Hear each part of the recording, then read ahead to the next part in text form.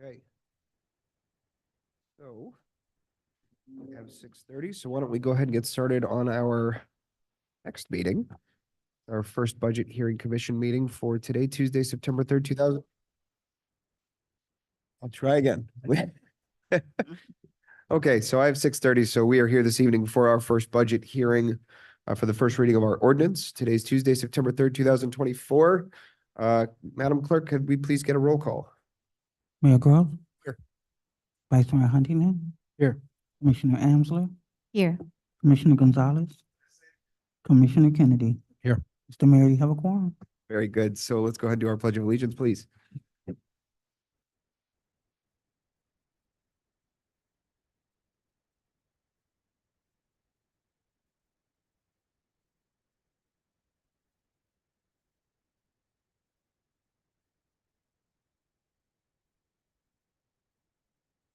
That's good. Okay, so we are going ahead and open to public comments. We'll start with our public comments here in the log cabin. Please just remember to provide your name and address, and our public comments are limited to 3 minutes. All right, Dan Samaritan, 11530 Griffey Boulevard. Question I want to ask is that for over 15 years, I've had my 9/11 collection at the rec center, and I also had the event on November 11th. So I want to get permission from the commission to do it again. I'm kind of behind on it, but we haven't had any areas to vote on it. So I want to find out if the commission would give me permission to hold it again at the rec center, starting tomorrow to the end of the month, as I always do. Thank you.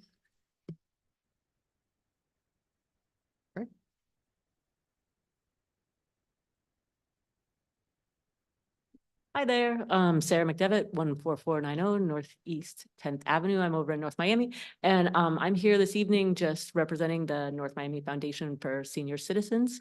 I understand that you guys have an item on your budget to bring back some funding to our organization, which is so amazing, and I'm just thrilled that you're considering that. But in the meantime, excitingly enough, I reached out to Mac to let him know just a couple days ago that our organization received a large amount of money that needs to be spent by the end of the year, providing specifically to provide food for needy seniors in our area. And so we're kind of all hands on deck working on an outreach program to make sure that people in our community know that this opportunity exists, and that, you know, especially holiday season, or, you know, all of these times that can be a little bit rough as the end of the year approaches. If you know of seniors in your community who would like our services, we do have a whole variety of services, including, you know, just people, home visits, opportunities for people to call in and have counseling services, and then the meals. And this particular program that's available right now is heavily focused on providing meals. So if you're at all interested, or you know somebody who'd be interested, please be sure to connect them with our organization. Thanks so much. If you have any questions too, feel free to reach out to me. Mac has my information, and it sounds like he's been sharing it around with the group. So I'd be happy to answer any questions, and certainly anybody at the foundation would too. Thank you very much.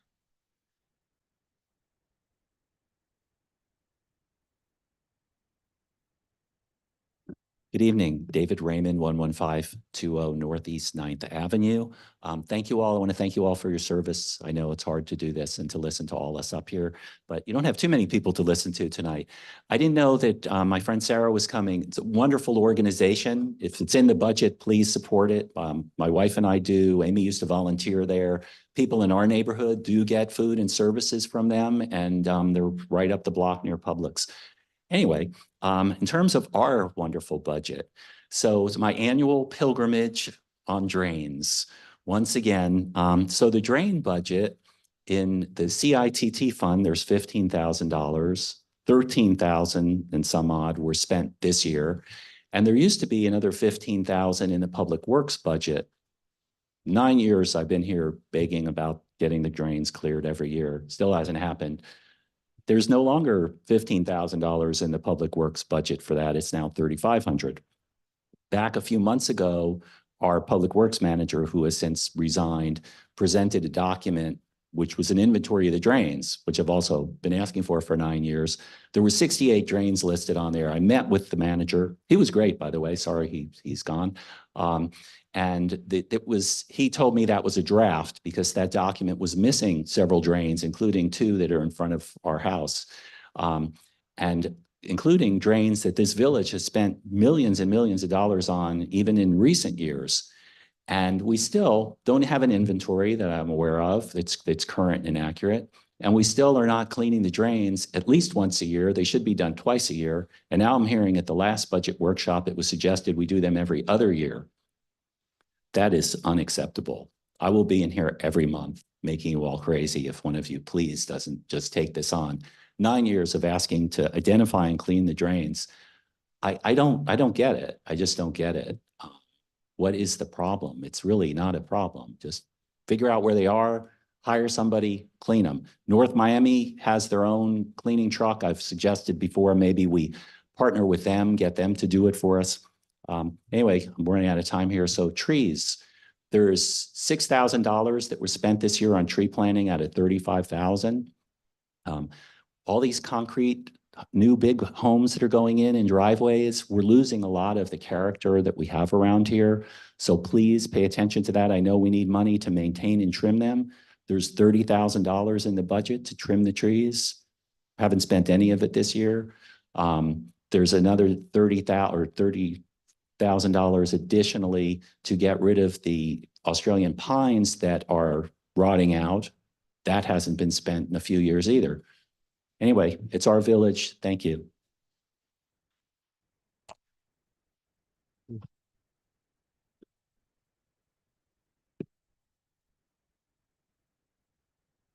Janie Anderson, 11905 Northeast 11th Place. I'm going to apologize up front because some of my questions may have been answered and I just missed the answer, so sorry.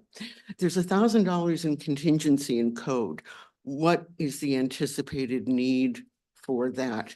International Code Council, what is that and what advantage do we have by joining that? I'm still not clear on the salary of the building department admin being over in code that seems to artificially inflate the code budget. Also, why is she being trained for a zoning inspector / technician? Doesn't that fall under cap? I see monies for Vanessa to be trained as a code officer. And this goes back to one of the first questions I asked when this process first started. Does a village of less than 1 square mile need essentially 4 code officers? Now, if the goal long-term is early coverage, late coverage, weekend coverage, stagger shifts. Maybe you don't cover a whole weekend. Maybe you don't cover every weekend. We have to get creative in problem solving because just throwing more and more bodies, it's not sustainable. Those solutions might work now, and that's very questionable, but it's not something we can keep up long-term. We've got to be more creative than we've been. There's $1,500 for education and training on top of the specific educational programs that are listed. I'm wondering what that $1,500 is for. Laptop for the clerk. If she's only going to need it for meeting minutes, is there any reason she can't use another laptop? Building department, I noticed, has spent $75 up till June in education and training, yet there's still $1,000 budgeted there. Public Works, kind of a large jump in the budgeted amount for the manager's position from 75 to 100. The auto allowance, maybe I'm missing something. Somebody feel very free to tell me I'm wrong. But the auto allowance in Public Works shows $600 for the year.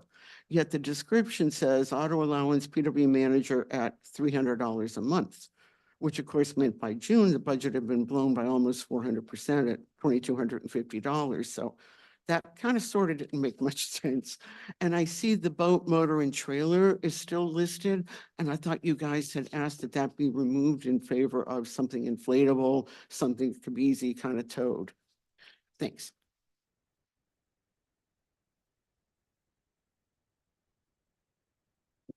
Any other comment here? Seeing none, let's go ahead and go over to Zoom. Nothing on Zoom. Excuse me.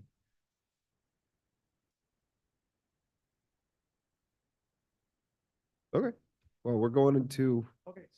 why don't you go ahead and do that now? Thanks, appreciate it. Yeah, so, no, first of all, listen, I think this is a great cause. But one of the questions that's come up in the past is, what is the participation of residents in Biscayne Park in this organization? Do you have numbers? Can you share those numbers? Okay, well, first I'll just start by saying I am solely a board member at the organization, so I typically don't get into kind of like the inner workings of how the organization is operating. Our director over there, Bob Cook, I can contact him, and if you'd like, I can ask him to provide any information he may or may not have on, specifically who from your community is accessing the services. Somebody had made a comment that maybe the services being given to residents in your area has dwindled in these last few years. But that's part of why for us, it's important to let you guys know that this at least temporary funding is available. So if you do know of people in your community who need services, I mean, I'm going to be perfectly frank. There's times where we've had to turn away people. Our budget is entirely grant funded. And so we have, times where we have kind of plenty and we want to make sure that as many people get it as possible. And then times where we really have to narrow what we can do based on what we have to, service the customers who were there first or the clients that were there first. Yeah. The more community organizations or, boards like yours that choose to fund us, the more we can do and the more consistency we can have in our annual budget. So, if you have community members who will regularly need services and you guys want to make sure that they can be provided services through our organization, making sure that we're working together is a great help. But in this case, yeah, I don't have specific numbers on who from Biscayne Park is. Yeah, obviously, we don't want to know who, but we would, I mean, Yeah, the how many, question I has should come say. up, the question has come up in the past, and it's just out of curiosity, and I It's think that completely fair. if that can be shared, I think that would be useful and helpful. Sure. Yeah, and I will ask. I don't know. I know. I have some more info on that, after I spoke with Sandra, because we kind of have been speaking on the parallels, obviously due to sunshine, it's not like we can have a conversation of this before we get here. But I had started conversations with Sandy months ago about what's been happening, sort of the history of this. I also have, some feedback from the police department as to what we've done to recognize who our senior community is, as well as the rec director. So I don't know if maybe this is something we can discuss when we get to that part of the budget.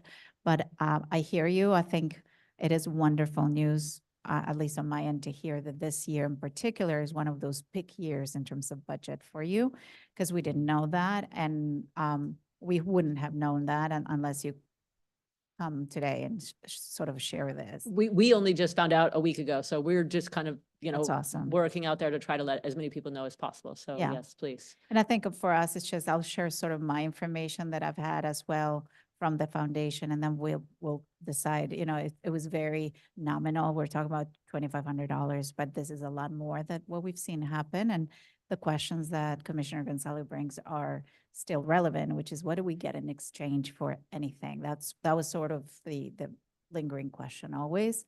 Hopefully I share some more clarity to that later in the Well, discussion. let me just say, $2,500. This foundation makes a little bit go a long way. Yeah.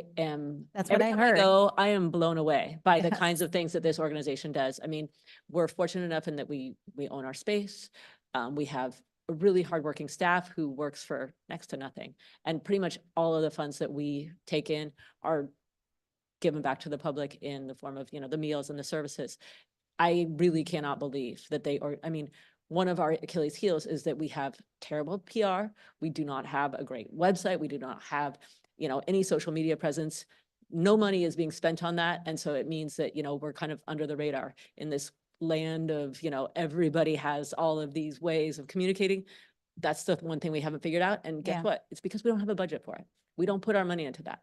But that said, that's why people like me are out in the community trying to talk about what's available and just letting you guys know that we're here to support your seniors. Now, another thing that you could keep in mind is that there's a lot of volunteerism in our organization. So if you have people who want to volunteer, we love that too. So yeah, Yeah. trying to just do what we can to make sure that people are aware of us and that, we continue to offer services in the community. Did you have any other questions? May I, Jonathan? So two things going on here simultaneously. Vero brought the item back to be budgeted in, and we're going to discuss that tonight. That's one thing, so we can set that aside, and we'll talk about that later. But you're coming to us to let us know that you have food available that has to be provided to people in the greater North Miami area by the end of this year. So what? Additional $400,000. That's a lot of money for our organization. We got a lot of money. I cannot begin to tell you how, I mean, it's a scramble for us to make sure that we Spend get it. as much of it distributed as we can. Okay, And this, So- I'm sorry, and just to be clear, when you say end of, meaning December, you have to spend it? Yeah. Yeah, okay. Yeah, it has to be So, spent or we so lose it's it. very nice of you to come to us and offer it to our community as well. To Art's point, how many people have benefited from it? That's part of the question. And the other part of that question is how many more people would if our residents knew about it? So we might have 10 that took advantage. I know of a couple who are no longer with us. 6 was the number I was shared And to your. but how many more are there? I don't know. So it's like there's a greater universe than the 6. So what can we do to get the word out to our residents? Do you have any brochures? Do you have something other than what you emailed to me that our clerk shared with everyone? Do you have something that we could get out to our residents? I mean, so I sent you 2 things. One is our flyers. We have printed flyers. They are very dated. You're welcome to have as many as you want. That If was, you want you me. sent me a PDF of that. Exactly. So it looks just like that, but I would bring you, if you want, I would be happy to bring you a big stack of those. We have tons of them in the I think we need office to waste paper, but okay, so you have that and then you have the press release. and the press release. Yeah. Okay. And that is the extent of what Okay. we have. So how could, I'm going to ask the clerk and the manager, how could we get this information out to our residents? Or our police chief is sitting behind you as well. And maybe he has, so I don't know that it needs to be solved at this meeting, but at least all the people who might have some input on this, the chief, the manager, and the clerk are all aware that you're offering food to our residents, our senior residents. Yep. And let's see, maybe we can, ask them to come up with a way to get the message out. Yeah, and I, We and could I all had a- do the same thing as well. I sort of took the lead to follow up on that with staff. So that was part of the updates, I think, that I'd like them to step forward. I don't know if it's now or later. I mean, you guys decide. But there is so much we can do. I mean, the chief has ideas already in place that he's working, as new chief for the village of Biscayne Park, trying to connect with residents. That's a great opportunity. There was a program also trying to understand in terms of disabilities, who, is senior community, who's this disability. And we do have that list. And now. so understanding who's who is part of the task and sort of materials, all of that, we can do in coordination. I think, again, and the different departments can speak about that. I'm just happy to hear that you have money, number one. And number two, that we now can connect to make that happen somehow between us and Perfect. I mean, if there's anything you need from me, let me know. Sandy is an excellent resource. I mean, she's way more knowledgeable than me and she was can- great. And I She's the appreciated her person help. for everything. So, yeah. But if you do need me to come back or if you want me to bring you flyers, happy to do whatever I can to help you guys connect. All right. Sarah, Thank you. I'm sorry, Sarah, one more quick question. Is it, do you give people money to go, is it food vouchers? Is it Publix? Is it No, actual it's- food it's- delivered to them? Almost across the board, it's prepared meals. So it is food that people don't even have to fix. There's no vouchers. It's prepared meals. There are like hurricane kits that people also can receive. So those are kind of like shelf stable meals, but the majority of what we do is all prepared meals that can be frozen and, stored in your freezer, but So yeah. as an example, if someone in the village were to sign up, would they receive X number of meals through the end of the year while this is being funded? That is, I mean, I think it's going to be dependent a little bit upon the point in which they get involved. But yes, I think I mean, we kind of were doing the math on the number of meals it would be and how many people could be served with those numbers of meals. But, right now we're just scrambling to find the clients to be able to give The most important thing, I think, for us to be able to share this awesome news is the process, right? So what is the process? Is there a registration process? How do you qualify and obviously you don't have to tell us, but I mean, obviously we're going to need to know that in order to be able to share this properly with the community. 100%. Like, so in the press release, there is a little bit of information on how you connect with the foundation. And the foundation is a very, I mean, in a sense, it's senior friendly. The majority of the seniors are connecting with them through an intake phone call. And that intake phone call, the staff there is really accustomed to working with seniors. So that's the first thing. They will have a conversation with whomever contacts them, get an idea of what their needs are, and then figure out what services they have available that would serve that senior. But it's almost always a phone call and just, getting their information and finding out how they can best be served. But it's really, the prerequisite is that you're over 60. Aside from that, that's it. Mac qualified. Yeah, exactly. I'm right there too, so. Almost qualified. All right, thank you so much. You're so welcome. Thank you. Thank you. Thank you. Okay. Our agenda back up.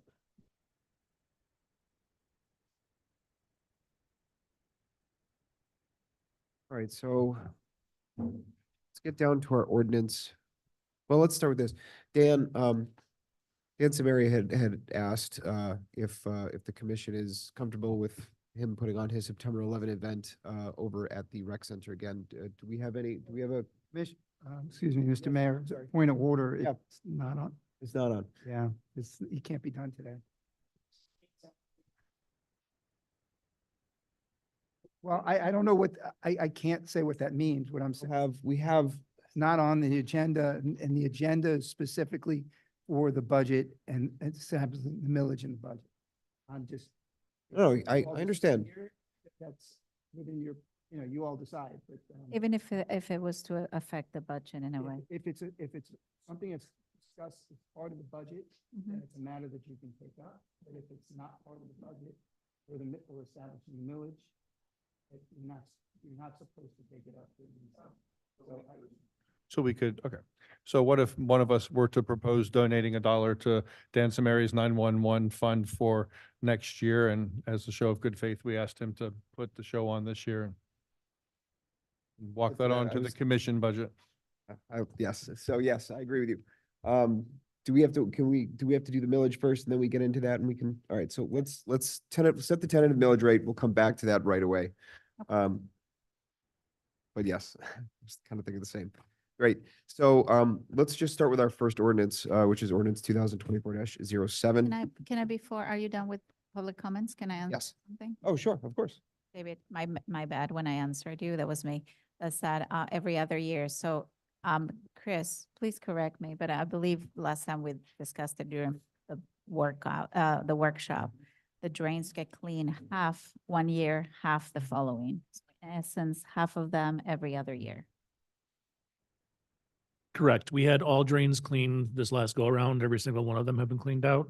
And then it's going to be a plan like half and half. There you go. So it's not that all of them get every other year, half of them. And I hear your point. I just wanted to clarify. So each drain gets cleaned every other year. Every other year. But they all got cleaned this year, Chris? Correct. I didn't know that all 68 or whatever it was got cleaned this year. When we come back to Public Works, we Okay, can well, maybe bring that back up. Then, Janie, to your comments, I think we're going to go through each one of them, right? When we get there. Plan is to do that. Yes, correct. All right. Okay. All right, so let's go ahead and then get into our first ordinance, which is 2024-07. Brad, could you read it on the record? Yes, of course. An ordinance of the Village Commission of the Village of Biscayne Park, Florida, establishing and adopting a final millage rate and levying of ad valorem taxes for fiscal year 2024, 2025, and the amount of 9.70 mils for each 1,000 of assessed valuation upon real and personal property within the village limits of the Village of Biscayne Park, which is 13.47% higher than the rollback rate of 8.5483 mils, providing for an effective date. Thank you, Brad. Do I have a motion to approve the ordinance? I'd like to make a motion to deny the ordinance, and if you guys support me in denying it, I'll put up a motion to propose 9.5. We're going to do 9.5. Let's lock it in now so we don't have any wiggle room and get to work. Well, don't we normally leave it at 9.7 until we get to? I'm saying we can do it whenever we want to. It's going to be 9.5. Let's get it to 9.5 and get cracking on this. I see what you're saying. Okay. All right, so then we don't have a motion on the ordinance as it's been read, but we have. Okay, so It's a motion to deny. motion to deny, and we have a second, okay? All right, so let's go ahead and move the, do we have any discussion on the motion to deny? I'll just say it again, that the next thing I'll want to do is make a motion to approve a 9.5 budget and then push that through tonight and get to work on the budget. Second that as well. Before we get there, any We other got to do one discussion on the first. motion to Got to do one deny? before the other first. Is there any other discussion points on the motion to deny? Okay, That shows what we've been working against. Exactly. okay. Yes, correct. Okay, so on the motion in the second to deny the ordinance, Madam Clerk, do you want to do a roll? Mayor Gross, Yes. Vice Mayor Huntington, Yes. Commissioner Amsler, Commissioner Gonzalez, Commissioner Kennedy. Yes. The motion to deny passes 5-0. I'd like to make a motion to pass the millage of 9.5. Second. Okay, so we have a motion, a second to pass 9.5. Do we have any discussion on Commissioner Kennedy's motion? Hearing none? Okay. Madam Clerk? I know I want to go slow for you. I don't want to get too far ahead of ourselves. No problem. Mayor Gross, Yes. Vice Mayor Huntington, Yes. Commissioner Amsler, Yes. Commissioner Gonzalez, Commissioner Kennedy. Yes. The motion to approve at 9.5 passes 5-0. Okay, very good. So that's our first ordinance. So let's go ahead and go straight into our second ordinance on the budget, which is ordinance 2024-08. Brad, would you like to read that onto the record for us, please?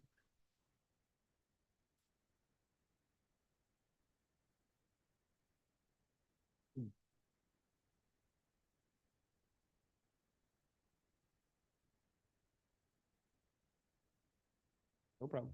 An ordinance of the Village Commission of the Village of Biscayne Park, Florida, adopting a budget for fiscal year 2024-2025 for the Village of Biscayne Park, Florida, providing for conflicts, providing for severability, providing for an effective date. Okay, thank you, Brad. Do I have a motion and a second on this ordinance? Motion to approve. Second. Let's go ahead and move it into discussion. So before we get started with the ordinance, there's a few items I was asked, like Paul to introduce for us on the updated budget, if you would, please, Paul. Well, Cool.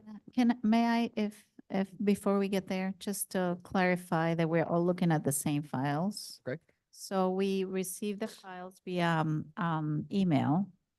And I noticed that they're different in terms of the naming of them versus what we have in the agenda. So I just want to double check that we all have the same amounts and the same. I only looked at the ones on the agenda. I always look at what the public is seeing. So I saw what was sent to us. I opened them very quickly and went straight to the agenda, and I only worked from them.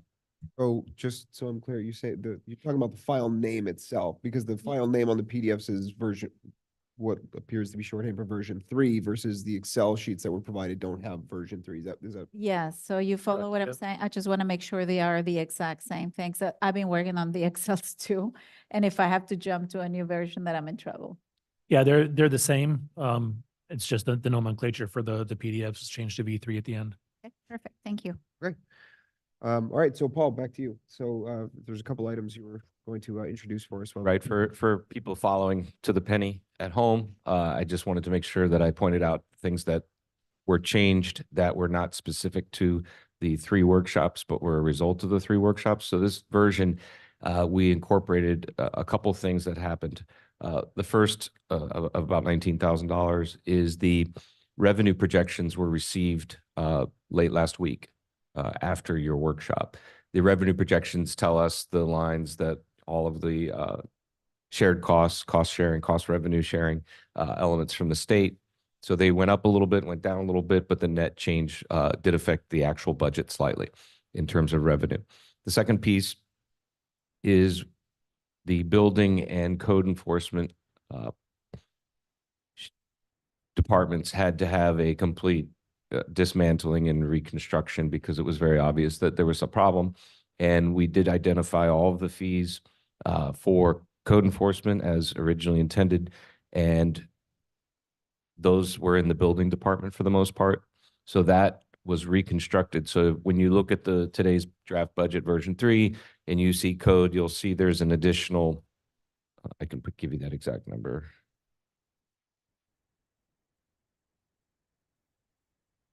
In the revenue line for professional services, there was an additional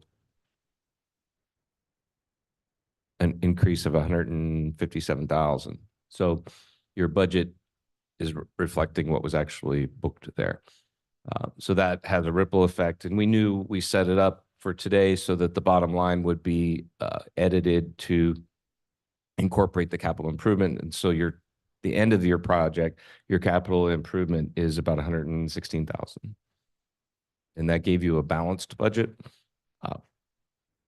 Just as a brief reminder, what was the number that we landed on for the capital improvement projects from the? It was about last- 234,000. That's the change we're seeing from the. Yeah, so your current proposed CIP is about 116,000. There's a couple other pieces. This is a little bit of a moving target, as you know, because the months add up towards the end of the year, where your projected revenues and expenses is no longer a projection, it's actual. So we will have the July financials will be in the final draft budget. We could not get them in this one because they were basically the same day. So if you want them, I mean, we can leave it as is, but it's better for you to see the 2024 a month more accurate. So your final budget draft, and we'll get it to you before the actual 26th, I think. 26. It'll have the most up-to-date financials. This one could not. And at that point, the CIP number will likely change based on any changes we make in here, because just any overage will just automatically get dumped into that. So that number will change. As we change anything else, that number starts changing as well. Precisely. Exactly. So that's the overview. Overriding, may I ask a couple of overriding questions before we're sharing over Yeah, I here? was just gonna say, We share nicely. yes, yeah, please. Go ahead. Paul, thank you. Mac. Okay, so I have a couple of overriding comments and questions. First of all, we're going to need to talk about the emergency reserve fund at the end of this, because there's a percentage in there, and we'll need to decide how we address that. I've talked to Paul about that. It can be a percentage, it could be a dollar amount. So we'll have to decide that at the end of all of this as well, because that will be in it's in the ordinance tonight, and it will be in the final ordinance as well. So let's not forget that. Can someone tell me, has someone gone through here and confirmed that with all the salary adjustments that were made, that all the numbers that go along with them, have they all been checked, and are they all accurate based on the numbers we're seeing in there for salaries now? I'm talking about FRS, FICA, all those kind of things that are commensurate with salaries. Okay, so those are all, Lord, so those are all solid now, and and if anything changes, obviously they're going to change as well. Okay, so here's what I see when I look at this, and I just kind of like to step back sometimes. It's really easy to get buried in the weeds on these things, we look at every little decimal point, but I like to kind of step back and look at it. So what we're looking at is a budget where we're collecting 12%, and I'm asking you to step in here and tell me if I got any of this wrong. We're collecting 12% more in tax revenue. Some other things changed as well, but we're collecting 12% more, largely based on tax revenue, and that's largely because of the increase in the taxable value of Biscayne Park homes as a total. Correct? Okay, so we're coming in 12% higher. Yeah. And just remember that we do have a cushion factor in the projected ad valorem rate we use a 95% value in here, and that is the number you're looking at. So there is another small piece there. So Say that again, Paul? okay, I'm glad you said that, because that's one of the things I'm going to bring up later. I think there's an error in here, or else I'm misreading something.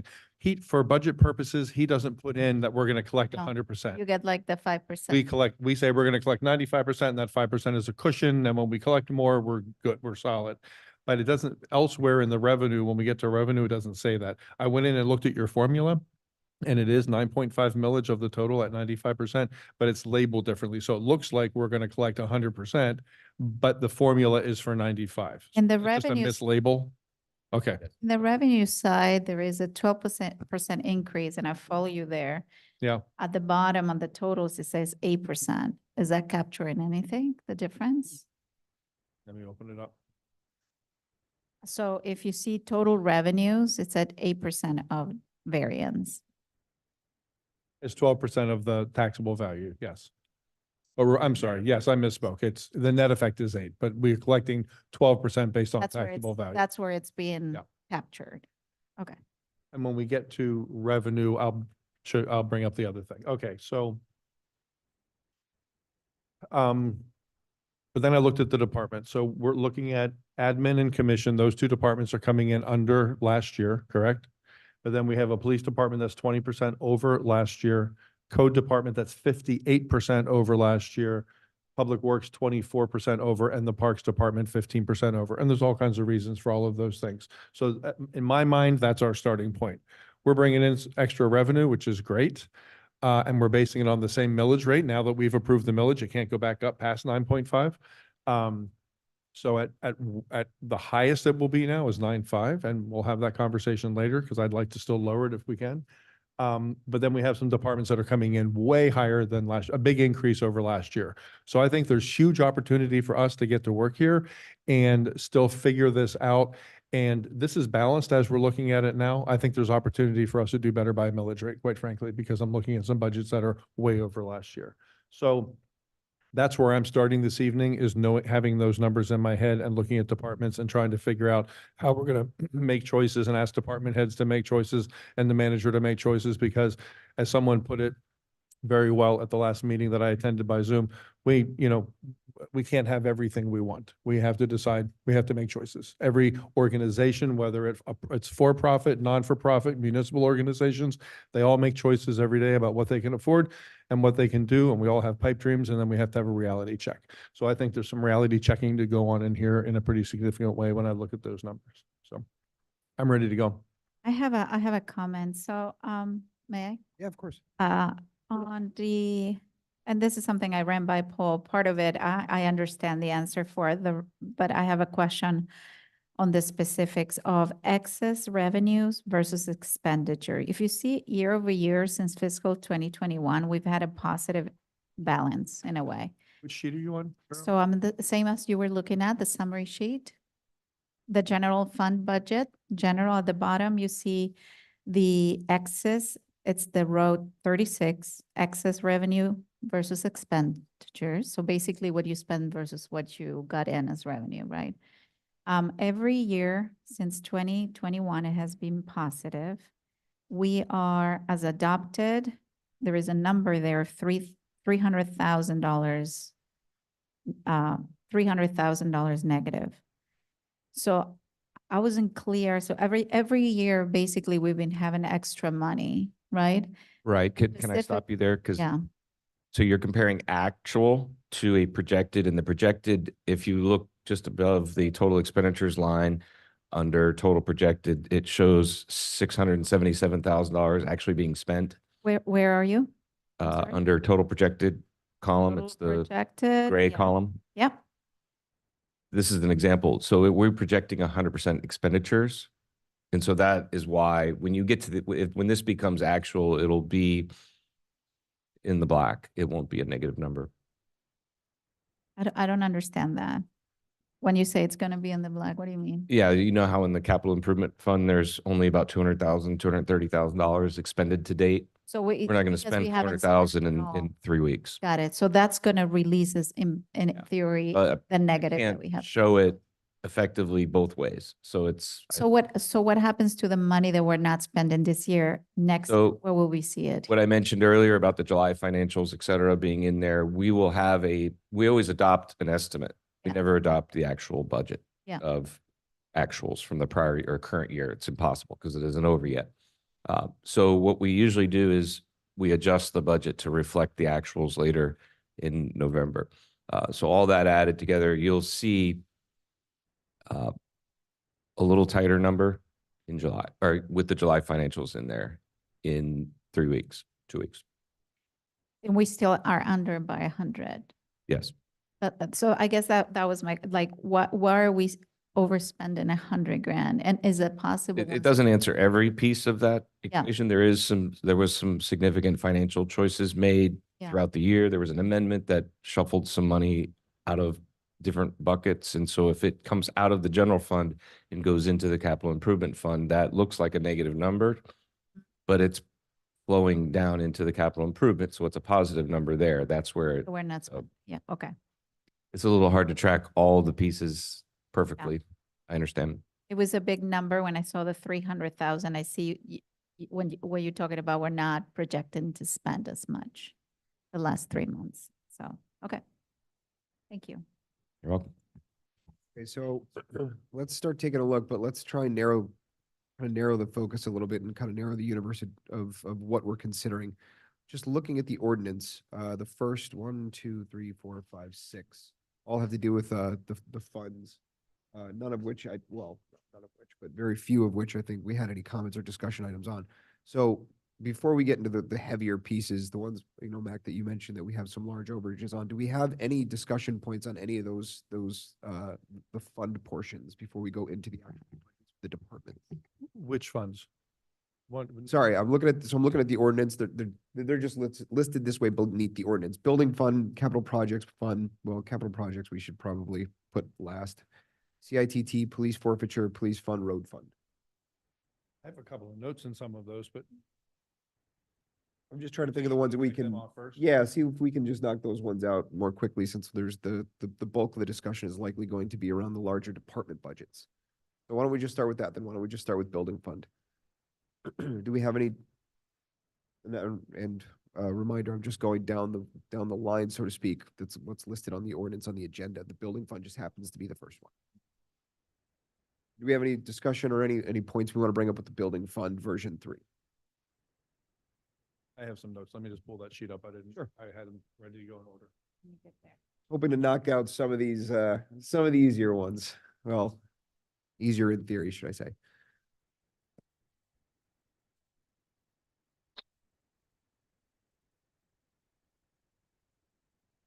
Oh, the note I wrote is, and I know this is partly me, I get tangled up in these funds sometimes.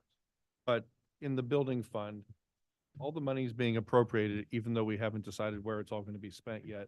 But we're budgeted to overspend to the tune of $100,000, correct?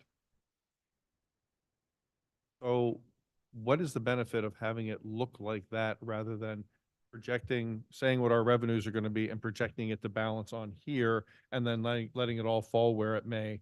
Why do we set it up like this? It looks like we're starting in the hole and digging ourselves out. Why not, knowing it's just going to be where it is anyway at the end of the day, why not just set it up that way from the start? That would be one way to do it. It's methodology that we can choose. This is your historical methodology. It's just been this, yeah, we only do it this way because this is just the way we've done it, basically. It- what you're telling And me. it's an appropriate way to handle an elastic fund, which means the revenue matches the expenses by design and has to. So it's really a matter of taste, if you will. Okay, all right. So Mac, I understand what you're saying, but is there a proposal? Do we want to change it? Well, I'm not suggesting that we do. I'm just curious why it's done that way. And then I see the biggest spend down there is the line for professional services, cap, and then the clerical services from cap. And we haven't made a decision that that's the direction we're necessarily going to go as a village. So most of the spend is cap, So we're looking at. including a we're looking- clerical position through cap that was never intended to be through cap. That was a conversation we had a couple of months ago. And so we're talking about 31 then. So then between this and it's going to come back up. Yeah. We kind of need to make a decision on how we want to handle this. What do the rest of you think? I mean, that's a discussion. It's been on the agenda. No, I'm not looking to you for an answer. Like we're budgeting for something that we haven't decided yet. Right. And we can't budget for both.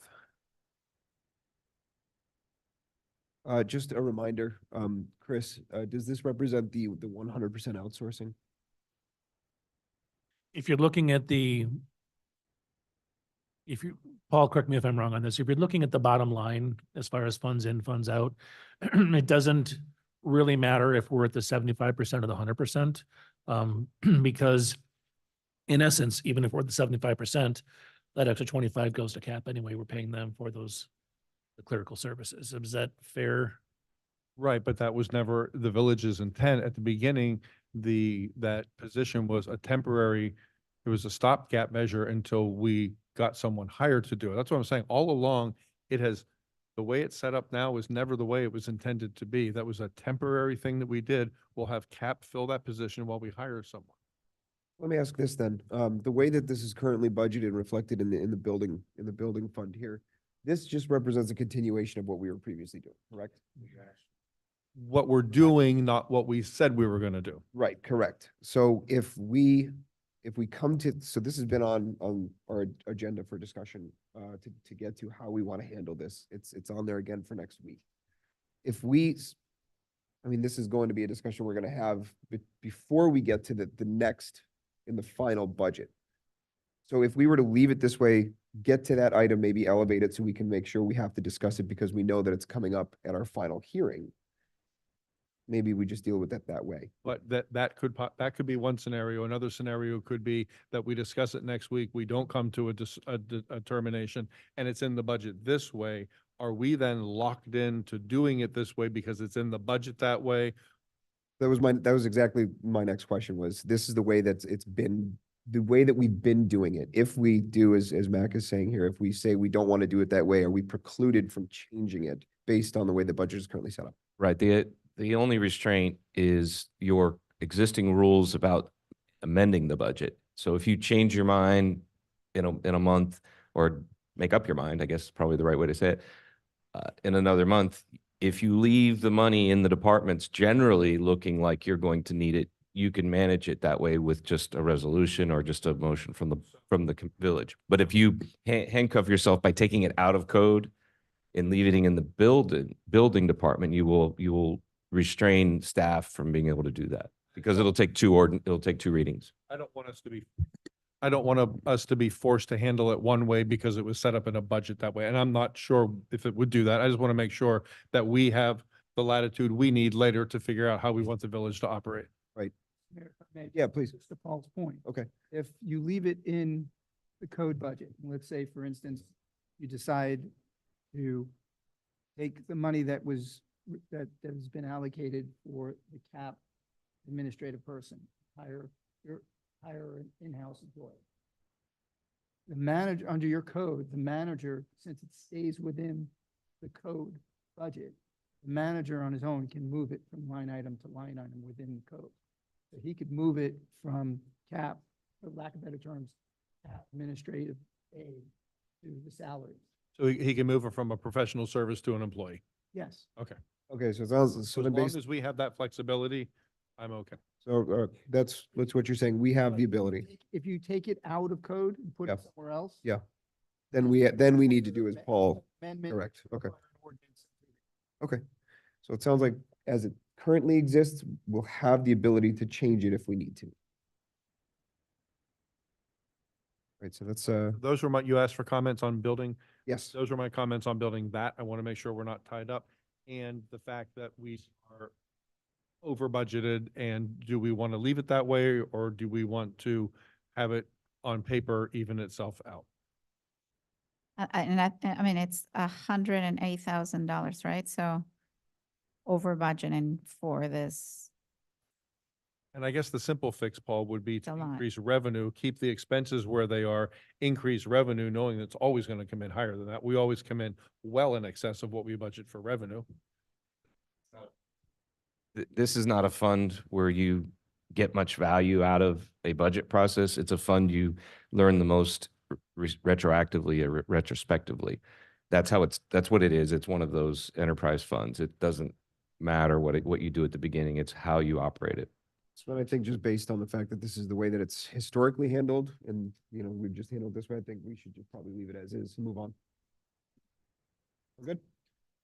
Only a question I had was, last workshop, we mentioned that part of Doreen's payment is paid through building. Has that all been taken out and that's all in code now? Yes, everything that is supposed to be code per contract with CAP, per operations staff, there was some staff switching around, et cetera. All that's been cleaned up 100%. And this reflects that. And you can see it's very clear. Okay, great. Any other questions on building fund before we move on? Okay, So the next one, again, I'm just going down the line here, capital, well, let's wait on capital. Is everyone all right if we kind of jump in capital last? Well, there really isn't much to say other than whatever's left over is going to go there. We're not going to go through in detail. We've had our CIP conversation a million times. It's Chris's now. We're just putting money into it, and we've decided, if I understand, to do it this way now, and whatever's left over goes there. That's Chris's now to get to work on. He brings things to us as he normally will. And when he needs more money, he comes to us and asks for it, and we can move it out of the, I'm always going to get it wrong, unassigned fund, the unassigned fund. Now, I have a question about that. So we have a posted online, a CIP plan for years. Are we saying that the numbers there match, Chris? So our budget for fiscal 2025 match, in essence, what we have currently online versus what is the ask right now, the 600 and something that we have there? There, the bottom number, the total needed is not going to change. The bottom number, the total allocated is going to change based on what you decide in the budget. Yeah. We have to wait until the budget is approved and then the decision is made, what, if any, additional funds to allocate to the CIP. Then I can bring that forward to the commission and then have the updated CIP approved. All right, well then if So we're, he can come to us whenever he needs more money and we approve it, passes by ordinance and off we go. Right. But he has a nice chunk of money in there to get started with, and we just see stuff as it comes back to us. And we see a lot of things anyway. He has to bring contracts to us and all that kind of stuff anyway. right, so then I guess as far as capital projects fund, then too much should change. So do we can, if we have no other comments or if that's limited, then let's go ahead and just take it. So do we have any other comments or any discussion items on capital project funds? Doesn't look it. Okay. Great. All right. CITT. I know we pushed through that one pretty quick. All right. So police forfeiture, same thing there. Actually, I have a question on CITT. Let me just Sure. pull it up here because I didn't understand some of the numbers in here. First of all, what is street lighting again? CITT authorizes expenditures for some of your street lighting. You have an electric bill that you pay directly out of CITT. So literally what we're seeing in street lighting for $32,000 is just the electric for the street lights. That's all it is?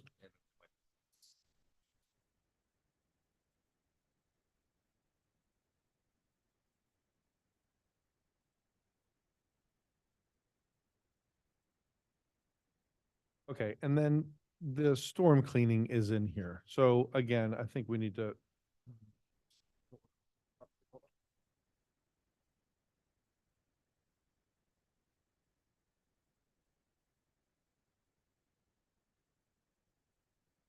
I'm gonna jump into you. I don't know if you heard what I said about the street lighting. I didn't grab the mic, but it's an allowable expense. It meets all the rules, so we leave it in there. If you didn't have the money in CITT, you would have to budget it elsewhere, but you do every year. You earn at least that amount. The storm drain is a similar element, but it's more flexible how much you do and what you do. But you can always charge your storm drains to your road, to your CITT roads, to this account. So it's money that you lose if you don't use, right? So it's always good to budget as much as you can in this area, realistically. And changing it doesn't change the decision elsewhere to do a drainage project, for instance. It's just, it's eligible here. You want to maximize your money on this account. So, okay, so just so I summarize this correctly, the 15K that we get through CITT for storm drain inspection and cleaning is in addition to the 3,500 that we budget through Public Works. So in essence, we're really budgeting 18.5 for storm drain cleaning for fiscal 2020. Correct. And if your CITT revenue were double, you could make that number even bigger, but this is your current income rate. It's based on that. So Chris, if I could just ask you very quickly, the 3,500 that we have for Public Works, that's what we were discussing earlier, the half the drains this year, half the drains the next year? Correct. So the extra 15 that we'll have through CITT, we can use to deploy for additional storm drain cleaning? Additional storm drain cleaning, we can deploy that for storm drain inspection. That includes dropping the robot down to check out the pipes. Right, so We have particular storm drains that are causing issues, that sort of thing. it can be for both. So that 13.2-ish that we spent, that represented, because we cleaned all of them this year, right? Correct. So that was for cleaning all of them. So, all right, I'm asking you a bunch of leading questions here. So so 15 plus the actual 35 would in theory then give us enough to clean them all again in one fiscal. Yeah, correct. I'm just curious based on what we, one of the I'm comments. sorry, say that last part again, Jonathan? That the 15, well, the 18.5 that we have in total budget for storm drain cleaning and inspection could in theory be used to clean them all again in 2025. So we don't have to do half this year, half the next year. So we have the funds there to do them. And is that enough money to do them all? Well, the 13.2 is what did them all this year. So yes. And then we'll still have some left over to do some inspecting if we need. Correct. I know In David theory. left us, but $13,000 was enough to clean all, how many drains do we have? 65? 65. Was So- enough to clean 65 drains? Well, then why was the recommendation to do half? Former Director Penna. Yeah, we'd be happy to. I'd be happy to. I don't want to speak, I don't want to put words in anyone else's mouth. Good evening, Mayor, Commissioners, Vice Mayor. Under DEP, Department of Environmental Protection, MPDS requires you to inspect all of your drains every year. Out of all of the inspections, you're required to clean 1/3 of your drains. The reason why we spent the 13 this year was because they hadn't been done in such a long time. However, you do still have a problem on 115th Street, which is going to require the remainder that he has in there and probably more out of next year's budget, because you keep receiving collapses on that road. So there's some issue there, but we haven't been I wasn't able to get the contractor out here to videotape that before I left. That, if I might, and I don't want to paraphrase what you're saying, it sounds like that's a different expenditure than cleaning and inspecting. That sounds. It more like is, but it's the repair. same fund. Right. It's road maintenance, which you're gonna have to fund it one way or the other. You could either fund it out of the CITT or you have to fund it out of your roads. And my budget. question was more, originally the recommendation we heard was that based on, your experience and what you just said, usually 1/3 gets cleaned up. Now we are very small, and we are very dependent on the drains being the only way out for this water. Would you still recommend that 1/3 or like half gets done, or is No, it I would better? go with the half if you have the funds available. So you would do the whole amount a year, every year, just go ahead and clean them? Not clean every drain every year, inspect them all, and then do half one year and half the next. You're not gonna get that much debris in them in 1 year to have the company That, come out. that and was my clean them. point. So your recommendations is based on the debris that sort of they collect and all of it is not recommended that we do spend the whole Correct. amount every year. Okay. Okay. Thank you. And I made a commitment to help Mr. Jenkins along, so I'll be here every time he needs me. Thank you very much. We might take advantage of that. Object code 64.000. This is the one that I get twisted up on. It says transportation projects, 80% of the revenue has to be spent on them and 20% on transit projects. The 20% for the transit project is all freebie, that on-demand service is freebie, yeah? $120,000, but the 80% spend on transportation projects has a total number of 18,973, and then underneath it, $15,000. So they don't add up. So is it just how these things are presented to us? If you only look at the top section, it's confusing to me. Transportation projects are 80% of our revenue is spent on them, right? And it shows $18,973. Yeah, it's a little confusing because CITT has different amounts of money in their accounts, so you have a disproportion. We have a lot more money historically in the transit because it was always hard to spend, and so that account was historically full of money, so you could put 120,000 in there every year because you were paying down years of collected, whereas the transportation is tied to a bunch of projects, bunch of grants. And he's trying, Mario was trying to, and now Chris trying to maximize the remainder of that money. So that's what's allowable projected in 2025. That's all you're going to have. So the 18,973 is a maximum allowable. What we're not seeing here is the total pool. We're not seeing the total bucket. That would be a handy thing to have on this form. Okay. It'd be a really handy thing to have here, so we know here's what's in the bucket. We know what 80% looks like, the 20% looks like, because these numbers, when you look at that, it doesn't add up, you know? Okay, I get it.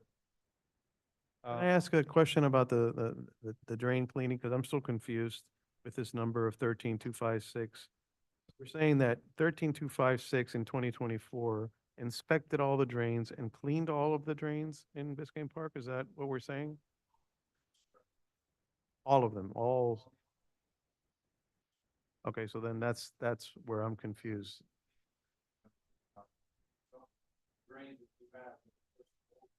Right, which are like French drains type of things. Okay.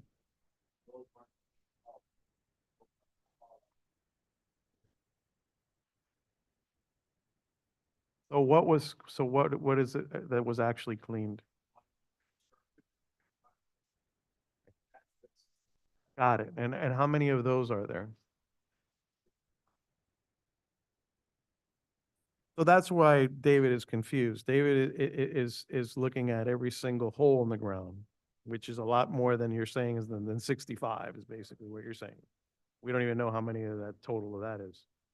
Okay. Well, that's got to be added to the inventory before we can have a better That's- understanding what the total. That's spend why is it gonna all be. doesn't add up. Right, so then that's something else that we need to discuss, right? Because while I get it that, this 13,256 cleaned all 65 drain lines and blah, blah, blah, whatever that is. But what about the actual holes in the ground, right? Are those being addressed? Have they been addressed? Do they get cleaned? Do they get Are they cleaned? cleanable? Are they supposed to? Right, and When you say a hole in the ground, is it a pipe that goes down, or is it literally a hole in the ground? Because a hole in the ground would collapse in on itself and just be a soil. Years ago, Public Works didn't have the kind of funding that they have for drains today. So they would grab an auger well, come in, dig a hole far enough to get down into the aquifer, and then put in an aluminum pipe all the way down that allows for discharge into the aquifer.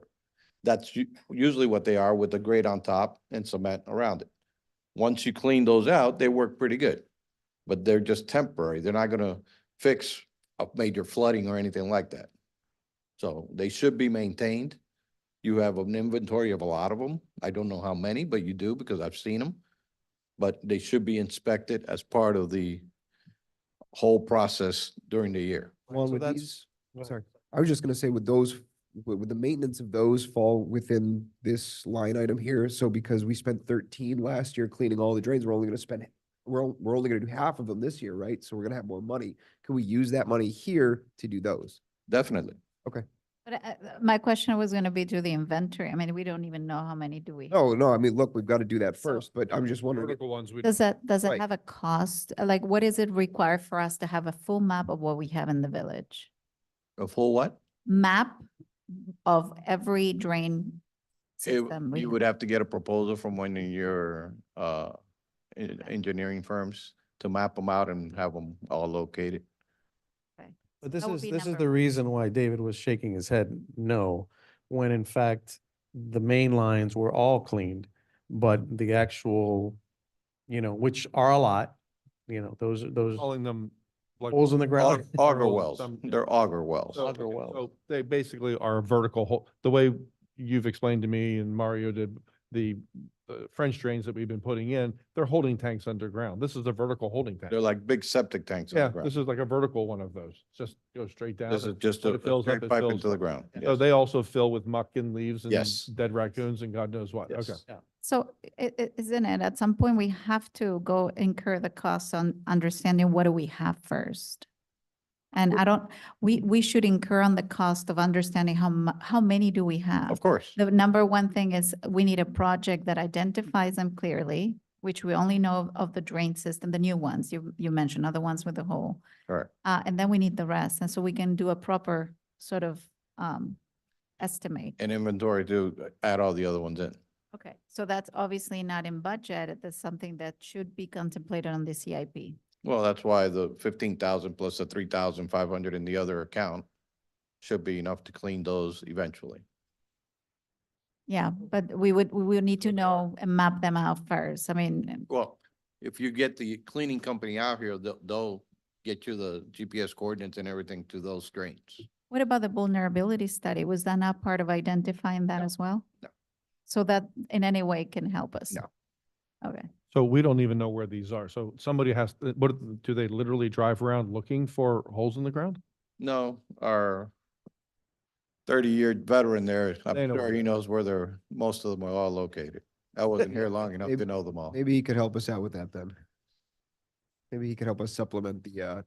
That- Are that these seems like like the a- ones in front of David Raymond's house before the new ones were put in? Is that what we're talking Yes, about? that's- It's those. Okay. And let me tell you, from walking, I can tell you that those things get filled up with leaves. and Well, some of smoke them and- have plants growing out of them. Yeah, Yeah, exactly, which yeah. obviously is another issue. Clearly, they're not functioning well if there's, have plants this tall growing out of them. Yeah. Okay, so, okay, I hate to harp on this, guys, but I'm still stuck on the fact that these drains only need to get cleaned every other year.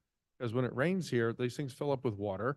I know what my front yard looks like when it fills up with water and leaves and gunk and neighbors' garbage. I just can't imagine that these things can go for 2 years and they still function without being cleaned out. I think what we have budgeted or what we can use from CITT and what we could use from Public Works kind of would cover both scenarios. If we're only going to do half, then we have the money to do it. If we want to do all of them again, like we just did, we've got the money to do it. Yeah.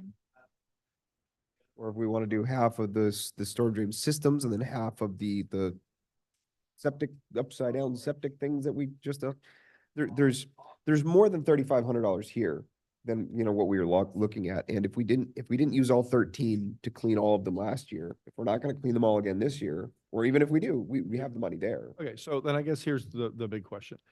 Chris, of this, I don't know if it's Chris or Paul, of this $15,000 that we have budgeted in here and a total of, let's call it 19,000 for transportation projects, does that max out all of our allowable money that we don't have spent elsewhere within the transportation portion of the CITT? Or is there more money there that we could put in here if we wanted to?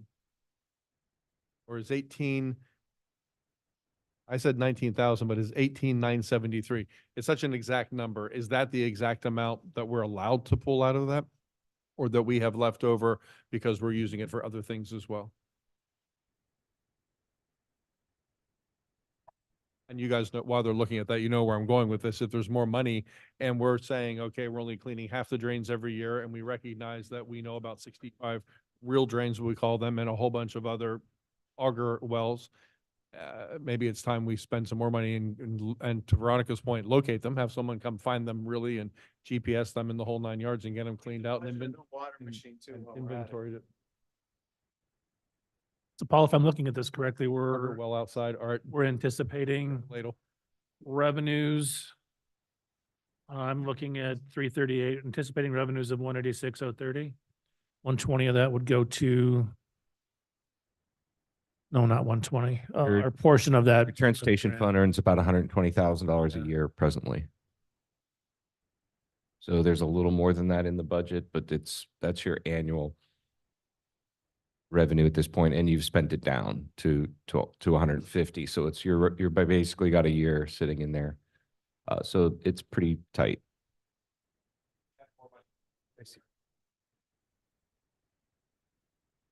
Like maybe For drain cleaning, yes. If you wanted to, yeah. how much? Well, it's methodology and your history was undefined, so you get to decide how much. If you want to put 50 in there, you could do it. It's still very contingent on CITT approving it, What they give, yeah. but you could do it. Yep. Right. We could take it from, it's 15 for drain cleaning now. You're saying we could take it to 50. Then I say we do it, guys, because look, CITT has to approve it anyway. We don't disagree. Zero? Spend it, 50. Let me ask you, Paul, if we say 50, can they come back and say, They pick a number? We have to take a project and get them to approve it. So it's complicated. There's an entire reporting program required by CITT. You have to have a 1, a 2, a 5-year plan. And every quarter you update that plan. So you'd have to update your plan, put this new, and your budget's part of it. So yeah, whatever you put in the budget has to fall into the plan and it has to meet all the criteria, which it arguably would. So for tonight's purposes, we could just, I think he brought you up. So for tonight's purposes, if we put 50 there, it doesn't mean we're spending 50. It means we put 50 in our budget. We still have to, the village has to go present blah, blah, blah, what the plan is. And they say yes, no, and hopefully we can move forward. But we could, that money, the plan would include locating all those other drains, cleaning them all out, getting more drains cleaned on a regular basis. I mean, it sounds to me like there's a whole lot more here that we don't even know, and we're gonna have to spend some money to know, you Right. know, because we can't even decide what to do until we know.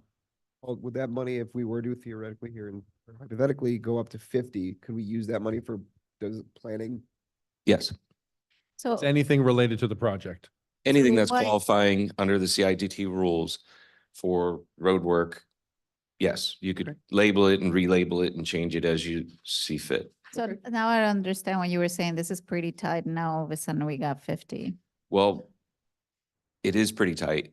You don't spend every penny. You always have to keep a buffer because it's a variable and you don't, it's like it has its own reserve, for lack of a better description. So historically, you actually had earmarked all of the money for grant matching, for different projects, for road work that you had done. So I can't speak to the bigger picture, but in the way it was asked, yes, you could redirect the remaining money in that account for road paving or Yeah. something that qualifies. How much do we have in total? So you have The about 50? 155,000 currently, and you'll probably grow another 20,000. So you'll have 175,000 at the end of this fiscal year, while your income grow rate more. would be about another 120 for 2025. So you have funds, but don't forget there's a whole big picture master plan or 5-year plan that you had for drain projects, and that's the same bucket of money. Got it. That's, So that's what I was going to jump in on. We still have to fund, as of right now, we still have to fund phases 3 through 6 or 3 through 7. And the bulk of those funds would come out of CITT. Right, now I get it. So. yeah, so they're- those projects are much bigger They're than committed this. in a way. Within our CIP, they are committed. I mean, we sort of went through very in-depth of how we wanted this to be spent. So they are reserved for a project. and Well, except this isn't enough for those projects. We're counting on other money to come in and do those projects. This What do you is mean? not, the CITT money is not the extent of the money to do those drain projects. No, of course, but the 50,000 we'll be pulling into here is, so that was part of what we need to actually make those drains happen. He's saying we have an overage. We have a slight overage now with 20 more coming in. In No. that snapshot, you have money, but is it earmarked Yeah, for it's phase, earmarked on the other CIP. phases of Is it other, earmarked? yeah. Yes. Is it, no, I'm asking, is it earmarked? Oh, correct? so he All of just it. said it's for the drains. Right, but how much? We have currently, I'll have to double check. The short answer is all of it. We need all of it for the storm drain Yeah, more. projects. We're looking at a total of 1.7 for all phases. So yeah, so it's not that we have 50 and then we can pull here. I mean, we're giving up stuff that we've already discussed that they have. And we already don't have enough Big to do the picture. project. I'm still like trying to grab my head of, I hear- how do we don't know how many holes do we, I'm gonna call them all holes for this purpose, just to capture water. We still have to map out. I mean, it seems to me like that's a basic we need to cover at some point. We That don't could even be. know what it will cost to locate them. No, I mean, we're talking about doing it in-house for what you say, something that with the experience our guys have in public works, it shouldn't be an expensive project, but it's obviously time from staff to be considered. So I see it as a discussion of the CIP maybe that we kind of tackle, but at this point, the budget we have cleans all the drains every year. Not all the drains. The drains that we can count. So number 2 is let's They're currently, figure out how to count them better. But those right now drains- we but have. Those drains impact people. So we have a lot of drains out there. Juan, would you say we have the number of drains, the 65 that you know about? Do we have that many? of the ones we don't know about, the auger wells, or do we have fewer, more?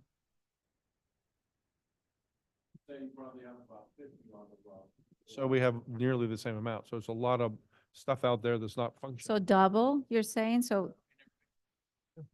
And how many are we counting that we're currently cleaning with 1365, you said? So it's about like almost that 50 additional amount, additionals. Yeah. that are They're not not the same being, kind of structure. that though. we're not clean with that money.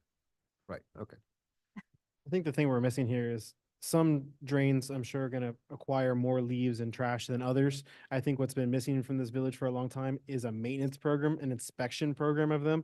I think what I see is I see that this needs to be an SOP with our public works, that they need to be out visually inspecting the drain, say, hey, this one, it could use a cleaning. This one, there's no trees around it. This one can go 2 years. I don't see this as every drain needs to be cleaned every 2 years or every year, excuse me, but some might. And I think that there needs to be redesigning of this program before we start funding it, because I think we're just spitballing numbers Yep. without getting accurate. But we have to locate them first. We don't even know where they are. We don't know how many there are, where they are. We don't know if it's 50, we don't know if it's 15, we don't know. And so to throw $50,000 at it without accurate information is I just. hear what you're saying, but we have to hire someone to do that. We can't do that on our own. Yeah. I think we are in we're in a spot now for the first time ever. We've gone as far as to clean what we know. It's a huge improvement. Thank you for getting here. I think step number 2 is with the drain project happening, hopefully this money goes to the CIP and those projects do happen, as start from zero, like really back to basics. The SOP is like a basic document to see what we have, what needs to be cleaned so it can be budget better. At a budget meeting like today, I'm looking at what's being requested with the note that everything is getting cleaned that we know about. I can't put money behind stuff that we don't know. So project number 2 next year should be, we need to know. And we need to allocate budget for that. That's what I'm saying is next year we're budgeting for next year. We're at the end of this I'm year. saying the following, I'm talking, maybe it's not. I personally don't want to wait another year to even find out what drains we have. If we spent some money this year, we have drains there. We don't know where they are, how many there are, if they're working, if they're not working, and it could be helping our problem in the meantime. And it's a little part of a big solution. But the fact remains is that we don't have enough money in here for the big drain project anyway. Yeah, but I'm gonna up it one if I can. That is the job of the manager and the staff. They need to come back with the recommendation of what needs to happen. So I'm looking at this as a recommendation. They're saying, I need this money to clean as many as we have. And I don't want to guess for them. This is what they know and then what they do. I completely respect that. And I'm going to up it one more, and this isn't going to be a very popular comment. If I had complete faith in everything they were asking for, I would be right there with you, Vero, but I don't. So that's where I sit looking at this stuff when I don't have faith at what I'm looking at, and I don't know what I'm not being shown. Oh, I get it. So that's where I sit as a commissioner, not being able to place value on this information. And I know that now we're finding out from a former employee, he doesn't work here anymore. So here we are looking at it. I'm like, please go count the drains. He doesn't work here anymore. That we have structures out there that we don't even know about.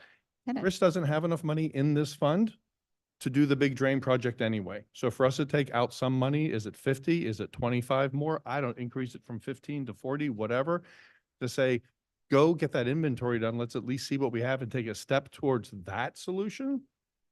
Another year, here's what I promise you. A year from now, I'll be here, you'll be here, you'll be here, you'll be here. And we'll be having the exact same conversation. How many drains do we have? We have a new public works guy. We don't even know. Were they cleaned? I don't know. We're going to be having the exact same conversation. Art and I've been having it for 4 years. 4 years, Art. And I'm a year ahead of you. So I probably had it once before then too. Look, we have a long budget to get through. I think here's a place where we can make a little improvement by throwing some extra money at that. And if Chris said I have exactly enough money to get the big drain project done, please don't touch that. That's not the case at all. He's $1 million off. So I made that number up, but he's way off. You know, he's not off, but the money's off. So this, Art agrees. Anybody else? Exactly.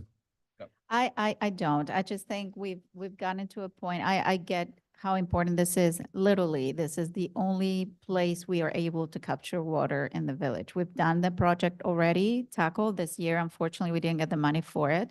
So, you know, we have to see when that happens. But starting to put money with information we don't know and just estimate ourselves when we don't work in these departments, for me, it's a stretch.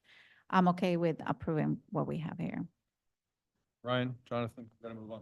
It's a no for me. I don't see robbing drains from one to give to another. I think we need to look at this from a broader aspect. You're the deciding guy. I'd like to see some money put on it, quite honestly. I How think, much? Put a number out. I won't go quite as high. I think 10 is more than enough. Add 10 more.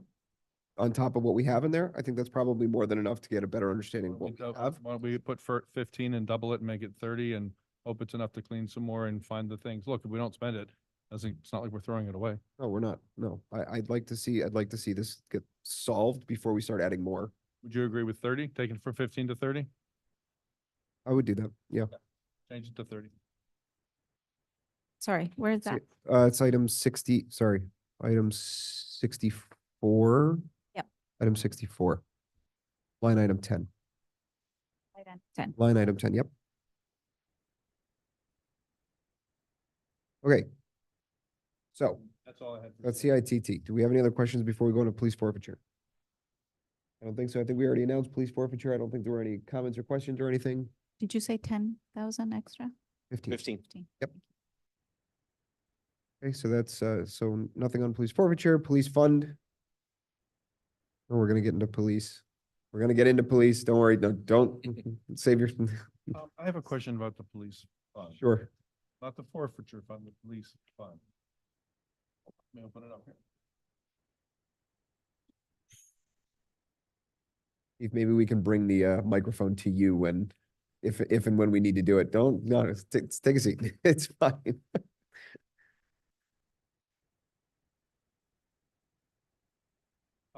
I didn't mean to sound disrespectful either. I mean, please sit down at your comfort. Okay, so are we, object code 440, dot 100. So are we no longer renting that task force? Are we still involved in that? I guess is my first question. Because we had an officer assigned to that. Is that correct? Are we still involved in that? Do you want us to bring you the mic? Well, let me jump in on this one. This police fund is new this year. And the purpose of the fund is to give us the opportunity to separate what is being reimbursed either by the task force or the off-duty check. So our officers working for North Miami Beach or what have you. We do still have an officer in the task force. He is still getting a rental vehicle. Rather than have these uncontrollable set expenses in the budget for us to manage, we've moved them over into the separate fund. So for example, for the rental vehicle, we know exactly how much that's going to cost. We will know exactly how much it's going to cost, and it will exactly match what they pay us for it, what they reimburse for it. Where is that vehicle In the budget or physically? in the budget? Is that what I'm seeing in object code 440?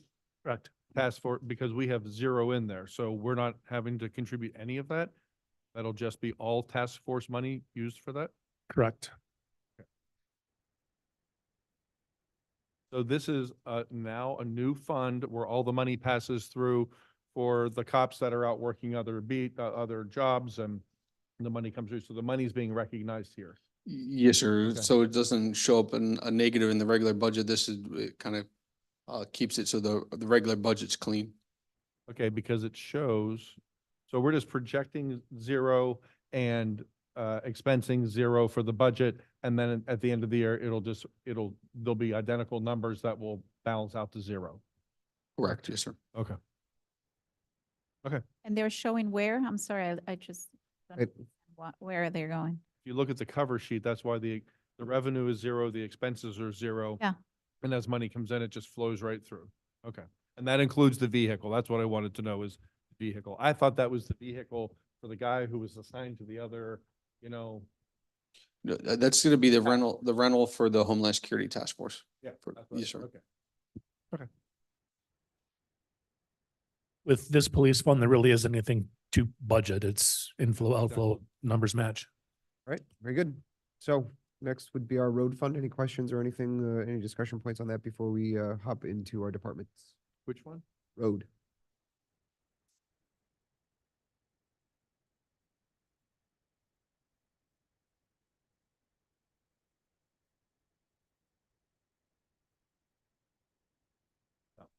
I'm good on road fund. Okay, hearing no others, let's go ahead and get into our first department commission. Can I ask Paul, while you pull that up, Jonathan, Paul, can I ask you a question about revenue? So there are fees from Public Works, $25,265 in the revenue, but I don't see it in Public Works as an expense. So I see money coming in as revenue for the village from Public Works, but I don't see the money leaving Public Works. Do we, Item 381.200 in revenue. Let me pull revenue. And this is probably an accounting thing I don't understand, but I expect to see, when I see money coming in one place, I expect to see it going out another place. see what that is.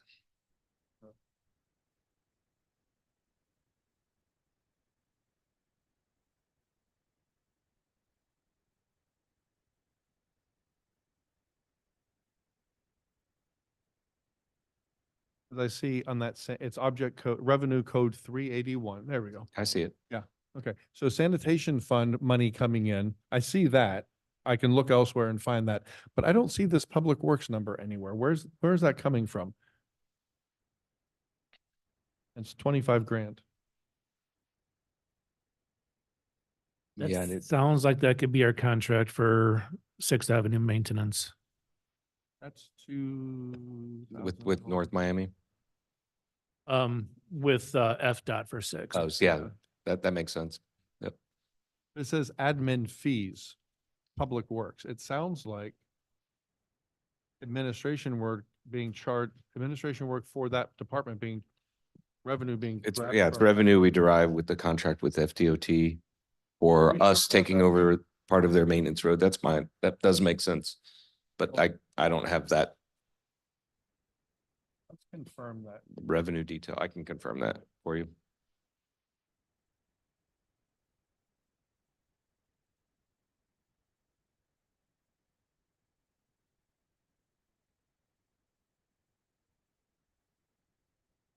That's in the Public Works budget. If you just pull up Public Works, we should be able to see that.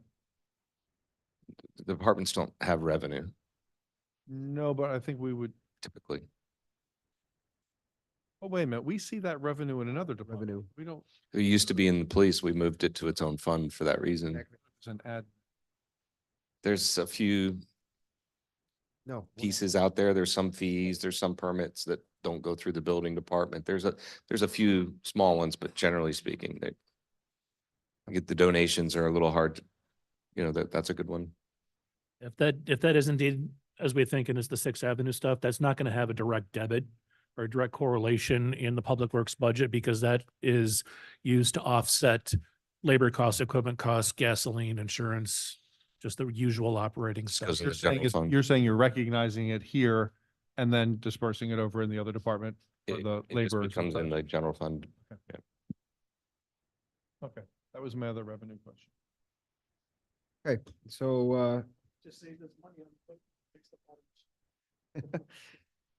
so our first department commission, this one, is tracking is coming in under budget. So do we have, any particular discussion or specific discussion items or anything we want to bring up about, the commission department budget? Where can we spend that $400? I have a question. Sure. I'm gonna ask you all to take a pay cut to $1 a year. Make a motion. Okay, so the phones in here, that number was per my notes from the other budget workshops, that was to be reduced to match the helium amounts. Was that done? The number that we're looking at for phones now? Yes. Okay, and then object code 55, education and training. I had in my notes that we were cutting that down to 0 and it's $2,500 in here. This is commission, education and training. I wrote down that we were cutting it. What did you all have? Still 2,500, there's still $2,500 in there.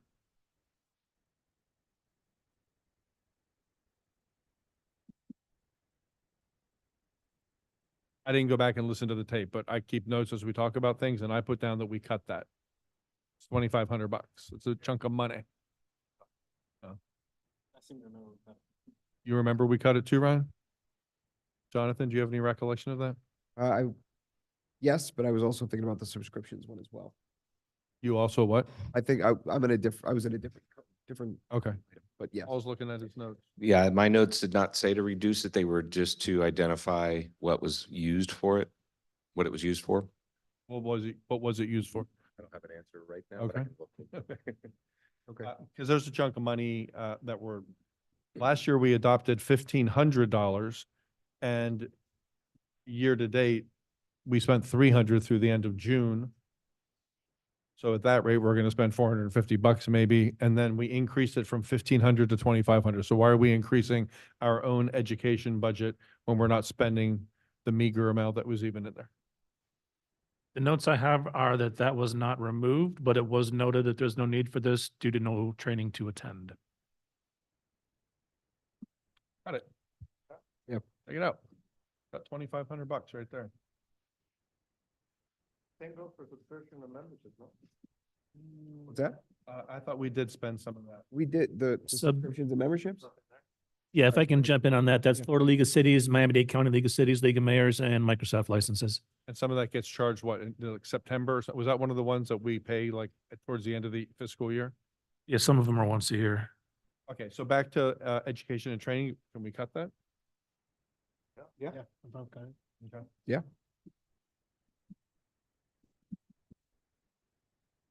I think the only question that has came up, if I remember correctly, was the ethics training, but that's provided for free from the county, correct? Yes, okay. So if you want to say something now. Education and Turn training. the microphone off quick. That originally spent on. Well, it was $1,500 in this current fiscal year, but we only spent 300 so far, and for some reason it got elevated up to 2,500. Is there anything related to new commission coming in, getting all the training and The ethics, have the code of ethics or anything like that? No? If you want them to go, then you need to leave money in the budget. But well, for the newly elected official training, but the required training I thought was provided for. the required is provided, the ethics is provided. Yeah. Right. But there's also new elected official training that I think you're speaking of with the. I know, I was just wondering what's already been in the budget. And if it's that, we've used it. I've used the code of ethics and the two mandatory ethics and. Those are free. Yeah, those are free ones. Yeah, the mandatory is free. Yeah, then there is no reason. Right. And the incoming are old news at this. And that's just one. Retired old guys who've already gone through it, so. The only question I'll have is we spent $300. What do we spend the $300 on? Probably miscoded, but Okay. $2,500 less. There you go. Okay, those are all my questions for the commission. Okay, So now we were down 2%. Now we're down. Hold on. how quickly can you do the math? Okay, all right, so that's commission. $2,500 helps when $42,000 is a millage, a 0.1 millage, right? However you say it. Okay, so let me see here. Which one? That was commission. I'm just getting that point. After commission, I have admin. Admin was also coming in under the asks, under the asks. I have a bunch of notes about this one, so someone else might want to go first because I have a bunch of questions. Go ahead, Mac, if you want to get started with your notes. Okay, now again, I'm gonna say this, I'll say it one more time and then I won't say it again. This is per my notes. I keep copious notes and then sometimes I go back and I look at it and go, I think I meant, Because in the heat of things, sometimes I'm typing faster than I can think. 12.002, which is, let's just talk about that page. Make sure we've untangled this thing because the clerk, we all know who the clerk is. The full-time admin assistant was Lisa. And now it says here on the spreadsheet I'm looking at, this full-time clerk is budgeted at 0, and that was Raphael and he was moved. So we really only have two, other than the manager, we have two people, the clerk and the assistant clerk. According to my notes, we increased the assistant clerk from 47,700 to 50,000. We put in extra money there to try to help recruit. So I expected 12.002 to say 50,000, not 47,700. I do have the same. So that should be, the 47.7 should be 50? Yeah. Okay. There it goes. Well, at least we're getting things right. That's around, rounded to 50 even, 50 even, lift that to 50 even, yeah. Okay. 2,300. And then, I asked this at the top of the meeting, but have a FICA and FRS and all these other things changed accordingly, and you said yes. Okay, item code 31. This is something we discussed with Pamela. Spreadsheets sometimes are finicky. Come on.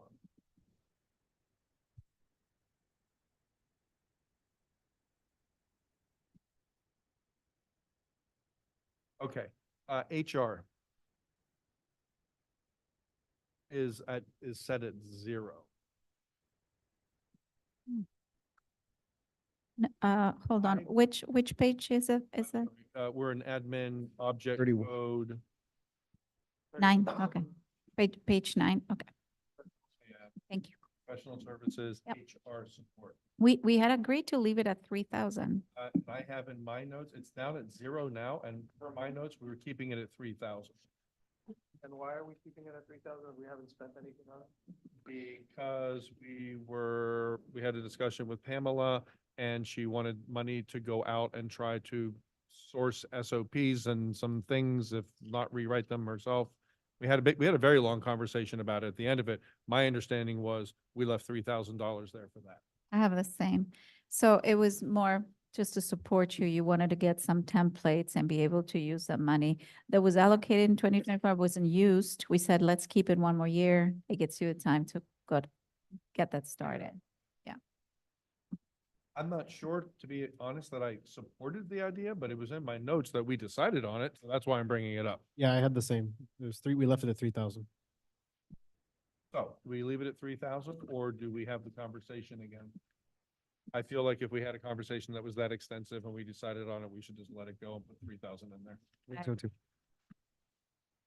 Is item 31. So we're moving backwards again, folks. Okay, the next thing I have is public communications. That there's $15,000. We budgeted 35 in the current year. We've only spent 17, let's say. There's 15,000 in it, and Chris was going to report back for what he thinks he needs, and then he'll be using it for. You're on are you in the Excel or are you in the PDF? New object code 31. Public communications, right? We were going to, that Chris was going to share with us what he wants there. In public communications, you're saying? Okay, 15,000. okay. You guys remember that conversation? Who are we paying for public communication now? We ended that agreement. Public communications right now is going for, I believe we took the app out of there. The funds that we're paying for the app, that also went to the message boards that are being installed in the facilities, essentially a TV kiosk. So for example, when you walk into Parks and Rec, there's going to be a TV kiosk in those areas that has the notices posted on it, upcoming events, things like that. We had set additional funds aside for, it was a large amount set aside for anything that we might need because we didn't know exactly how much that app was going to be. So the app ended up being a lot less than we anticipated that we planned for, which is why we don't have a huge spend there, as huge a spend in there. It was supposed to be for like the revamp of the website as well. That was part of within the communication. That wasn't used. Basically, we never went ahead and got a vendor to do it. The revamp of the website is included in the current contract, and I'm currently in discussions with them to get that done as part of the contract, which would be no additional cost to us. 2024, you mean before the fiscal is done? It won't be before the fiscal is done, but that's what it's going to go for. Okay. So that's why you don't need only more than just the 15. Correct, That cost is incurred this year, correct. but that's still happening. So I wasn't sure. You're doing the revamp of the website. We'll get to the 35 expense. Correct. We're working, or I'm working with the vendor right now on holding them accountable to the contract that they had. So what do we do with this number? I'm just bringing up the fact that we were gonna hear back from Chris on this item for my notes. You gonna keep it? Do you need the 15,000? We will need I'm anticipating needing the 15,000. We're going to have to bring in some outside marketing help for some of the initiatives coming up. Right, so then for time being, I guess we'll leave it at 15. I have it as approved at 15, at least on my end. All right, I have down here the lobbyist. Do Yes. we want to have a conversation about how much we have budgeted in Yeah. for the lobbyist? It sounded like I felt I left that last workshop that we might want to have a separate during a commission meeting conversation about the lobbyist, a lobbyist. Are we getting what we're spending? Or could we spend more and get more? It's a bigger conversation than we need to have tonight, but do we want to keep that 23 in there? Do we want to drop it? Do you want to increase it to anticipate that we might shop the job out and spend more? I mean, being in the budget now, I think this is the time to do it. I think we need to increase it. And then have the conversation of what that's going to look like. What number were you gonna, I have a number. There that was a request to get some numbers. Did we get any? People are not very forthcoming. What's that? Um, we're not getting a lot of response. Right. And mainly because I happen to know and also confirm, there's certain lobbyists that have like 10 contracts with, there's one person that handles A lot of municipalities, cities, et cetera. Okay, we don't have an idea. different rates with different, Yeah, okay. So, but I'll still work on it to get you the information. so we don't have an estimate per se to use as reference, which I don't like when we don't have any, we're kind of pulling numbers in the air, to be honest. I, also spoke to someone related in the field just to have an idea. I don't have an estimate. That's not my field of expertise. I don't know how to gauge that. But I know that 23 has not gotten us that far. And it hasn't increased over a number of years. And so there's two ways we can like diversify, which is the grants that we are able to go for and get.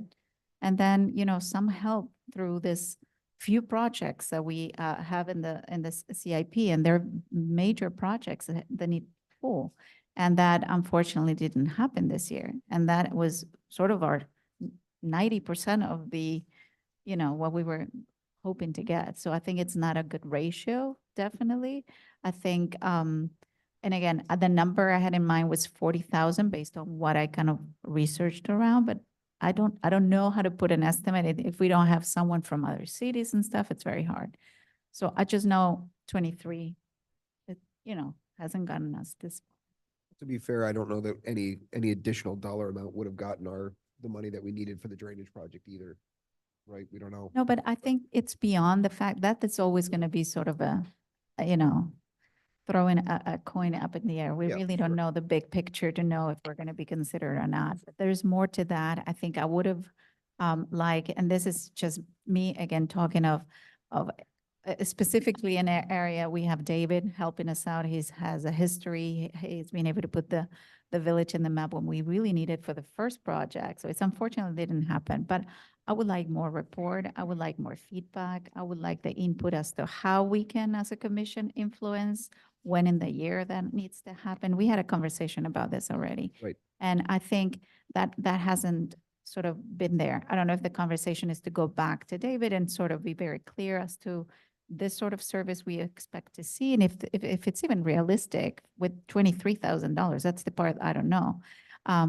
Or at any point, it seems to me that the hours we're getting versus the money that's being sort of budgeted for didn't get us as far.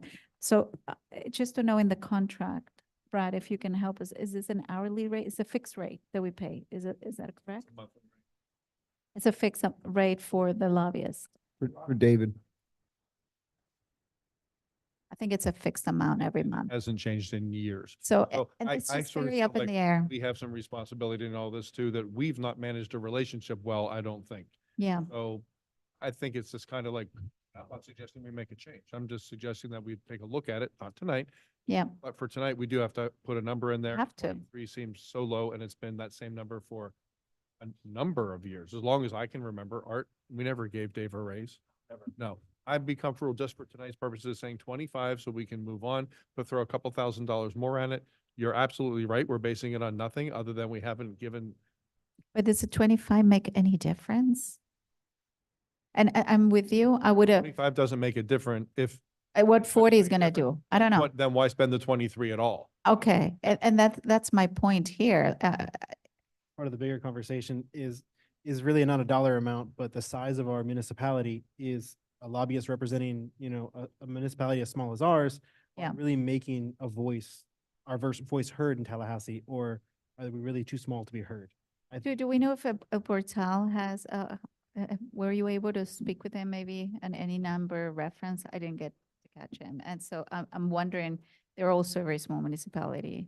My recollection, yes. Yes. They have someone there. And I just Yeah, don't know I'm the sure, I think, numbers. I think the max, oh, well, I don't know about numbers. I mean, Yeah. I'm sure we could find it publicly, but to your point, Yeah. yes, I'm fairly confident that everyone does. Everyone I did does. I'm speak to just wondering David. the number. I did speak to David after this and, it's hard for, how do you put a dollar amount on this, it's success in this industry? But of course, David's like, well, gee, if he's doing that service, of course, he would be in the position of any service provider where any additional amount is appreciated and helpful, but is $2,000 even gonna do anything? I don't know. Can we stretch it to 30? Is that a big ask for something we don't have really a lot of?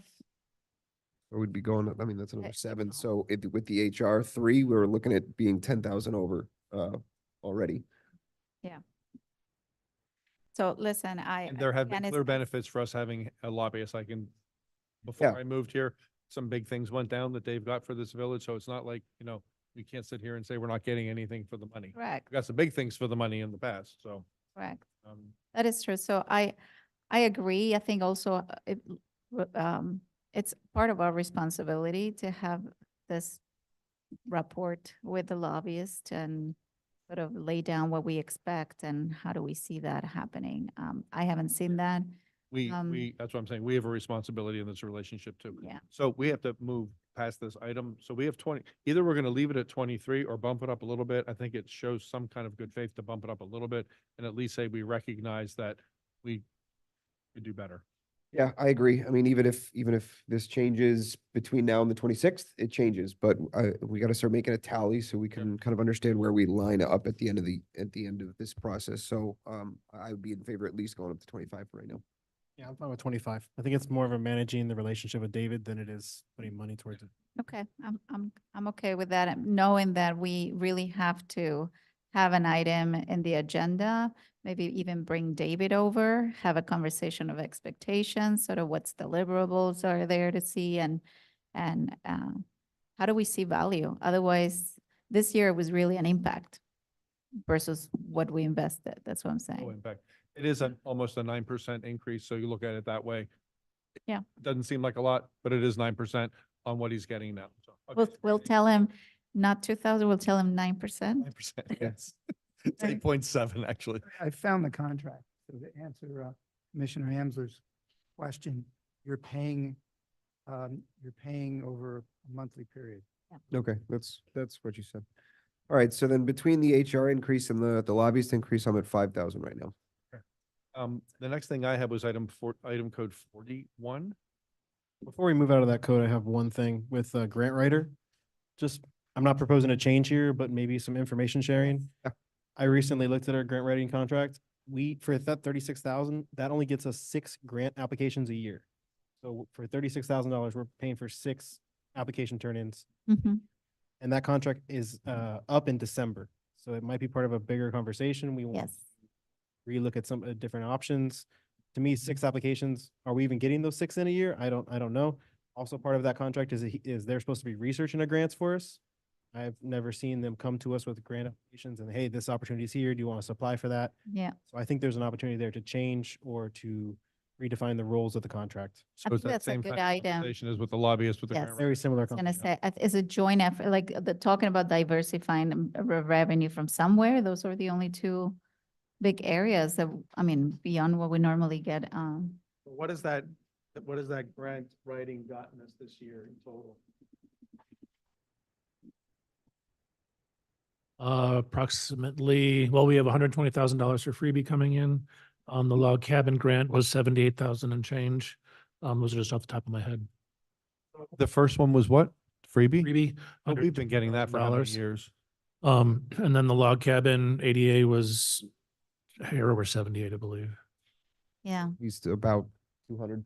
Yeah, but those, to your point, I think that those also carry on projects that we've had and, or, the drains and, I mean, the drains not particular, but, I think there is a conversation, a bigger conversation to be had as to what we can get. I would love to see a report, like what's being explored, why can we qualify for certain things, or I'd like the to have a- strategies in place that are being have used. Conversations with them and Yeah. send them off where we want them to go. I mean, if you look at it, are you suggesting, Ryan, we increase this? I'm not suggesting we increase. I'm just starting the conversation that it's something we need to look at. We're in contract in December, so we're locked in until December, and then we could have that conversation then.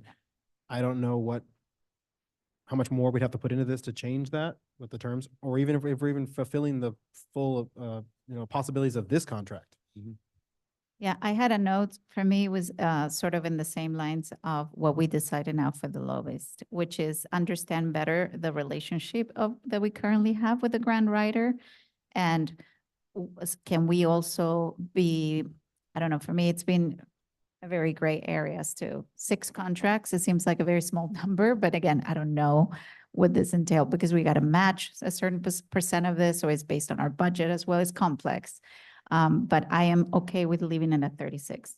I've had kind of discussions with them, like Zoom calls where kind of anecdotally, they're saying like these areas are the areas that are helpful, but yes. And also like how to group the budget better, ask maybe for more, just focus on one budget at a time. Those strategies that I'm not More clear. significant. They got Yeah, a just- significant thing. That might be what we need. Okay, so So- we're gonna leave it at 36. Yep. You were going on to 41? Yeah, 41. I just wanted to know, was the helium number changed? Yes. We were increasing for another phone. Okay. And Um, through the manager, I'd like to go back to the line item 32, the accounting and auditing. Okay. I've mentioned, is it okay, Chris, if I continue? Absolutely. So 32, I've, you said, right? the village, when it contracted with my firm from the previous firm, we replicated what was the services that were being provided, and staff internal to the village hall provided the accounts payable and coding responsibility. Those positions have turned over on such a frequent level that your institutional knowledge is struggling. And it's very reflective in almost every budget we've done. And a solution to that is for me to offer to take that role in-house for me and make it a contract item for you. It's a part-time job and I can develop a person, and if they leave, I will train, that person will train their replacement. So you won't have the drop off of continuity, and it's affecting you. You don't know a lot that because that information doesn't flow consistently from year to year. The other thing that position could do is become a budget analyst, which is a very common profession in city government. And a budget analyst does the things I hear you over and over again asking for: more detail, more support for the budget to make it more interactive. And I could develop that role for you. I'm proposing that part-time position at a $30,000 contract increase, and I've presented it to the manager. Is this reflected? So where do we see that? It's not in the budget. Okay, sorry. So you're in here for 30 now. You're the first line, independent. No, you're not. No, You're I'm the the second. finance contract. You're the 75. So increase it from 75 and change to 100,000 and change. Yes, sir. Wasn't expecting to have that Yeah. conversation. Why, yeah, we should have heard maybe on the budget Yeah. workshop. So we were discussing, but this I is, think we had that discussion at the last budget workshop, didn't Yeah. we? Yeah, if I can jump in. So this This proposal and this information has come up as a result of the comments we've received throughout the budget process. The missing components, the not Yeah. having the history, not having the budget analysis, not having that to be able to go in and see. So based on your requests and your comments, this is the solution that we were able to come up with. So this is a part-time position that is our staff, or is it It'll be a GMS employee, one of my, Got it. it'll be my staff so that Sort I of can cap. create the continuity. And the scope of services would be to obviously oversee and manage the invoice process and the coding, that it matches the budget perfectly, or it's a report back to the manager saying these are the problems. But also the budget tracking, we can put some amplification on every set of financials. Right now, you get is the financials and whatever questions you ask. So a is- budget analyst would tell you this department is tracking. They would work with the police. They would work with any department that has a massive or significant dips or peaks, and create reports or create information for you real time or in advance way. So much of this work that you try to do in these workshops is done in advance throughout So- the year. As much as I would like to have that, I think we just need to set it aside for right now, because I think we need to keep going. If we can find I'm with you. 30,000 somewhere. Yeah.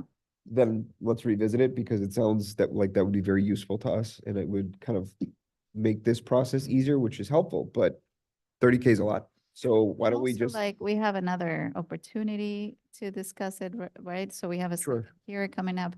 I'm with you, I think, to just mark it as pin a it. note on the side, just to review what the contract would look like. Are we talking about Absolutely. a certain amount of hours that you're budgeting for? Yes, part-time would be 20 hours a week Okay, in spirit. so one person, 20 hours a week answering questions related to budget. Correct. And handling the accounts payable gap that exists. And handling, I'm sorry? The role of an accounts payable person Okay. that does not exist. We pull it out of Hyde. Other employees do it as a collateral responsibility, not their profession. Yeah. So Mm. we're not gonna do this now, but we're gonna continue on and look back at the, just so I'm clear, can I step out of the room for a second? I'm sorry, you're asking for 30,000 and the role would be part-time, your employee, so no additional benefits coming from us. 30 grand is it, and it would be accounts payable and coding and budgeting analysis, okay. Thank you. All right, so, going back to 41, I think did you have any other questions on 41? I know it was just the helium phones. Were we moving up past that? Actually, I had a question about those helium phones. So in the department before commission, it shows we have 5 phones on there, but this line item shows 28 phones. Is that the full price of the full city? And we're double line item ourselves here? What code are we in, 41? 41, which is, it's line item 21 within 41.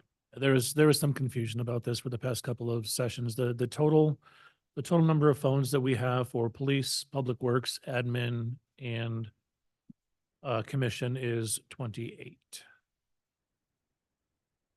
So we can pull that, was it 14 and change out of commission?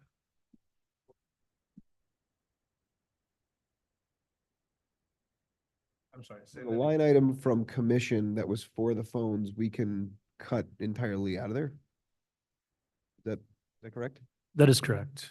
Sorry, I think I may have closed that one. What was the total? No, it's 1403. So it's for 20. Okay, so $1,403. $1,403. Okay. All right. I'm sorry, are we going back to the commission? Yeah, so the phones were shown in commission, 5 phones, our 5 phones. Right. But then They are included in this 28. Yes. included in the 28, so it's there twice. I'm checking all the other departments now to make sure. that they're- And that's why I have phones in like 5 different departments, because I'm confused about phones. Okay, so commission, what object code is that in commission? So I don't have to look back. 40, 40, 41 41 in commission. in commission, 41. Oh, I see. I had my note right. Okay, so we're cutting that all together. And how much are we cutting? 1403. 1403. 1803 duplicated and add. Got it. Okay, well, that helps. All right. Not enough for you, Paul, but it gets us to the step enough. Not for me. Isn't that, are those Helios phones or is it really helium? Helium. Yeah. Thought the service was Helios. Okay. Anyways, I have a question about, since we're talking about the helium phones. There's, if I recall, there's revenue that we're going to recognize from these phones for hotspots, but I don't see that revenue in here anywhere. Or is it not significant enough that we're going to even bother with it? I thought there was anticipated revenue that was part of this deal. No, Chris? There is anticipated revenue. We have no way of knowing what that's going to be. Initial guesstimates are an insignificant amount. Should we, I'll just say, I would like us, if there's going to be any revenue, I think it should be in here as revenue in whatever department we're recognizing the expense. So we can at least look at it next year and we know. I mean, if money's coming in, it should be attached somewhere so we can look at it and go, it really was insignificant or it turned out to be something. The way this works, we're not receiving those funds right now. Those funds are sitting in a cryptocurrency wallet. At some point, I've actually had initial conversations and just kind of clued in finance and legal. We need to set up the framework for us to be able to receive those funds, put them into the general fund, and then apply them to whatever we need to.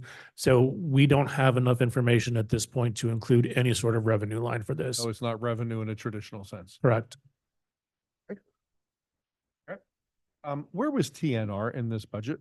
I looked for it, now I can't find it. Was it not in this budget? And the, parks, Was it in Parks? well, Okay, so I'm in the wrong department. I'm pretty sure it's on the rec, It- yeah, Okay.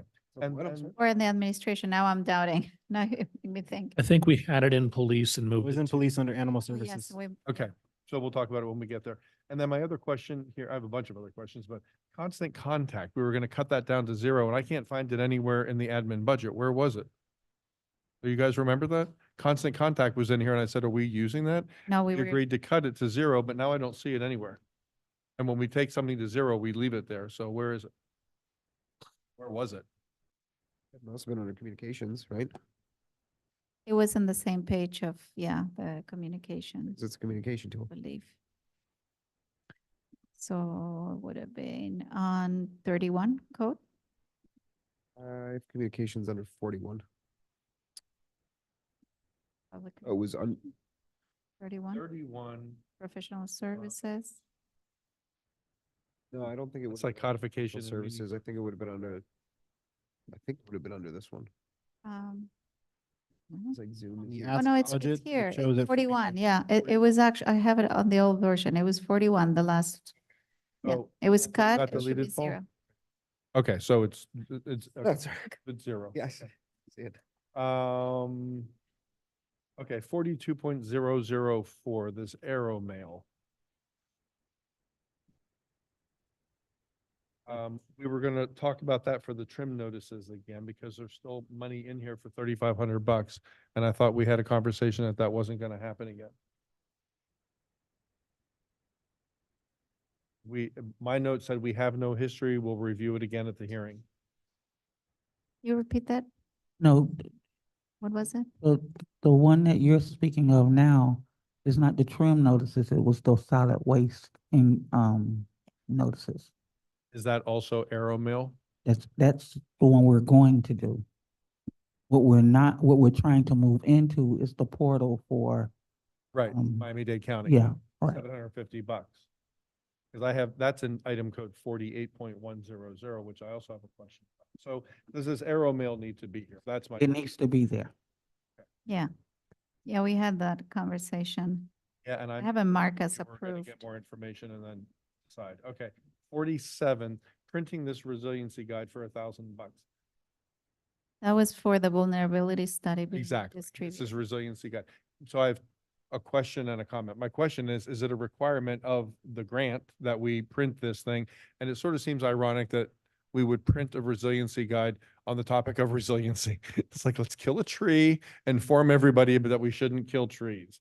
So it seems to me if we're going to do something, a digital something or other would serve the purpose and the, in the spirit of resiliency. So is this $1,000 we could cut? Or Chris, is this a required element of that grant? I can't comment on that. Because if we could cut it, I'd like. Paul says we have to print one. This seems really odd We're that they would printing say it. you have to print something with chemicals and paper. The legal definition of the word. I print. have Yeah, it as- exactly. Put it up I on a- have it as approved on the last conversation. I'm okay with leaving it just because it was sort of part of the program that we have. That's what I wanted to know. Is it really part of the program that we have to do, or could it be a digital document? I mean, they know, I'm guessing this is here because of the conversation, the details that come out of that vulnerability study require that we print That's it. what I'm asking. Is it, no one, then Paul's saying yes and Chris says he doesn't know. Okay, 48.100. The legal advertising.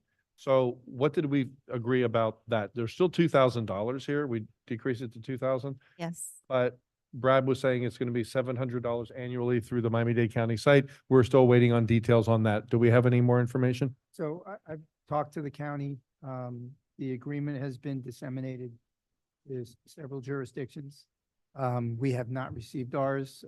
I was put in touch with a person in the county communications, and I'm hoping to have an agreement to review this week and have it for you for your October meeting for your consideration. Do you know what amount is in that? It is $750, $750. but Per user, correct? per user. What does that mean? It's not per use, though. It's per Per user. user. Right. So for example, if the clerk and the assistant or the clerk and I, that would be $750 per person. Correct. Can we get away with one person being our person on that portal? And do we need to have two people with access? I know we're kind of scrimping dollars here, folks, but we gotta, every little bit adds up. Save $700, $1,300 somewhere. It's a big chunk of money for us. Commissioner, if I may, just the conversation is, I believe we reduced it to the 2,000. We left it Yeah. at the 2,000 Yeah. because we didn't want to leave that at a 750 number without having the contract in hand. having Right. the Contract. That's why I said we were gonna wait to hear back from you. So I think, my suggestion would be to leave the number as it is. And if it's, if it turns out to be 750 for the year, you've got some extra money. Because we don't know what the county's gonna. Well, but your other people have gotten in, it says $750 per user. If we drop it down to $1,000, that's still more than a user. That's it. We can cut $1,000. We gotta start cutting money, guys. We're not cutting a lot here. Exactly. I'm going to side with the attorney on this. This is being run through the Miami-Dade County website. When we start looking at having multiple people in there, there are significant IT security issues with having two different people using the same login to a county website. I would suggest leaving this in there until we have all of the details and can get through those concerns and figure out whether we can get away with just one or whether we do indeed need to. I will tell you, under the statute that allows you to do the electronic advertisements through the website, there are certain ministerial, or I should say administrative tasks that the commission will have to do. One of the things that you all have to do, and the reason why I'm telling you is it's going to take some time to get this moving forward, is one of the things you all are going to have to do is you're going to have to hold a public meeting to determine whether or not your residents have sufficient broadband service for which they can use the website. And that's something you're gonna, by statute, you have to determine at a public hearing. Additionally, on an annual basis, the statute requires you to put an ad in the newspaper of general circulation. Providing notice to the residents on an annual basis that in fact you're gonna be using There's a cost for that as well. county website, right? And there's going to Okay. be some cost for that. Okay, let's leave it at 2. I'm gonna go faster because I have a bunch of other notes, Jonathan. I know you want me to shut up. 49.003 is, there's an item on there, licenses and permit Microsoft. I'm confused. The budgeted amount for this current year is 2289 and for the next year is 2289. We haven't spent anything yet. But then it says, someone wrote in here, Microsoft licenses $915 per month. And the total amount is only $2,200. I'm Where- sorry. where do item you see that? code 49, Yeah. the last red line, 49.003, Oh, you're on the PDF. licenses and permit, Microsoft. Okay, here, so here, that's what we're talking about. And this year, we haven't spent anything. It could be one of those things where we spend it all at one time at the end of the year. So we're budgeting the exact same amount, but then it says Microsoft licenses $915 per month. Well, $2,200 would only pay for 2 months. What is that?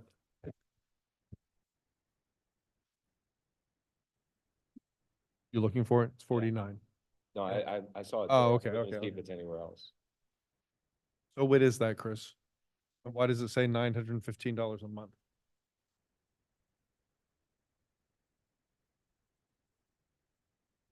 I'm gonna have to refer that one over to finance. That's not my note. I'm not certain. And you're seeing that note from the Excel sheet? Yeah. That Yeah. could be an old note. It may not. I have to ask if it's spread out somewhere else, but I don't recall. Well, let's pretend that note's not there. We budgeted 2289 this year. We spent 0 and well, that was, through the end of June. And I didn't look at the cover sheet to see. Can you jump back up to your cover sheet? Mine's funky when I try to go back. What are we forecasting to spend there by the end? Is that a bill that comes in at the end of the year, 49.0? It's not detailed. Is it something maybe that you pay at the end of the fiscal and Yeah, we that's what still haven't seen actualized? We actually pay this through our IT service provider. Sorry, I'm trying to get some more information here. I believe this is one of the annuals that comes out at the end or the beginning of the fiscal. Yeah. I don't have confirmation on that. Can we look into that? Like, I don't know if you guys want to leave it there, what you want to do, but it's a little chunk of money that doesn't look like we're spending it, but we can't see. And then there's this odd note about the monthly rate of $915. I think it's we should make a mark maybe for the second hearing just to touch base. Right now you have it in red. I'm guessing that's committed. Right, exactly. So can we check, let's leave it in there and. Yeah, let's learn leave it about it. and, Okay. yeah, let's leave it. Okay. Make a note. here. 49.003. Yeah. I love the new Amsler group. I'm loving that. name. Listen, it sounds like I'm gonna go drinking with a lot of people. And I don't want my name associated in the budget that way. But I appreciate the mention. I think that's supposed to be the North Miami Foundation for Senior Citizens. Several lines up. I figure that's what it is. So I let's, was gonna say. well, let's talk about that. We had Sarah McDevitt here tonight. She's a lovely person and it sounds like a great group. But we don't know how many people are benefiting from it. I know some people that did, and they're no longer with us, in the literal sense of the word. And I don't know how many more people are or how many people could, because if people could and we could make that happen, that'd be great. But we have not been budgeting any money for them to jump from 0 to 2,500. Maybe this is an opportunity to dial back on that 2,500 a little bit because they're really flush with money right now. They just got $400,000 that they're trying to figure out how to spend. So it sounds like she'd be very happy to have anything from us. So I think maybe we could change that from 2,500 to like 1,500 because they haven't gotten But anything from listen. us for a couple years. Listen, this was my ask, so I'm happy to take on that. So this started months ago. I really wanted to see our senior community involved in a way that we understand the size of it. We understand sort of activities with that. I know this was active 2021, maybe. That's the conversations I've had. It's been a while. This was post-COVID. A lot of people didn't even know if some of these people were with us anymore. There are plans, and at this point, Chief, if you want to tell us about your programs in terms of also, no, you don't have to move. Maybe we can get you a bike. We don't want you to fall. Thank you. I didn't want you to stand up. So the reason I wanted you to share is, there is an opportunity for us to connect back to the community, understand the size of the community and what sort of needs are. Because one of the things that came forward is we don't have a very clear identity of who are senior versus who are actually in need of disabilities. So I think partnering with the foundation, I'm going to be just very happy to save the $2,500 because information about $400,000 available funds came last week. So that's great news. What I would like to see is a joint effort to make that happen this year. So what can we do from the police department? Yes, ma'am. From the police department side, we're starting to collect, we have the list and we're updating and collecting on the elderly and also the special needs. So what we're been working with the manager, kind of coordinating is for police services, we can send out some of our officers, administrators that check and the welfare checks. And then this would also, we can kind of work in collaboration with this organization to make sure that they're getting the food, getting the resources they need, they're not forgotten, that we're building a little bit better of a commitment with the community and the we're also have a chaplain program, some other things that we're looking in and we're exploring. We can kind of team up and between the police, that's the chaplain, with the county and this organization, just kind of rebuild a better connection with the community, make sure they get the needs and the essentials out there. So this would definitely be a tool that we can offer them and get to them if they don't have the resources there. Can I touch base on that? So in your budget on police, is there any sort of community communication, a sort of engagement? We talked about reaching out to those people as part of a very important task. I actually had 3 objectives for the $2,500. I can't put an objective because I don't manage as a foundation. Sometimes I can do stuff, sometimes I can. But I said, ideally, I would like to see as a first step, identifying who this community is. And that requires printing materials, knocking on doors. There is really an effort to be done. Do you have budget in your police fund? And we'll get to that, I know later, but that you remember that this would support. In our printing and binding fund within the police budget, I think we did not spend all of it this year as of right now, I believe. But we may be able to utilize some of those funds.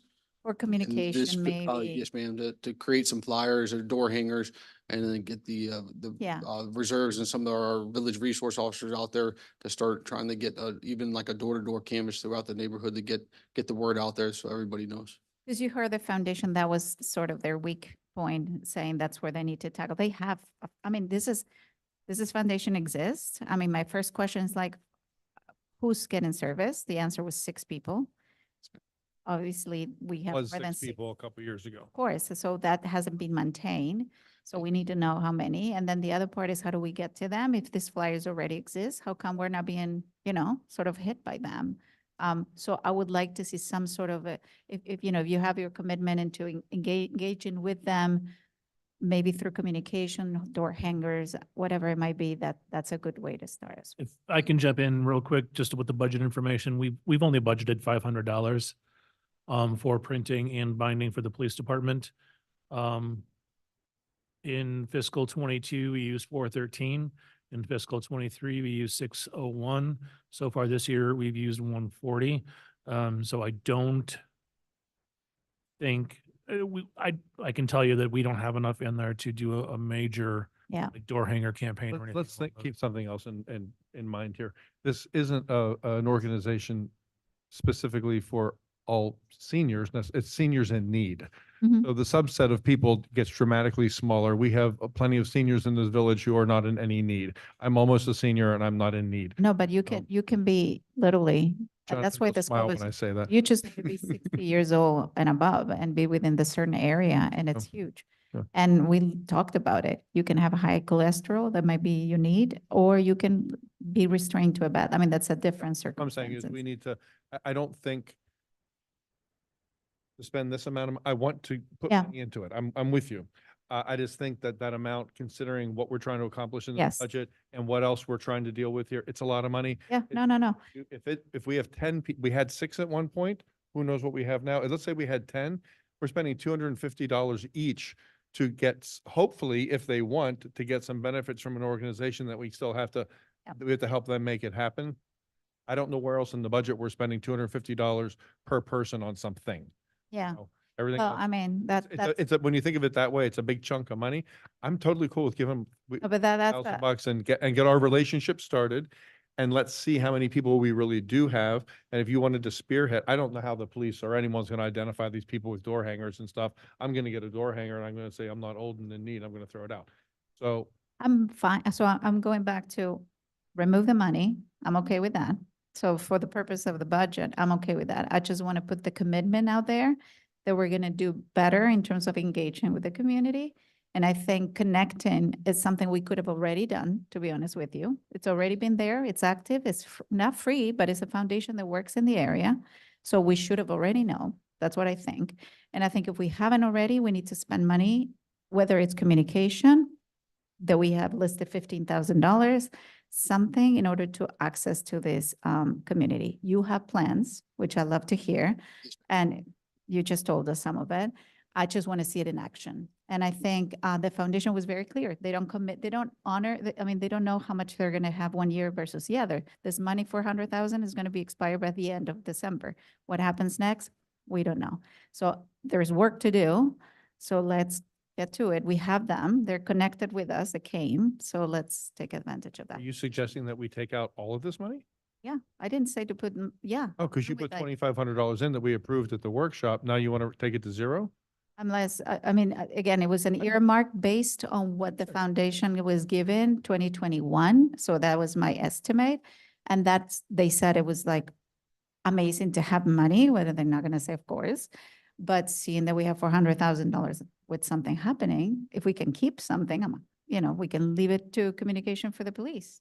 Why don't we bring it down? Bring it down to I wanna 1,000. see a cut. Let's Let's bring it down to 1,000. They came to us and offered us stuff for our seniors. Let's help them take advantage of it through the end of this year and give them something to, as a sign of good faith, to keep the relationship, to reinstate the relationship. They came to us. Sarah came to me, not knowing that we had had that conversation. She Yeah. just like, hey, Mac, we have money. We want to feed people. And so she had no idea we were having this conversation. I'm like, oh, you need to. So we can do from our end, $2,000. Are you guys saying it's okay? I'd say 1,000. Yeah, I'm fine with 1,000, matching with the Pelican Harbor. Pelican Harbor, and at least we've reestablished a relationship. That's fine with me. I'm happy to have something in there to get started. The caveat is, and Brad will draft this in a form of an ordinance or like a charter change, it has to be renamed the Amsler Group, or they don't get any money from us. That's a must. Okay, so. It's I on have- here. It's the North Miami Foundation for, it's that, yeah. All right, so that puts us, I have 2,100. You can just wipe out .06, put the money up there. All right, awesome. Okay. Anything else on 49? What else do we have in that? Yeah. In 49 or elsewhere in admin? What was the Pelican Harbor, the foundation? It's a wildlife foundation. That's the Pelican Harbor over on the causeway, the ones that come to all of our events and bring. Yeah, but we have zero spent, so I don't know what we kind of earmarked it for. Does that money go out? It's a donation. It's like the. it's Oh, like so the- we're just it's like the foundation, sort of, okay. Exactly the same. I'd have to ask finance that question. When would the donation to Pelican Harbor go out? The next 3 weeks? Gotta hurry up. I would say safely before the end of the fiscal. Okay. Do these organizations have to send you an invoice to get paid, or is it our response? Yeah. Okay. I have on here 49.00X. I don't even know what that means in my notes, but payroll processing to reflect actual new contract amount that we agreed on. What was that? Where's payroll processing in here? 490,000. That payroll process? Oh, there it is. Yeah. I made a note that in our last conversation that this was going to reflect the new actual contract amount. So my question is, does this number that we're looking at now reflect that actual contract amount? Because there was a question last time about that.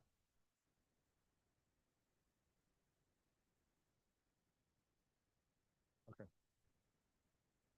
49,000. Apparently there's a contract amount and we weren't sure if that's what the contract amount was. That hasn't been confirmed yet, but it's a note taken. Check on that. Okay. 52 Two. was really out of whack. Let me see what that was. General supplies? General supplies. I have it as That is- paid. What did you write? I have it as okay. I have it like checked. But why, but we year to date spent $16,000, so Something to do with the printer you One? mentioned. Oh, we're talking. we were waiting for 52. info on that. This one. Oh, no, I thought, didn't you say office supplies? Okay, 52, right?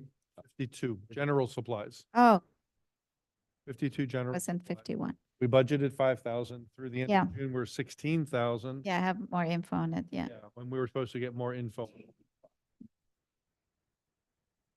And then my other question is, if someone's gonna answer that, is what's the difference between 51 and 52? Because 51 is office supplies that is also out of whack rather considerably, but not nearly as out of whack as 52, general supplies. When you add these two things together, they're out of whack by a big chunk.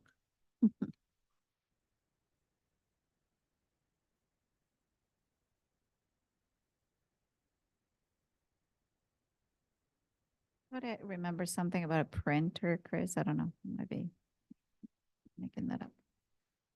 Did you have the opportunity to do any research on that one, Paul? I don't have any looking at it. information. You can move on. I'll try to get back to Okay. you. Those were questions I had from last time that I thought we were going to get answers for. And then the next thing I have is 54. These, the number, it's again, one of these examples where the numbers don't add up. You see a total number at the top and then all these details and they don't add up. So, is it the number at the top we should be looking at? Is the year-to-date number doesn't?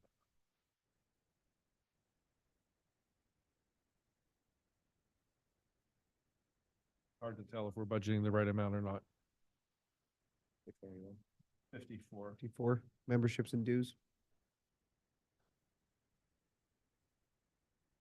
I mean, it seems that we're still under budget because we haven't actualized the rest of the months.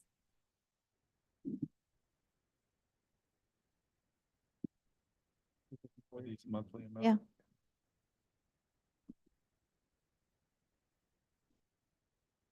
I got all the admin up right now. In 55, there's $1,000 for staff training. We have $1,000 in this year's budget. We haven't spent any. We have $1,000 next year again. $1,000 here, $1,000 there. It's like a slow bleed.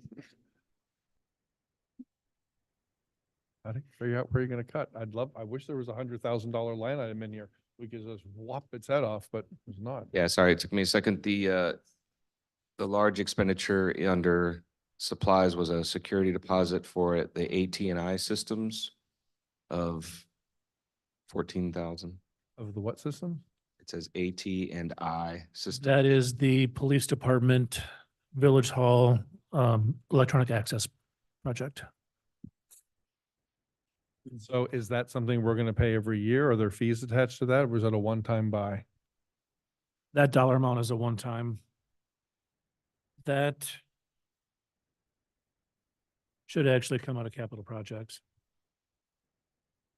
And the other 154 is predominantly small credit card purchases, so miscellaneous of some sort, and a participation in the Miami-Dade legislature, It looks like it's all Costco membership.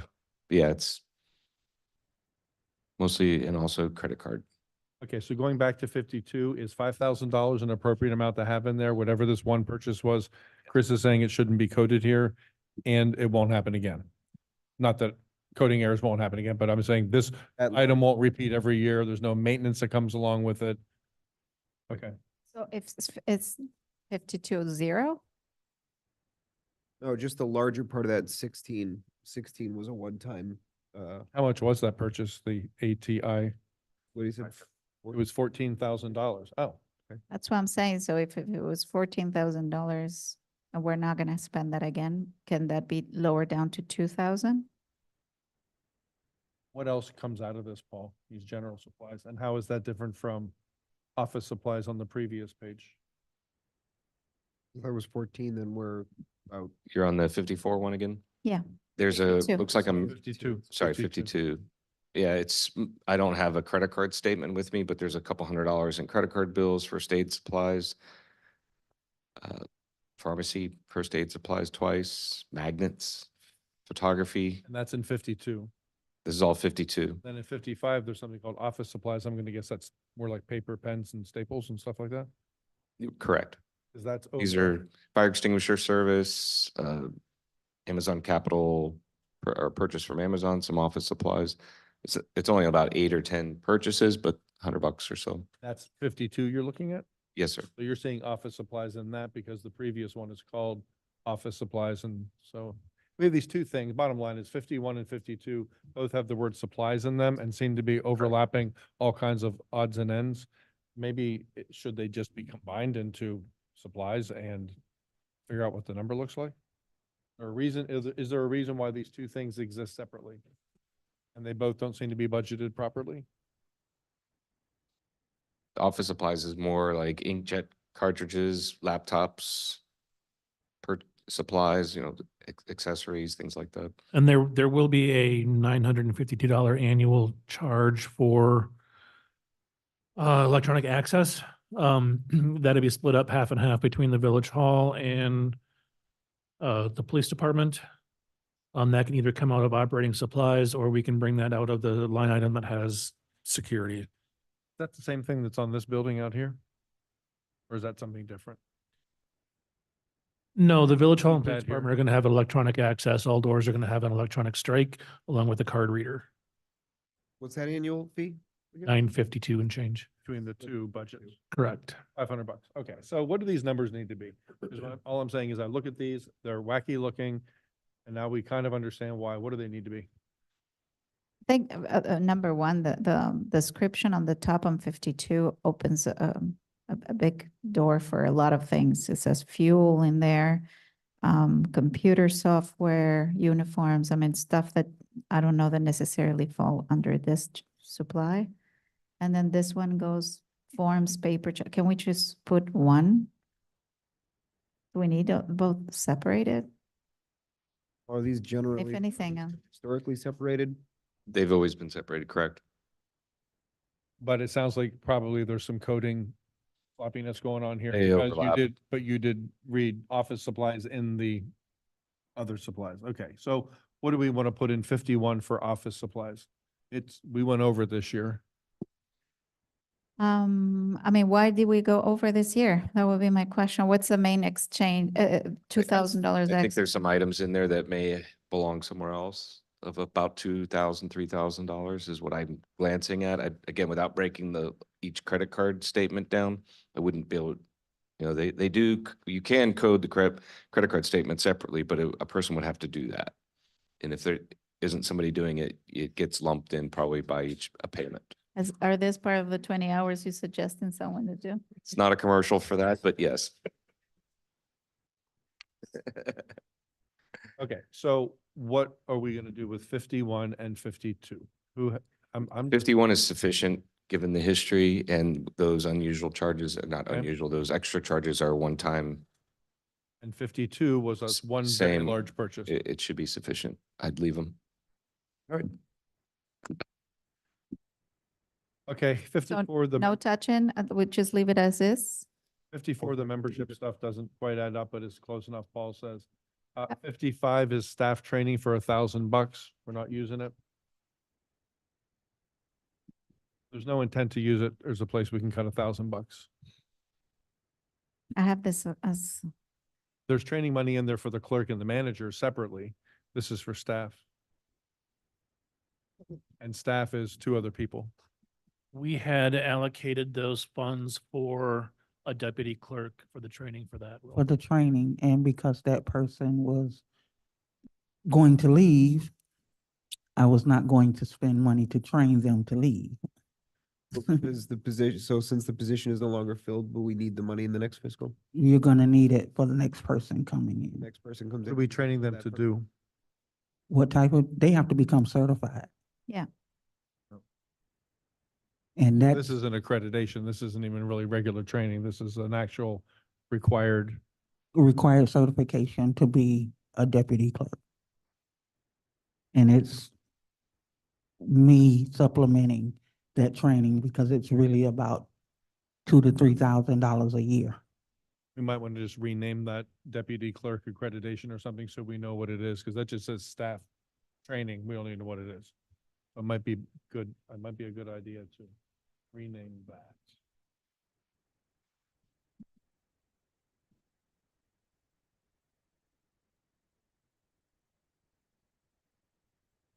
Um, 58,100.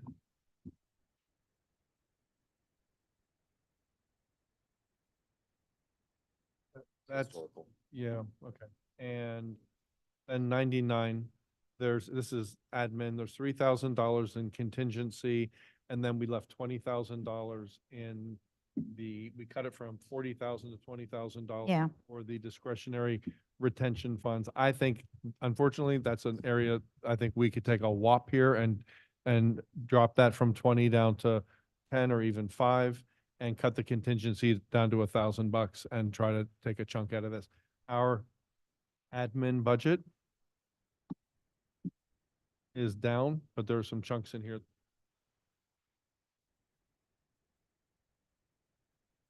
So when are you're planning to spend this, the 40,000, Chris, for 2024?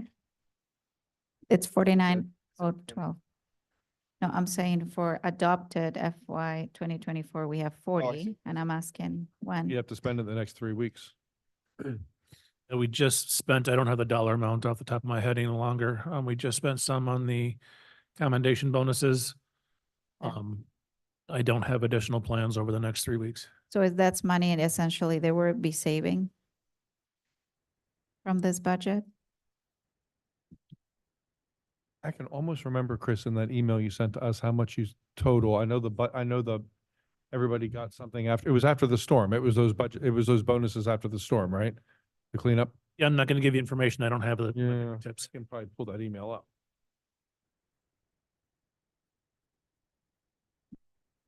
So we budgeted for 40 and we don't know how much we've spent. And we had 20 for next year.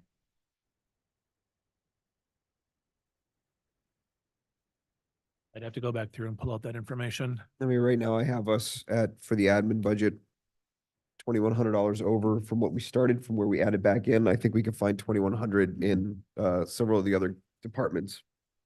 I think the discretion, contingency should go down to $1,000, and I think the retention bonus should go down to, I'll say 5.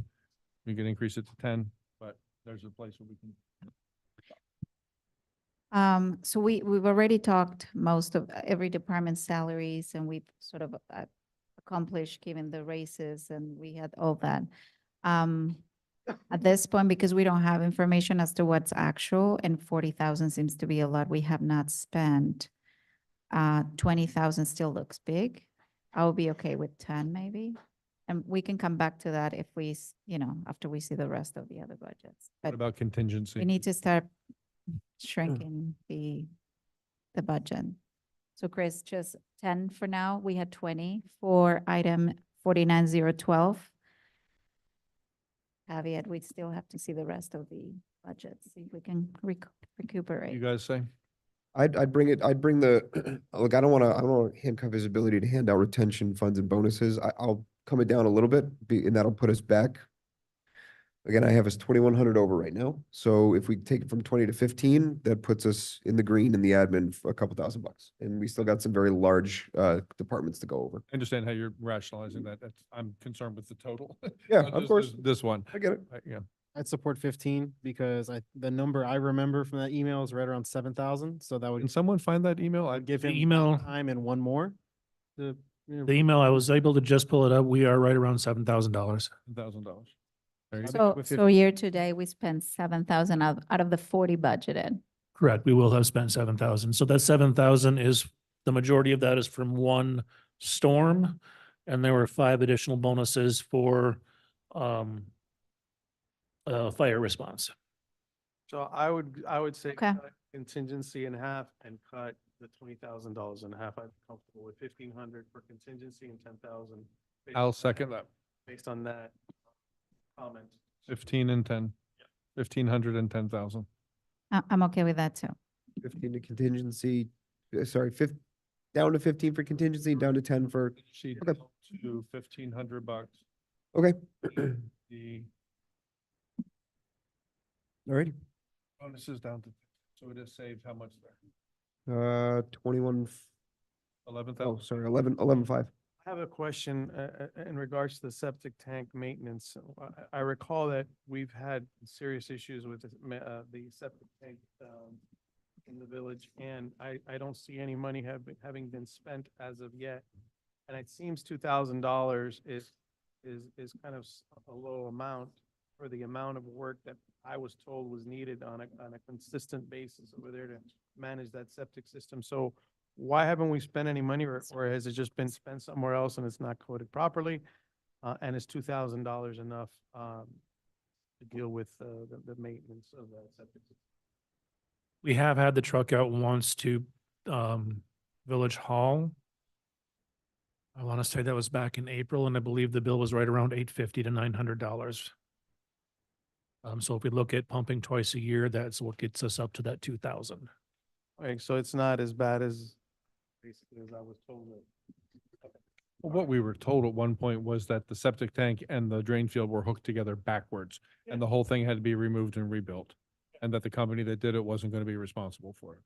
So generally speaking, with the septic, that needs to be pumped and inspected, depending on use, every 2 years, every 3 years. So what we ended up doing was basing this dollar amount on pumping twice a year to make up for that backwards, whatever it is going on. So as long as you, but according to this, you still haven't spent anything. So, It was coded someplace else.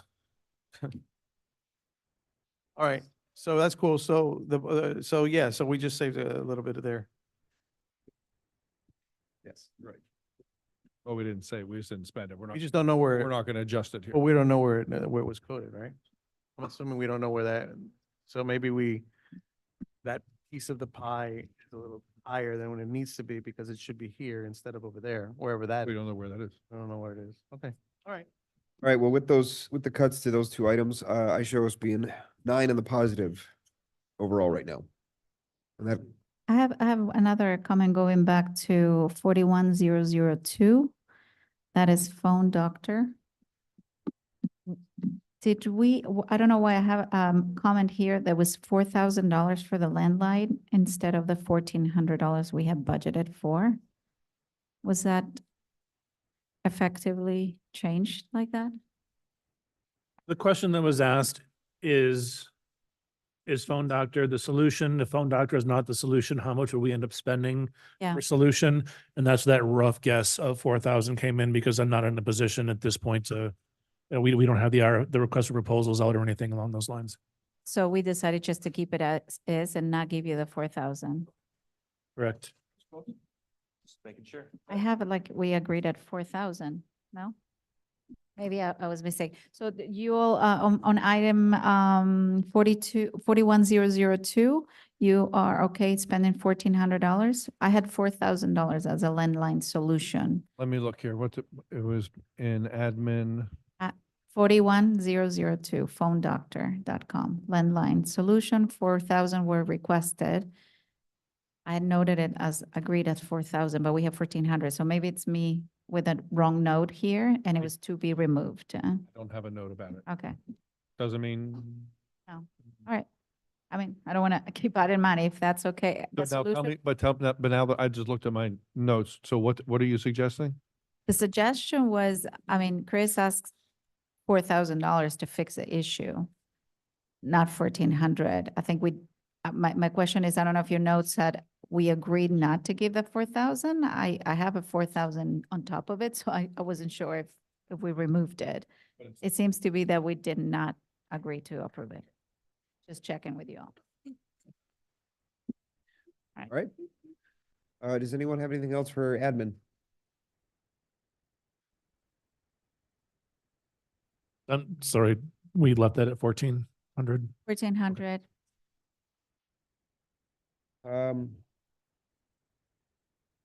Well, chief police would be next, but was there anything else you had?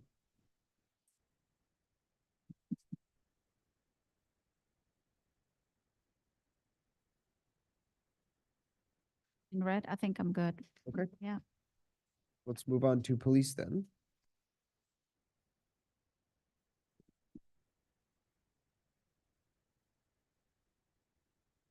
Right. So.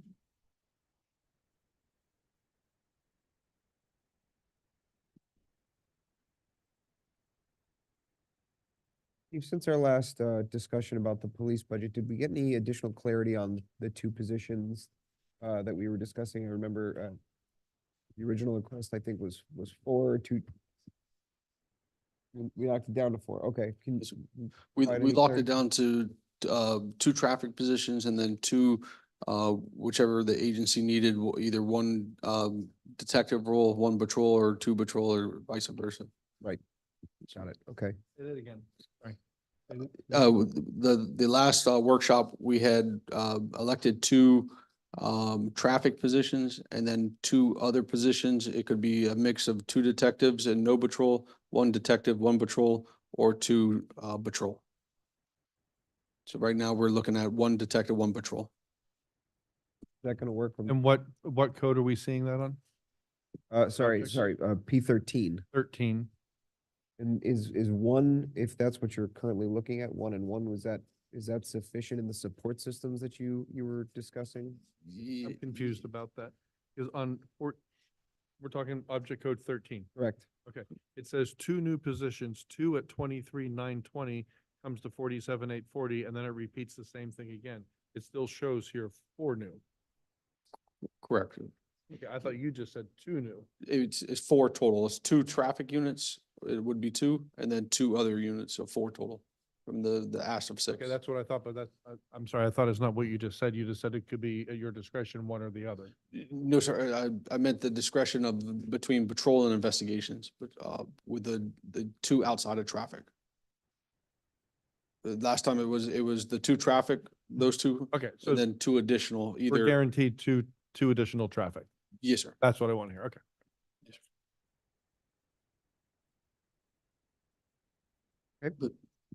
Can we put that on here so it's on, so we can see that on here? Because right now it just says, part-time salaries, says 2 new positions, 2 at. I would like it, if we're guaranteed 2 of them are traffic, call them traffic patrol or whatever you call them, and then the other 2, whatever you want to call them. But I'd like it to say it on here so we know. I'm always thinking about what's going to happen next year during this conversation and the year after that. And then, the year after that, there's 3 people up here who have never attended a budget meeting. Shut up. I got it. Heard you loud and clear.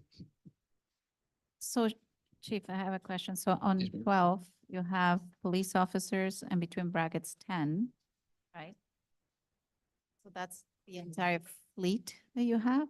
What is the 10 for? For the, you're looking at budget code 12? Yes, budget. Yes, ma'am. That should be. Should be for budget 12, there should be 11 full-time plus 1 administrative assistant, so 12 people total. So so you have chief commander plus police officers between brackets 10. Yes, ma'am.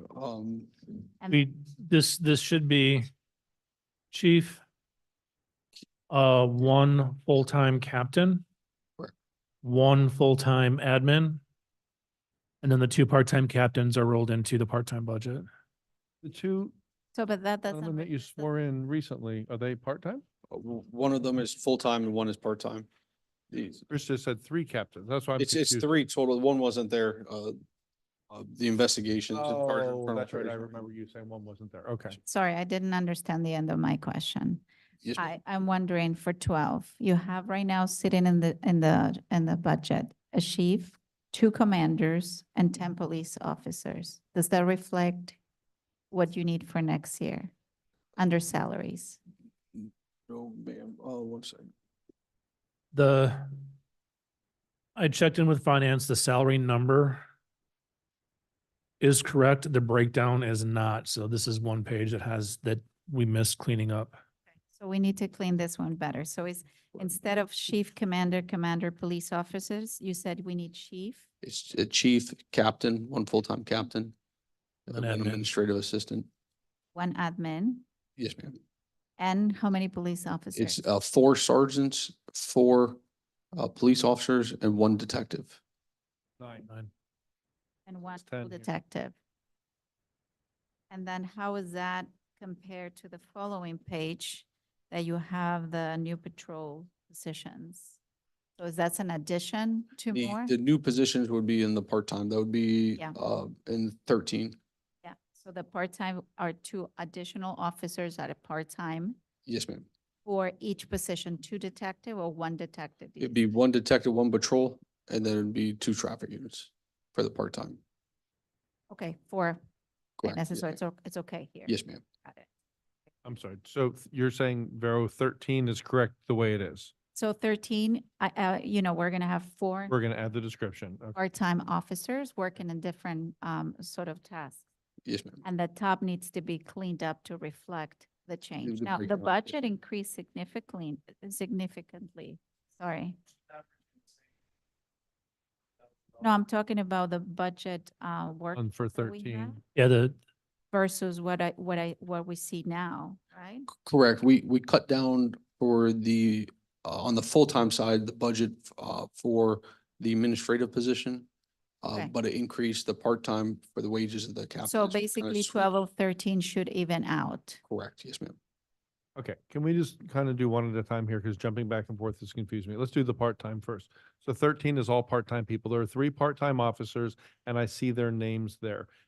And they're together, all 3 of them, their salary is $72,000. Correct. Okay, So so they're each making less than $25,000?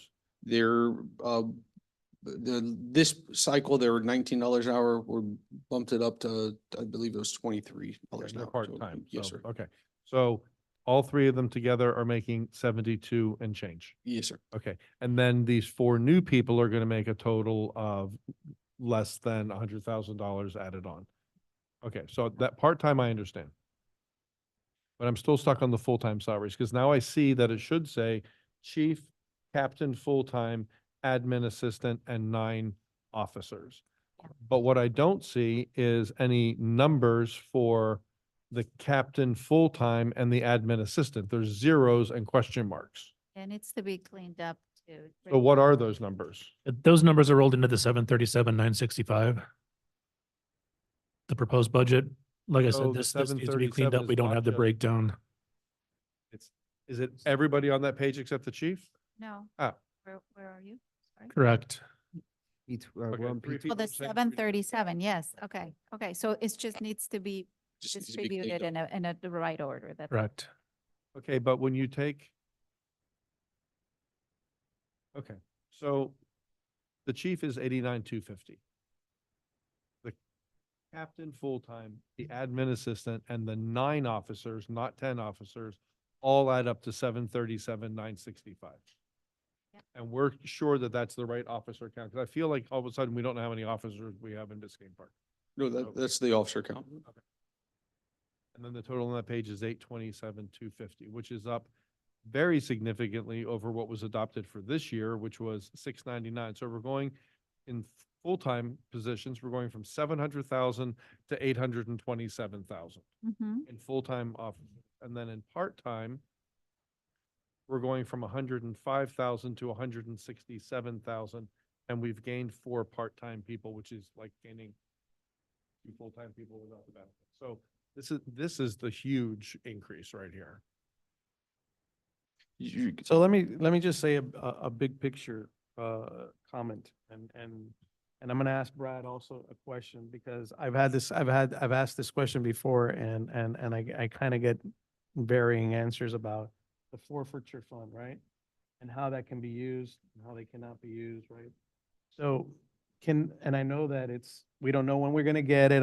We always get the same runaround, but in theory, can any of that money, whenever we get it, be used for any of these things on the budget line? You cannot pay normal operating expenses out of forfeiture money. So none of the things that are in the budget lines can be utilized. You're talking about straight salaries? No, whatever's in the budget, whatever, anything in the budget. Because here's the problem. We're averaging about $400,000 a year in increase every year since 2021. I don't know what we were before, but every year we're increasing the police budget by $400,000. In my humble opinion, it's unsustainable. I mean, it's going to come a point. I mean, we're only making in this, we're not building any more homes. And the average is, what did we say, 12, 13% increase a year? So, I mean, listen, nothing would make me happier than to be able to give all of this stuff to the police. But the reality is that this is unsustainable. $400,000 a year, every year is not sustainable. It's not realistic. To answer your question, the general answer I can give you is yes, without going line by line over what's in the budget. There are certain things that you could, depending on what fund you're using. So in other words, whether you're using state trust fund or federal trust fund, there are certain expenditures that you. But because we don't know when that's going to come in, we have to budget and utilize our internal funds for all of these things. If you have the money already in your account, as long as, But we don't. I don't know if we do. I don't know what you have in your. We haven't got any DAG money back at this point. Okay, so It's, then, it's, we can see it pending in DC, we just haven't got it. right, and you have no idea when I can tell you, you have no idea when the feds will give it to you. What would the spending mean? A year? They don't It know. could be tomorrow, it could they be don't know. 5 years. Yeah, The they- feds are, Can't count with a budget. No, That's- not on shared funds for, they're called shared funds. Not allowed to budget on it regardless. When it Unless comes, it's in our bank account, we can't use it to fill budget. you cannot anticipate you can't anticipate funds that you don't have. But I will tell you guys, and listen, I'm leaving in November. $400,000 a year is not unsustainable. Cannot continue to raise the police budget every year by $400,000. It's just unrealistic. We're a tiny village and we only have. We're not what we growing. have, Yeah. And it ain't gonna get much bigger, as far as, new properties, there's gonna be new values and whatnot, but it's just, guys, like I said, I would love to be able to say, hey, this is wonderful and let's give the police everything they want and everything they need, but $400,000 a year is just simply unsustainable. Okay, you're making a very valid point. It's not yes. How many officers do you have right now? right now, currently, we have. How many fewer do you have than we're proposing here? Because we're adding 2 part-time traffic and then the 2 part-time flex. Yes, sir. Those are 4 part-timers.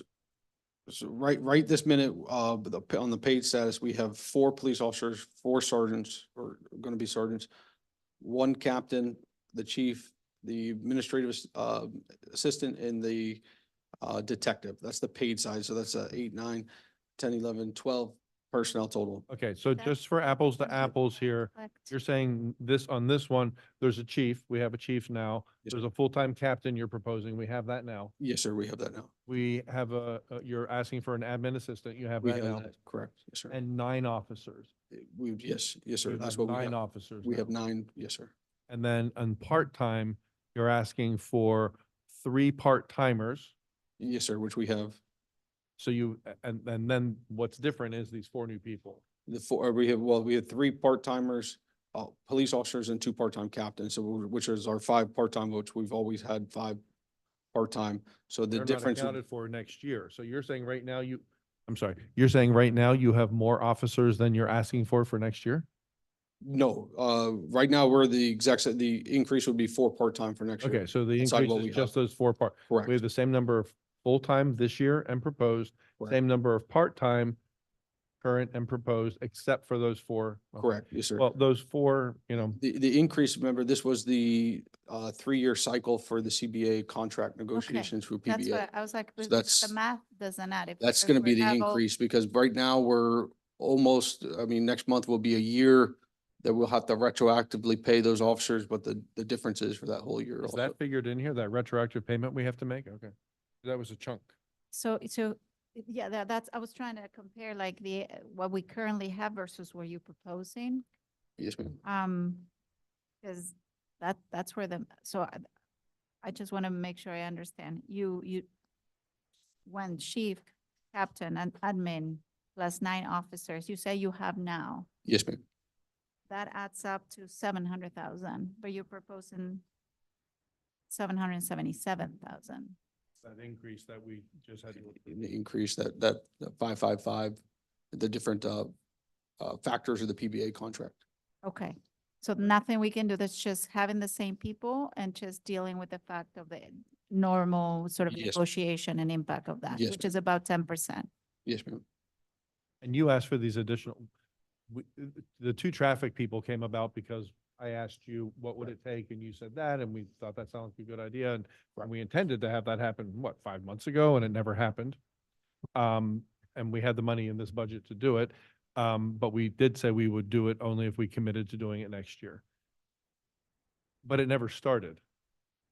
Yes, Don't sir. have them hired. No, sir. Where do you see that line item for the money that you're saying you suggested? But they had the money in the budget unspent elsewhere, and we said spend it. We're not saying that. We're seeing it as new officers for next year here. So that's So- basically, So it never happened. What we What need. we said, Yeah. we have the money, spend it, get it started, and we will promise to budget it for next year so we could sustain it. Well, it never started. So now we're budgeting to sustain something that never started.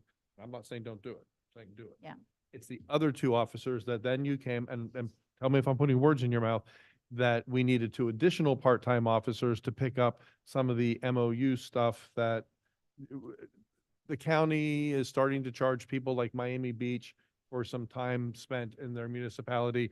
They haven't said they're going to do it to us, but they're starting to do it to some other people. Yes, sir. Okay, so that's why you need these other two part-timers.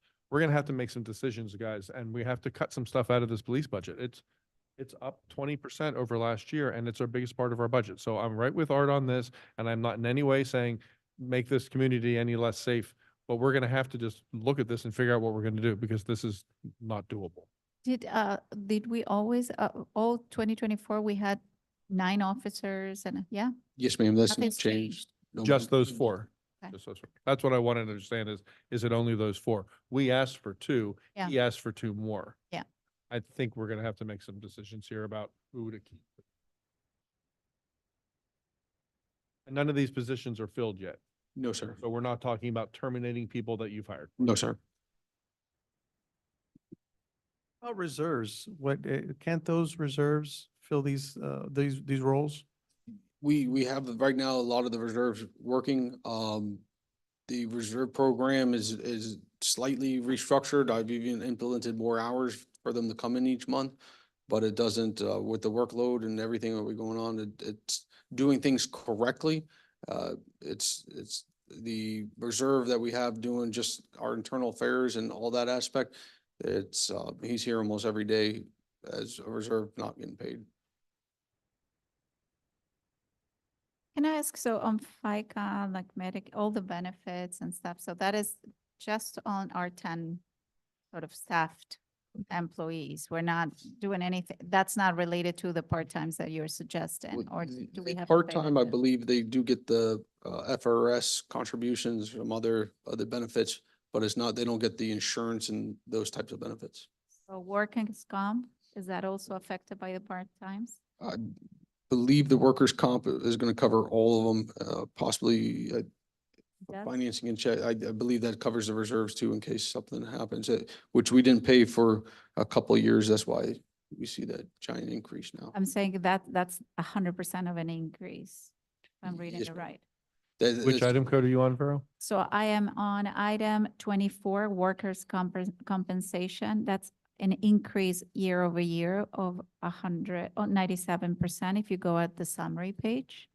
So I'm asking if, sort of bringing in part-timers and helping us with the additional positions that you're looking for, that's a big impact Yes, ma'am. beyond just salaries, that's what I'm saying. It has all this sort of collateral next to it. Yes, And I think that's when it starts to add up more and more, because it's not just the first page, we're looking at salaries, but it's everything else. And what was the percentage that you always tell us, Paul? You can add on top?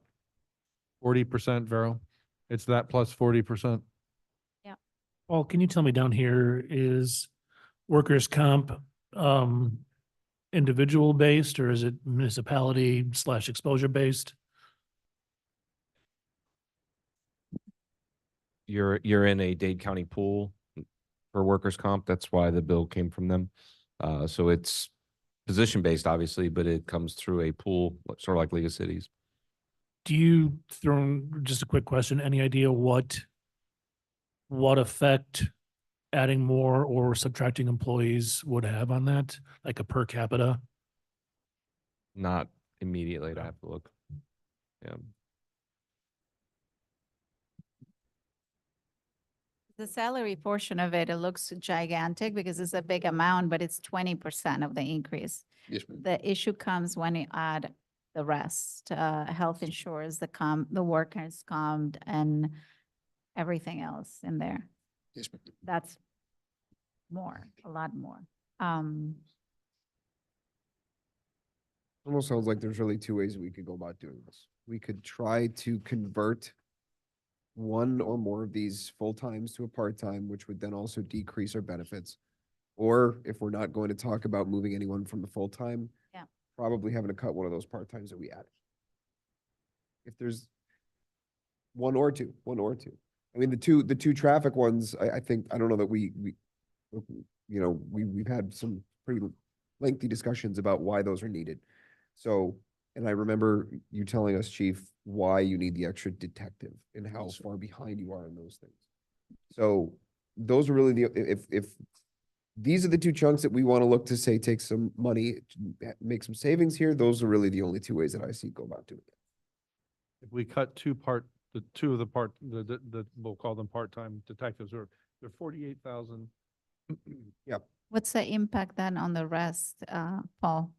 It comes to about $67,000 we would cut. If we cut two of the part-timers out, Yeah, I did the one times 1.4, is that correct? you did it, Takes it it's up to 40%. $7,000. Talking about the two, Is the same on part-time people as it is on full-time people.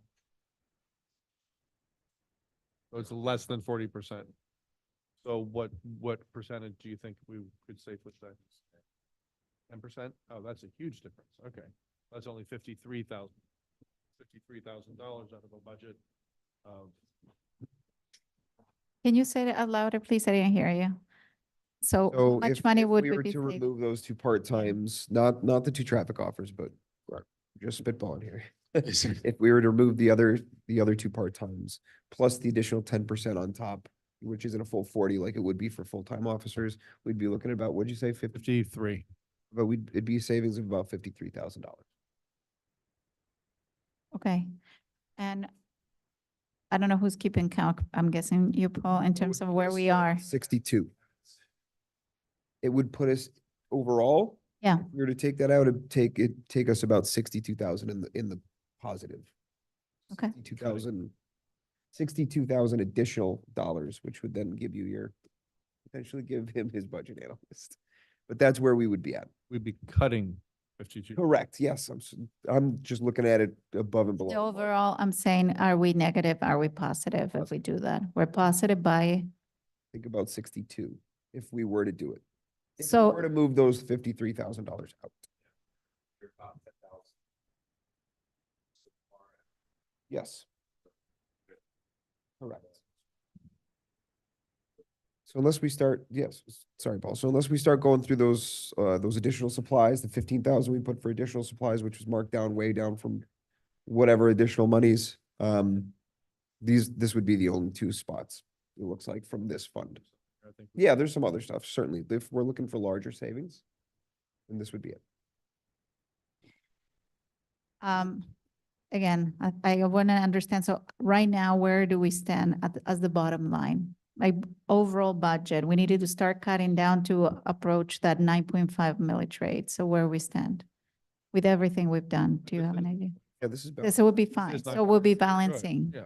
Okay, that As was of my right question. now, if we We're were just trying to make the budget smaller. Okay, if we were to So- approve as is right now, we would have cut about $9,600 out of what we came in here with. okay. So we are hitting the millage rate so far with the budget that you presented us. Yes, ma'am.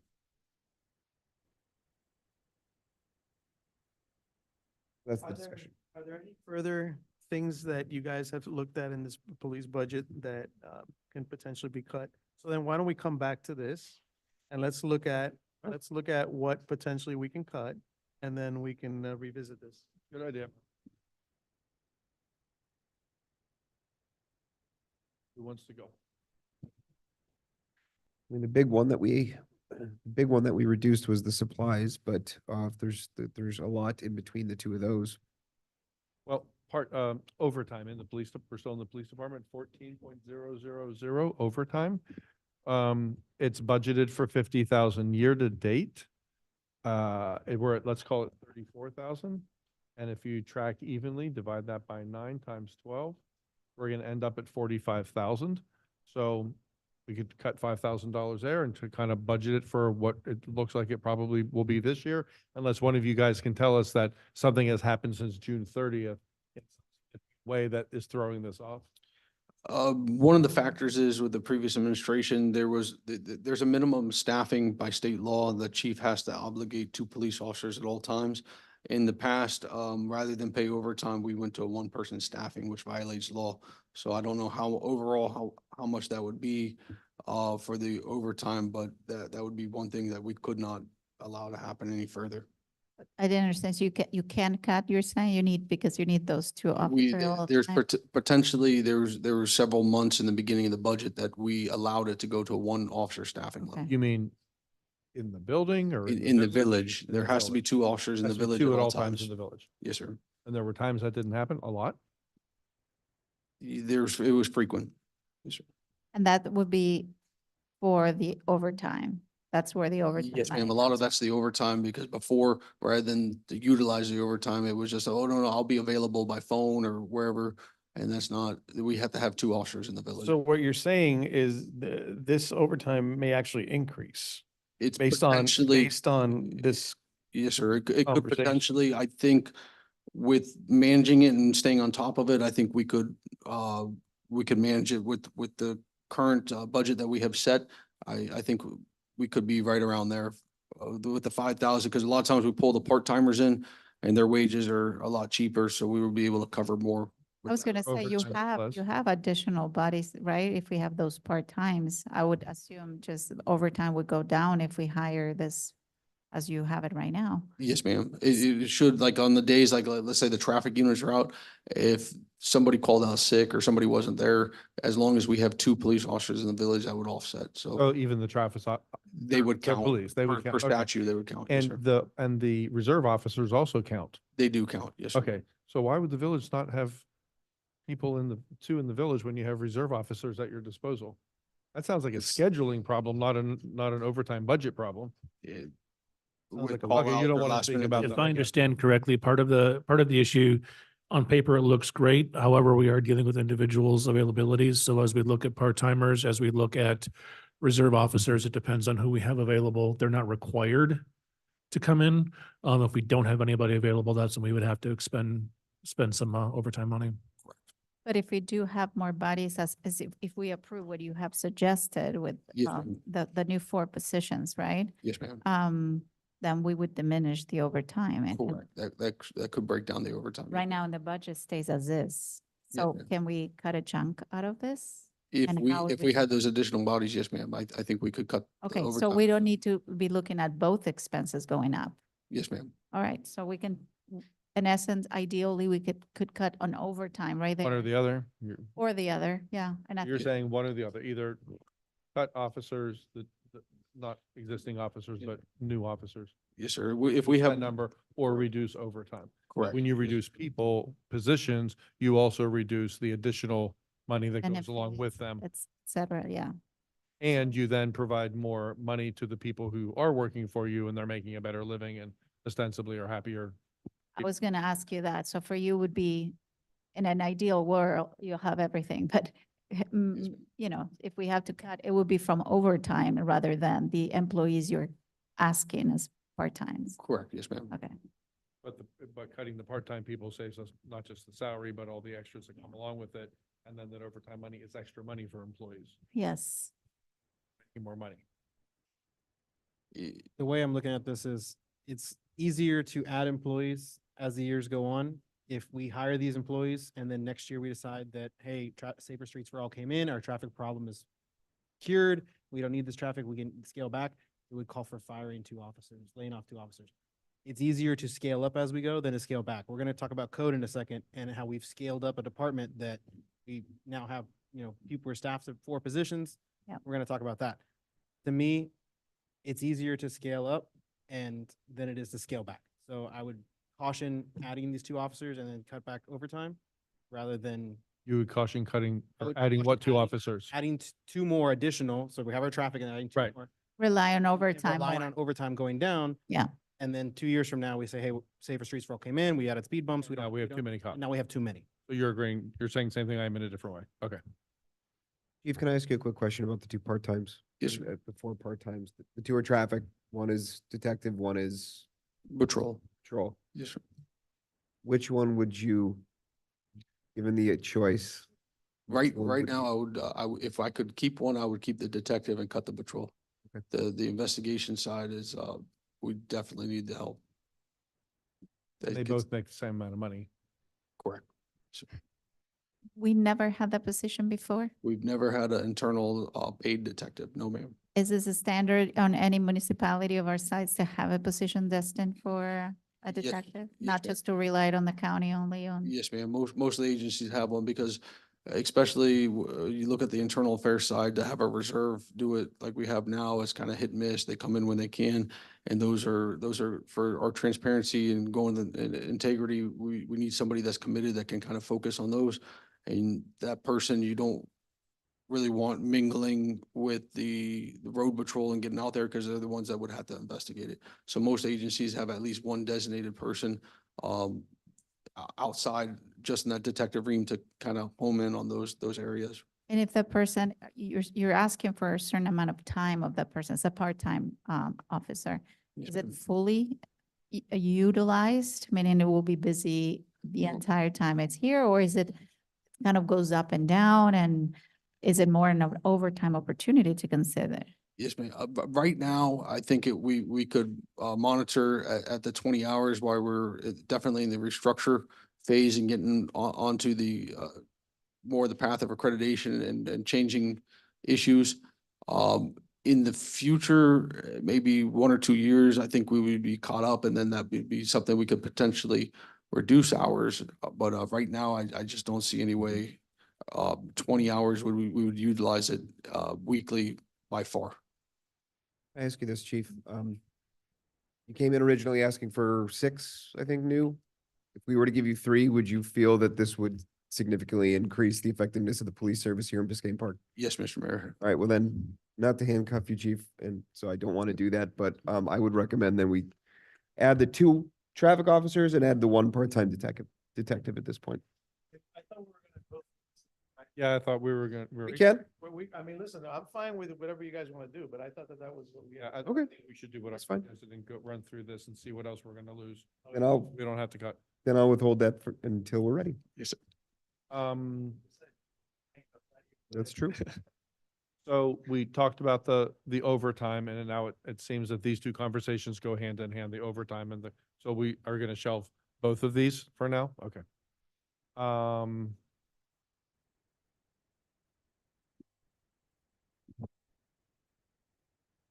Then there is training, education and training, Number? which is 55. That's an increase year over year of almost 200%. So we, Ye- if you, 55. 55. Yes, ma'am. The main issue with that is in the collective bargaining. There is reimbursement for college. We have several officers that are in the program that are asking for reimbursement. In the past, it was always just not allowed, but they've kind of voiced that it is in the collective bargaining and they are asking for it now, and that's where we see the increase. $3,500, you spent 253. Is that because you're giving so many tickets or you're spending a lot more time in court? Yes, sir. The more tickets that go up, the court will go. What Yes, number sir. are you in, Art? Still in, here at the top. I'm in 15.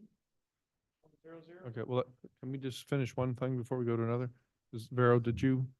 Yeah, no, I was just wondering related to training. So this training, I know we have to catch up. You were Okay. clear on the last meeting that there's a lot we need to catch up with. Yes, ma'am.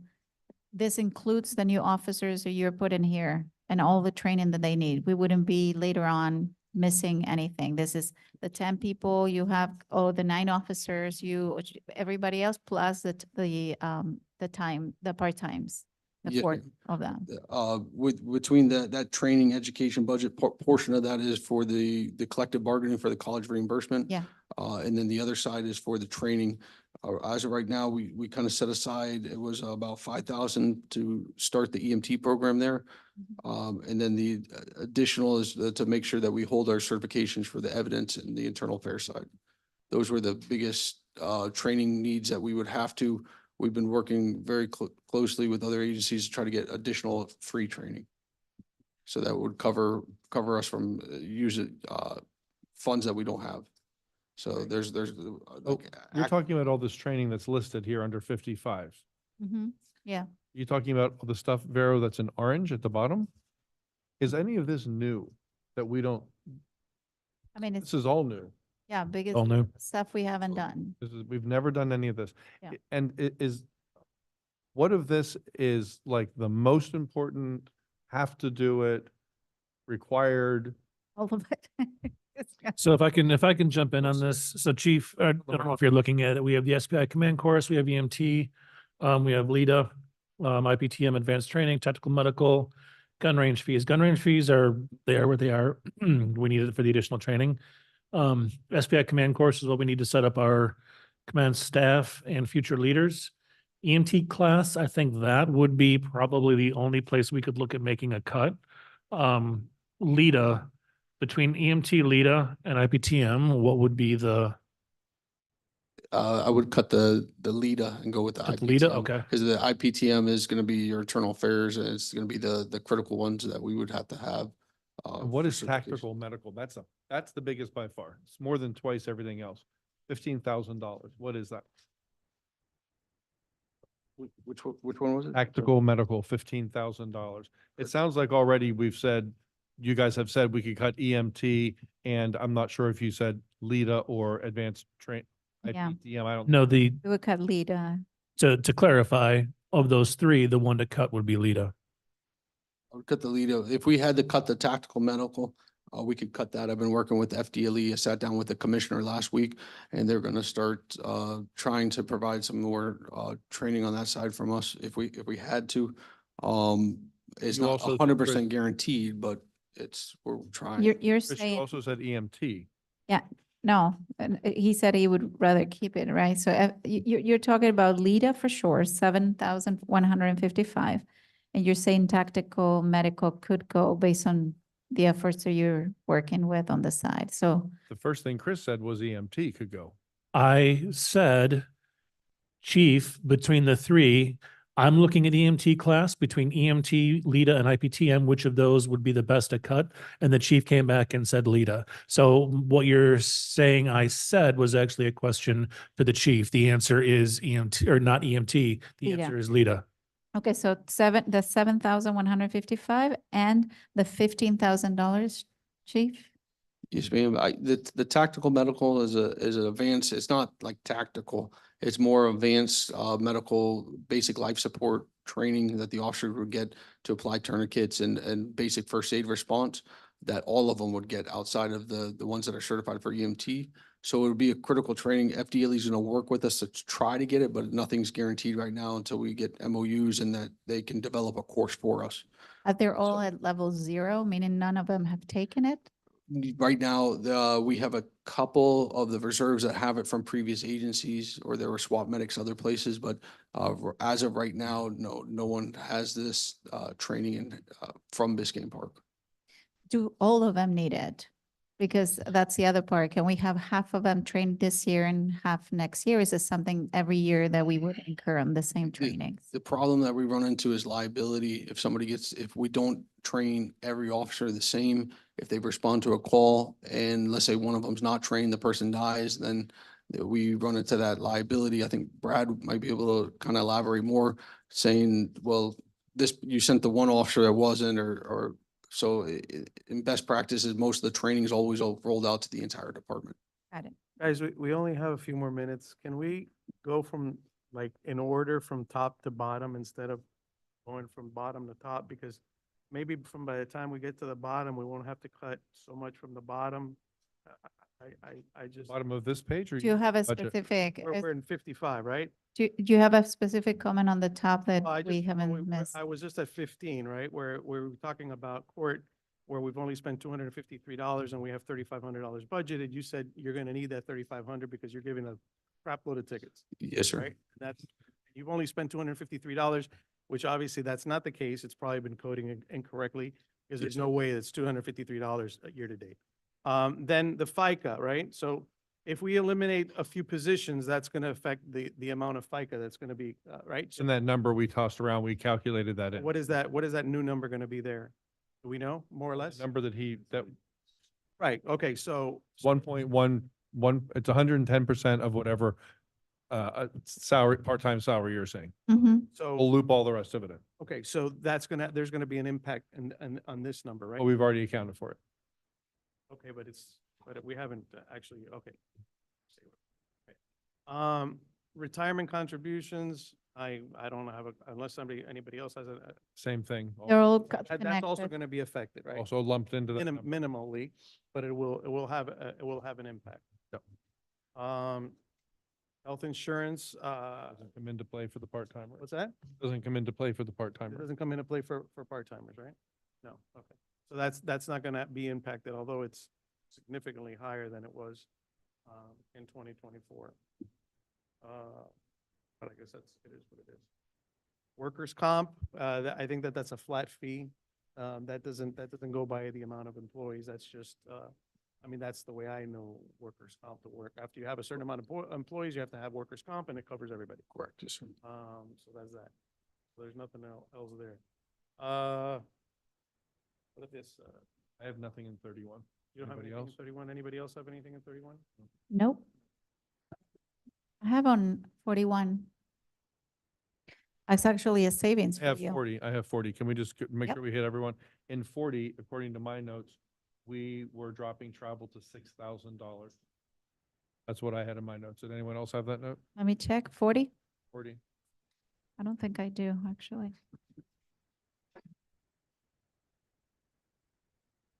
And it's I questioned my notes from last time, so that's why I want to.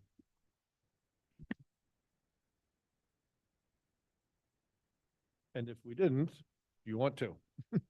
Would be the next question, because we spent year to date through the end of June, 0 on an $8,000. We spent it. I don't believe it's been coded or put in yet, but we've Okay. spent it. Did anyone else have that note about cutting that from 8 to 6? Should we consider cutting that, dropping that a little bit? What's the actual that you say there's some expenses against? Yes, ma'am. What we've spent so far this year, More or less. but- we right now, Mr. Manager, for everything next week, it's, I think Was that it's, 17 a it- person? yeah, 17 a person. for the- So there's 8,000 right there. Correct. Yeah, I don't have a note about cutting that. 41, does anyone have anything? I do. I do. Right. So for me, I mean, I was surprised to see the decrease from a significant decrease. Let me get to that. That's 41 we said, right? Hold on. Let me see, 41 right here. Oh. Yeah. Is it? I didn't understand where why the decrease here. The It decrease. seems to be like it's a contract thing. correct. Yeah, if I can jump in on this. Self-service over at the police department has been very interesting to look at. We currently have, I think, 50 lines allocated for the police department through AT&T. Considering we only have 12 full-time employees, that's a challenge. So eliminating the lines that we don't need, and being able to use the new helium phones as hotspots, that's going to eliminate some of those pucks that we have to get, those data-only services. So that's why we had that huge decrease there. It's good news. So why does it say some AT&T hotspots may still be needed? Oh, I was surprised to see any AT&T there mobility at all. I thought everything was going under the helium plan. At the time this budget was created, we still weren't 100% certain that helium would work for those hotspots. We've had the chance since then to do the field tests, and it does. So can we cut 41.001, that $5,000? Can that come out? I could get behind cutting that down to 2,000. We'd still need to leave some in there. Just because this is a new program with helium, and we may still need to go back to that at some point for a reason that I can't think of right So now. you may want them for hotspots. Correct. Well, Right. we We- could cut from 5, you said to 3, or cut 3 or 2, 3? Cut to 2. Cut 5, so 5 down to 2, 3,000. or 41,001. We would definitely have to keep at least a couple because we can't put top secret info through the cell phones. It has to go through a hockey puck or a direct line. So under communication, we're kind of, how much more? 5,000 down to 2,000. With that information the chief just gave, let's do it at 3 then. Okay, 3. So 5,000 down to 3,000. It's a $2,000 savings. Okay. All right. There you go. Good. I Any have- other questions on 41? No, I don't have any question about 41, but I have some more questions in here. It's almost 10 o'clock. We're gonna have to get a motion to amend another 20 minutes. Motion to move, continue the meeting to 10:15. Okay, Second. okay, all in favor? So I don't have any questions in 43. 44, I have questions. Because it's all the vehicles. And then there's a lease schedule, which was very handy to have on here. This was 44, right? Yeah. 44, then the lease schedule that follows. I want to look at Right. the lease schedule. The second and third vehicles is a 2019 Chevy Tahoe and a 2020 Chevy Tahoe. The second and third vehicles listed. They both have maturity dates in 2025. At that point, do we then own those vehicles? The short answer is yes. The way this is typically done, when a lease expires, we get a new lease and replace one of the other vehicles. Because if you look at the second one is the 2019 Chevy Tahoe. The maturity date is February 28th, 2025. That doesn't match elsewhere, but and it says the payment is $697.48 a month. And for fiscal 24, you've had it for a full year, right? $83.69.76. And then for fiscal 25, it's budgeted for the same amount, but we're only paying on it January and February. So it seems to me Mhm. that there's a big savings to be had there because that vehicle is going to drop off early and we're going to save $4,882 there when that vehicle matures in February. The second one, it's the same thing. It matures in August, which means we still have just September. But we save 1 month there, $651. So those two vehicles together come to $5,533 in savings. Am I understanding this correctly? On those first two vehicles, right? On Yeah. the numbers 2 and 3. Yeah. The first thing is, I guess, not a vehicle. If, But if I remember correctly, though, for the code lease, at the end, there was a payout that we had to make to pay the difference to be able to keep it. So I don't know how much The- those payouts are, but Yeah, what happens at the end of the lease, this is a little bit different than a traditional vehicle. Well, actually, no, it's pretty similar to a traditional vehicle lease. At the end of the lease, you either have to buy it out, continue making those payments to pay it down, or turn it in, get a new vehicle and continue those same payments. So at the end of the lease for the 2019 Chevy Tahoe at $697, just as an example, this is not a real number because I don't have real information. We could still owe $5,000 at the end of that. And then the answer or the question to answer at that point would be, do we continue to pay the $697 for the next 8, 9, 10 months, whatever that works out to be, and keep the vehicle? Do we pay them the $10,000 that we owe? What do we do? So even though the lease looks like it ends, or the lease does end January 16th, 2025, in order to keep those same 4 wheels or an additional 4 wheels, we had to continue making that payment or do a lump sum payment. But we don't know that for sure, and we don't know what the amount is. We know for sure that we can continue to make the $697 monthly payment until whatever that balance is paid down. I think we need that information before we can, because the first thing Paul said to me when I started saying all of that was, yeah, we'll save that much. Yeah, so I think we need that information because it sounds like we could save money there, possibly not. So maybe have that for the next hearing. Right. So Paul, I'll get you in touch. I just had the chat with, Claudia. Claudia, regarding these leases, and that was the information fresh off the presses. Say that again? You We, just we confirmed it just right met now? with Enterprise the last week, and there is a payout at the end, which we could, similar, what we just went through with the RAV4 with code would be the same on these, so we would just have Saying to since get the. this was put together, Chris, you found that out, but we don't know what the payoff is. Correct. So we'll have that for the next meeting, and maybe there's some money. We can't budget for that savings now, but maybe there's something there. 45.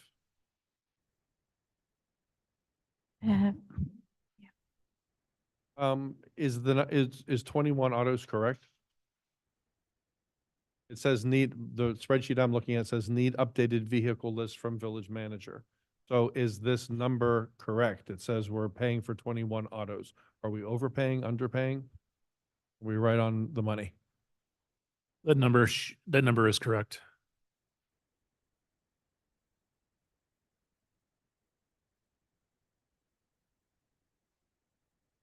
We have the 12 leased. And then an additional 9. Yeah, an additional 9. In 46, why is radios so high compared to year to date? That's billing from Miami-Dade County IT we haven't received. That's just, we're waiting for bills to come in? Correct. Okay. And then in 49, I think the contingency seems really high. $10,000 contingency, and we've used none of it so far. What is typically that used for in a police department? We had this discussion during the last meeting. We have used it. It just hasn't hit billing yet. This was we have to fix the Wi-Fi. We had to there was an issue with the server that we had to take care of. And there were a few other things that come out of this. How much that was? No, I don't have that information. Well, is $10,000 too much? Not enough? which code are you in? 49. 9. Yes. I believe just Contingency. the Wi-Fi service going down was about 8, was it just under 8 grand? For Loxia for all the issues? Just on that? Yeah, I can't I would have recall. to I'm pull not up the gonna numbers, give but it. there was a significant amount for the Wi-Fi crash. We foresee that sort of thing happening regularly? Hopefully it gets better. One of the issues that we do have, the FDLE flagged us, is the server router system that's on Village Hall side is not secured, and either we pay to secure it and lock it up or pay the fees to reroute it over to the PD side. So either way, that's gonna, See that forthcoming? yes, sir. Okay, so then you see that amount we approaching this amount? I would say just about the same, yes, sir. Okay.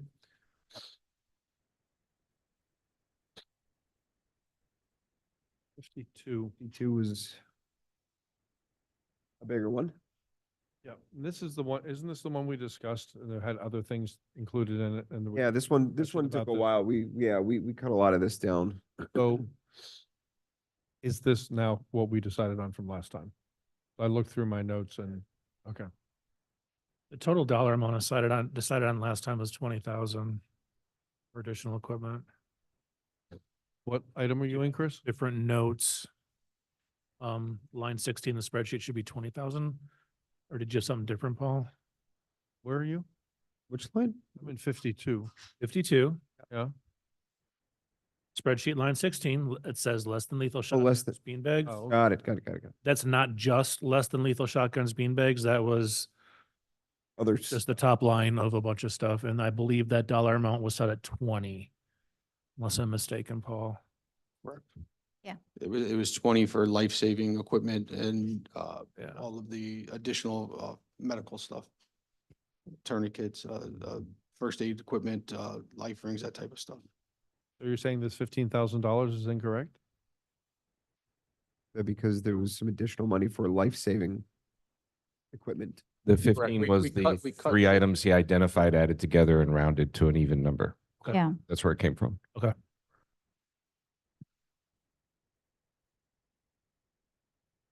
Chief, and the biggest cost here is the less than lethal shotguns? Yes, sir. Yes, How sir. many shotguns would that, That would be a total 18. 18 shotguns? Yes, sir. I'm really confused on this item because I thought Chris just said it wasn't just that, it was other stuff lumped in with it. We had itemized a bunch of things that we needed to include with this. The line item, less than lethal shotguns, stuck. The last conversation the commission had was we're going to throw this much money at this, figure out what it is you can do with that money. So we need to ignore what says less than lethal shotguns in parentheses beanbags and just focus on the 15. And then it was up to the police department to determine how to use those funds. It's not 18 shotguns. it's- No, we cut the less than lethal shotguns completely from what we're gonna purchase, and we're gonna just purchase life-saving equipment.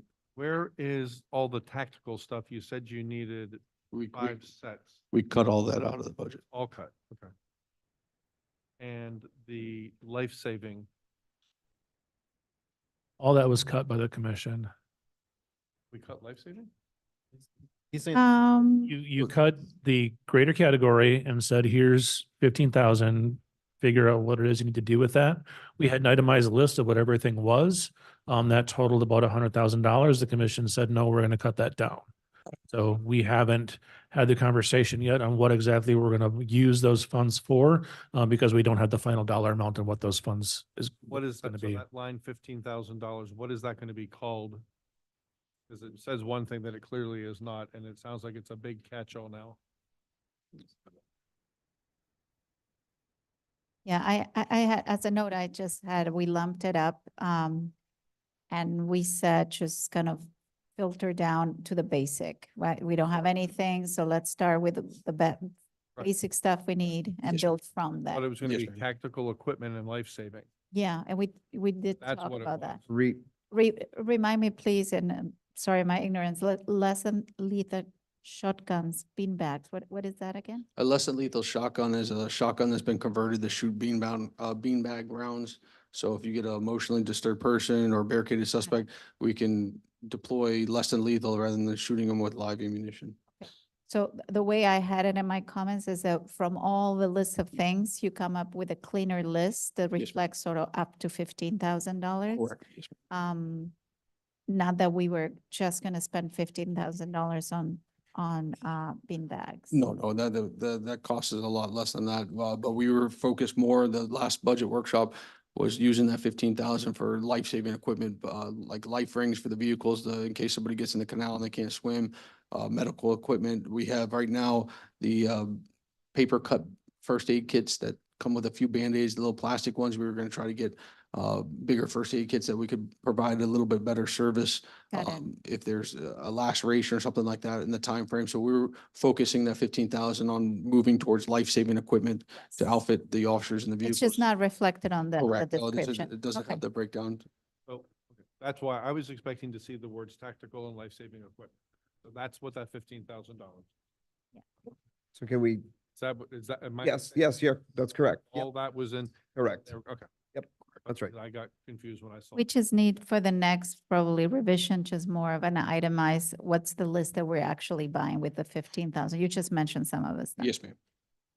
Oh, I thought they were not going to provide us that list. I thought we were just going to leave it in there and these guys were going to figure that out on their own. That's what the workshop was, to leave the 15 and then we can kind of prioritize Okay. which equipment would be the most effective. Okay, but then we far just as- can't, okay, Yeah, I mean, as far as more of a tactical, Yeah. like, yeah, Got it. Equipment. yeah, changing the it name. gives you guys the That's it. freedom to do as you see as Yes, fit. A lot of it's not tactical, but anything you make police and you paint it black or make it black, it Yeah. becomes tactical. Got it. What is, if we discussed this before and I They char- forgot, they I charge more for it? apologize. you were tactical on anything, they charge more. And they what? Name rescue or tactical in front of anything, they charge more. Yeah, Oh, exactly. Gotcha. Okay, so if we discussed this before and I forgot, I apologize. 52.100, general. These general things always bug me. It's like, well, what is it? Because we budgeted 20 grand and we spent 11.6, and is that kind of on track to hit 20? Maybe. But what is it? Because everything else on here is very detailed. 51 uniform. where, I'm sorry? 52.100. On this same page. Yeah. There's All this one would be called up to you to general. provide some sort of itemized. Because elsewhere on the page is uniforms, fuel, weapons, tolls, equipment, ballistic vests, vehicle tracking system, and now all this other stuff we just said. And then there's this general thing. Even I would- police, we don't have office. I would have to supplies. find out if I'm financing, but I think some of the general items is like the statute books that we have to get every year. We have to, they change the laws every year, so we have to buy new statute books yearly, and there's some other. Maybe an General. opportunity to like shrink a bit? I'm sorry, the police department does not have an office supplies line item. That's what gets lumped into general. So things like copy paper, toner, pens, all those office type things come out of the general operating supplies. I know those statute books are very expensive. Yes, yes, sir.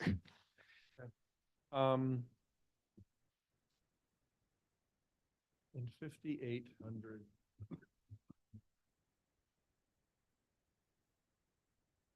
I'm gonna ask you this, and I'm gonna have a specific thing that I don't see in here.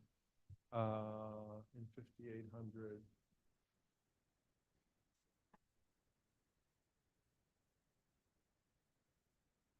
It's again, it's this, never mind, it doesn't matter. It's the year-to-date thing that never makes sense to me. There's this floating number that doesn't mean anything. Okay, I thought that we agreed that we were going to budget in 52.000 $5,000 for software and storage for the body cams that you got for free from Gulfstream. Did we not decide that? Yes, sir. We did talk about budgeting the body cameras. I'm not sure where that was gonna fall into. I had it down for 52, but I don't care where it is, but you guys remember this conversation? They got free body cams from Gulfstream, plenty. And we don't have the software or the storage for them, and that's to protect the public and our officers. Yeah. right? And he said he needed just $5,000. I have it in, earmarked as to be in the budget. Yeah, and it's Uh, not there. Then, We didn't lump that into the larger 15. no. No, it was a separate thing. As a matter of fact, I just wanted to double check with you. I had 20,000 for lumping all of that. I don't know if that 15 included the 5, and that's why I put 20. Correct. We originally had. Or maybe that was what you were 15 adding up for in. Equipment and then 5 for the body cameras. You were just sort of lumping 20 together as a total that we were adding in there. But at any rate, there's no 5 in here for that. We just passed 10:15. Do we have a motion to extend? Motion to extend to 10:30. Second. Second, yes. Too late. Getting tired. Oh, Okay, so I feel very strongly about, we got these, and I feel very strongly about using them. See, Ezra, about getting the software and the storage for these. Had a conversation with the chief, and he's very excited about getting them. They've had them for a while and never used them. We definitely should for 5,000. Was that in your notes, Paul, to add that as a separate line item, or was that? Would it belong under operating supplies, or is that more of a digital kind of software kind of thing? we just need to be included in there. Wherever it makes sense. Yeah. Upgrades. I don't see it in another line item. Yeah, I looked everywhere. I couldn't find it. 5,000, so we just kind of blew it there, guys. Sorry about that. I hate to be the bearer of bad news, but it's important. That's all I have for police. Does anyone else have anything? Or then we can go back and have that conversation about staff and overtime. Well, we never finished the conversation with training. Which item? Which code? 5. 55. I understand the chief's. Oh, I'm sorry. I thought we did. I thought we cut LIDA and tactical. I don't think we, No? Yeah. Oh, okay. in the middle of talking about it, and then we move back up. So for me, EMT class, I understand that the push for it. We cut all the EMT equipment. So we get our guys trained and then they don't have the equipment to act as EMTs. Yes, sir. I see that hopefully when we get our seizure funds, we're gonna buy you that equipment. I see that as the time we'll push them through the EMT. If we don't have the equipment, why are we training our guys to be EMTs if they can't act as EMTs without the equipment? You mean those federal funds? Yes. And could actually, those funds be used on the training as well? That's the note that I have. I put here, I look where recovery from federal funds, and I have a scratch over and 5,000 instead of the 8,512. Well, okay. I like the sound of that. I would rather cut EMT being the fact that you guys don't have the equipment to act as EMTs once you get the license. Yes, sir. That's my feeling. Okay. And will they, for, why don't, what's FBI LIDA? But that was, I mean, when asked, to the chief, what you would rather see cut, you mentioned LIDA and the tactical medical. If we had to, the tactical medical, the LIDAs, we can cut with, that's just gonna build our people. That's more of a, building up our staff. Yeah. The tactical medical is a good, definitely a good tool. It's gonna increase us. If we cut the EMT, I would definitely say keep the tactical medical. Okay. We're moving So in one or wrong the other. direction. Okay, but one costs twice as much as the other.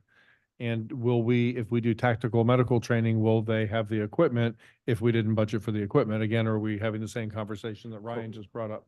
No, with the tactical medical, we're working on, other avenues to get some equipment for that.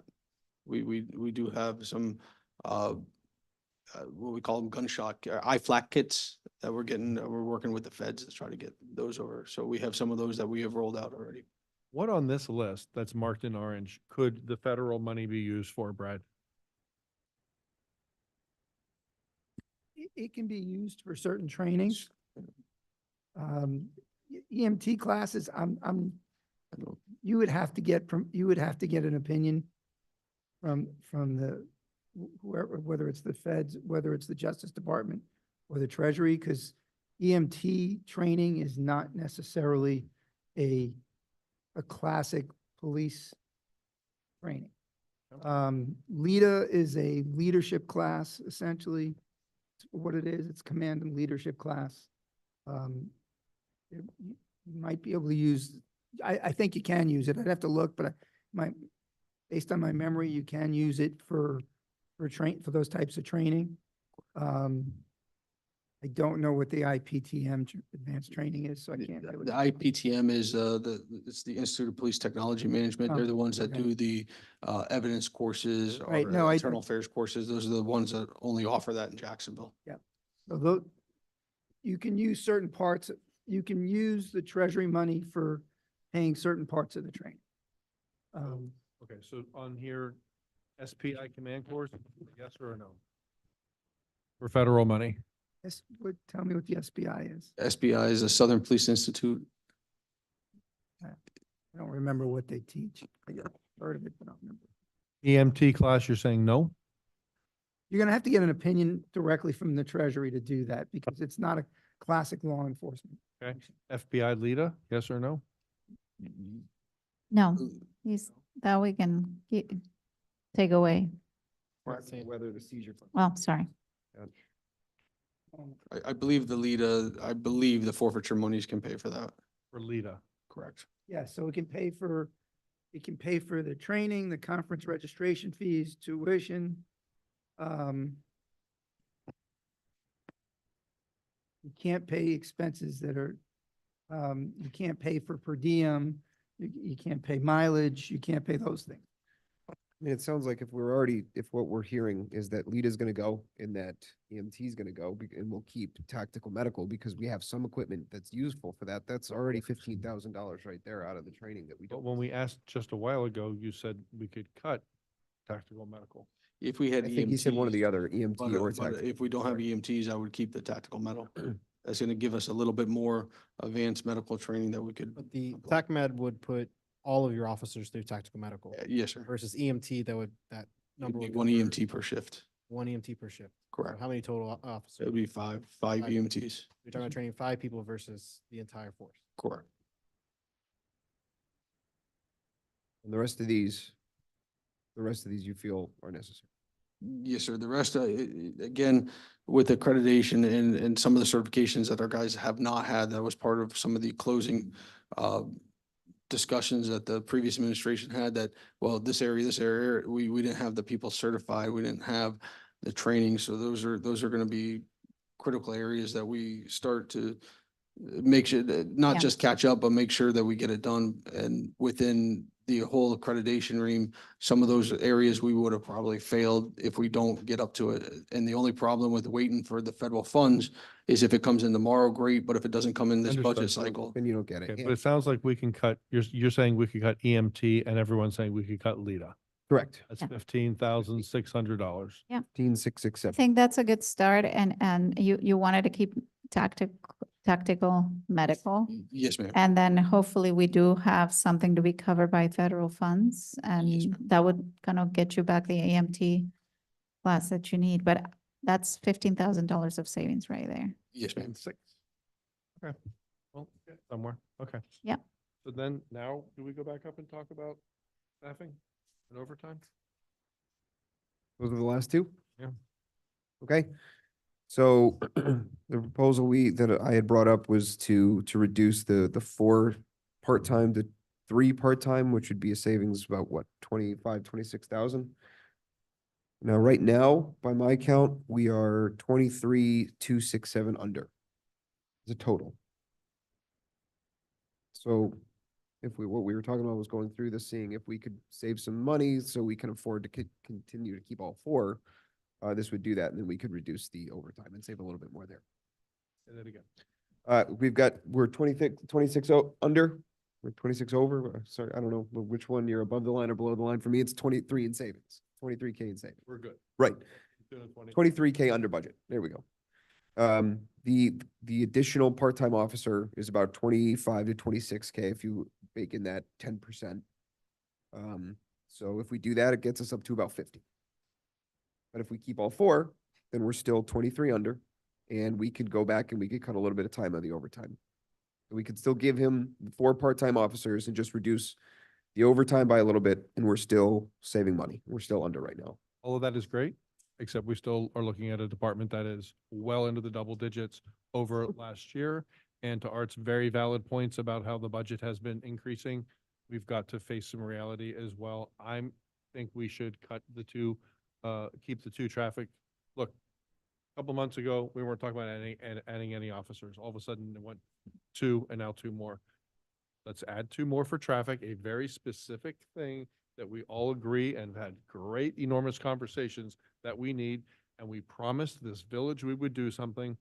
And as a reminder, from the day we started that conversation, again, because I've had it for 4 years, we've done 0.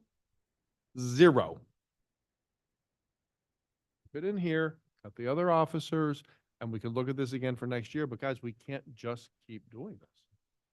This isn't any amount of money. And we are giving him all kinds, I'm sorry, I shouldn't say him like I'm standing right there, but we are giving the chief all kinds of other equipment and trainings and investing very fully in his staff and in his department. But we can't afford everything. Look, I'm fully in support of to keep those 2 traffic officers. It's not even a question in my mind.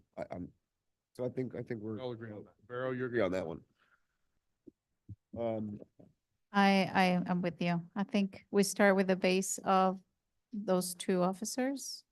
And I'm wondering what, I was trying to do the math, what percentage of police, what percentage of our budget is police? 40 at plus. That was last year. With these changes that we have, it should be like 50. I've seen, looking at On the cover page. the percentage that usually takes from other municipalities, that they assign to police, it's over 50. Yes, It is ma'am. true, we're small, so we're gonna have to increase, our percentage of police is always gonna be higher Yes, ma'am. compared to that. I think we were, if anything, a little less. We're catching up for a lot of stuff that needs to happen. So I'm happy to add 2. That gives us a savings as a start point for today. And we still have other departments to talk about stuff. Yes, but- ma'am. And The- lots of other stuff that you're Yeah. getting, the equipment and training and all this stuff that will provide value to you and your staff. So That's a huge improvement to where we were. Yes, ma'am. It's all of that's great. The only one I would strongly urge is maybe consider the part-time detective position, just because of the sensitivity of internal affairs and what we've been going through, even with things tomorrow, that is a critical position for us. And it's a very overwhelming position because of the nature of what it is. let me ask you a question then. It's for 2 of them, it's 47,840, and you multiply that times 1.1, and two of them is 52,624. You divide that by two, we're talking about $26,000. It sounds like we're ready to cut two of them out, and you're asking us to keep one. Where else could you cut $26,000 out right now if we were gonna make a deal? Yes, sir. That's for. You have a huge budget here. Yes, sir. If your budget is totaling, my goodness, what is it? But it's $2.2 ten, million. it's 1029. I hear you where you're saying. I was just thinking, we are already in an amazing position versus what we started. You have pretty much everything you've asked. We Yes, ma'am. tweak some numbers here and there, but a lot of this is positive for the department as it. Absolutely. Big time. So maybe your request goes into next hearing to be considered where we stand Yes, ma'am. with all this cleaned up. I mean, there's a lot that needs to be cleaned up. And to your point, maybe Back with this for us and we could have the conversation. and we can have that conversation. Yeah. Yes, ma'am. So then what's the proposal? We're cutting those two officers and asking the chief to come back to the second budget hearing with a proposal to add the one officer back in, the detective, and removing $26,312 elsewhere out of the budget to accommodate for that, and let him look through his budget and see where he can cut $26,312. Is there consensus on that? Yeah. Okay. Good, chief? How much was that? 26,312. That was my sloppy middle of the meeting math when I'm tired. So we'll let Paul confirm that. Don't trust any numbers at this point. But I 27,840? feel super happy that you got to this point and this kind of looks great compared to where we No, were. this is gonna be a huge giant leap change. towards the right direction and getting us more a professional and sound agency. So I can't thank you guys enough so far. Wonderful. Thank you very much. Thank you, ma'am. Was there anything else in the police budget? No? All right, well, I got 10:30. So We've got Need to a vote vote? on this. what's that? We have to vote on it whether we finish our conversation or not. Yeah. We have to vote. We can't just say, okay, we'll just come back and finish it next time. Next one is we start from scratch and do it again. To whatever extent we decide to do it. We have to have a You conversation. gotta have a conversation. about that. Okay. Why don't you take your vote first? Yeah. Well, listen, we can only vote on what we have in front of us, and it's the sections that we've amended, and then the other three as they currently are. Yeah. Because we haven't done them any. So the vote now is on the sections and the items that have been amended as we discussed them, plus the remaining as they are as of this beginning of this meeting. Mayor Gross, Yes, Vice Mayor Huntington. Yes. Sorry, is there a motion? And we need to make, Yes, you have the motion in a second. You had made a motion. at 8 o'clock. Yes, it was. Vice Mayor. okay, sorry. Okay, so I Wait, was let me- making notes. I was still Let- finishing my notes. All right, my apologies. So Yeah. the motion is to pass the ordinance with the budget items that we've amended, and then the items that we have not amended to leave as is. So technically, what you would need then is you need You an need motion to amend the motion. Yeah. amended and seconded. And then we Yeah. can- So who made the original motion then? Commissioner Kennedy and. And Okay. Vice Mayor, So it's your motion, then, Just give me a second here. to catch up. certainly. See what I'm looking at. So we did not do code, we did not do public works and parks and rec. And then I had questions about sanitation. Code, Public Works, Park and Rec, yeah. I'm sorry? The three departments, yes, you're correct. So I amend my motion to approve the budget with all the changes that we discussed tonight and keeping the departments that we did not discuss as they are now. And we will have this whole conversation again. And the departments we did not discuss were code, public works, parks, and the sanitation fund. Second. Mayor Gross, Yes. Vice Mayor Huntington, Yes. Commissioner Amsler, Yes. Commissioner Gonzalez, Commissioner Kennedy. Yes. The item passes 4-0. Okay, thank you, Madam Clerk. What was the discussion we had, Brad? I just learned tonight that Commissioner Gonzalez is not going to be available. Oh. And you're gonna have to have a unanimous vote. That's not ideal. We'll have to have an unanimous, vote of the four of us, or Oh, Of your full Clarify. commission. So we gotta move it. Because we're over. we're gonna be over, all correct me if I'm wrong, but I believe you're gonna,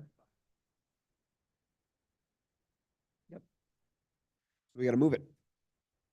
we do. And we can't pick a date because he's not here with us right now. I guess we'll have to do it at the next I- commission meeting, Oh, that's next week. or That's on Tuesday. Yeah, but then from Tuesday until the end of the month, we don't have much time to. my understanding is he's not, I'm not here 2 weeks, guys. I'm not here from the 11th until the 25th, so. and he's not coming back until the 28th. I don't know when he's leaving. So the 30th. It's gotta be the 30th. That's the last, It is, that's a Monday. is that a Monday? That would be the last day. No? It's just, it's the last. Cutting it close. Yeah, it's the it is. Kind of cutting it Yeah, it close. is. Yeah, it is. One of us gets sick and we're, is my mic, oh, are we adjourned? No. No, we're not. Yeah. All right. Well, wait a minute. Brad, well, we have to set it. Can we have we're all here again on Thursday. Can we have the discussion on Thursday to reset it? It's a special meeting on Thursday. It's not like a workshop. It's not on the, it's not a, Not, it's, We can't discuss setting a meeting. yeah, it wasn't noticed. you know, you, Right. you could treat this as an emergency, Yeah. considering it kind of is, Okay, and put it on a special meeting agenda. the 26th. I don't know when he's leaving. He told me He won't be back. not coming back until the 28th, which I believe is a Saturday. It is a Saturday. Through the 25th. The 11th through the 25th, I'm not 11th through here. the 25th. Yeah. That's I correct. haven't signed them yet. Okay. Can we have the clerk send an email to us to pick available dates?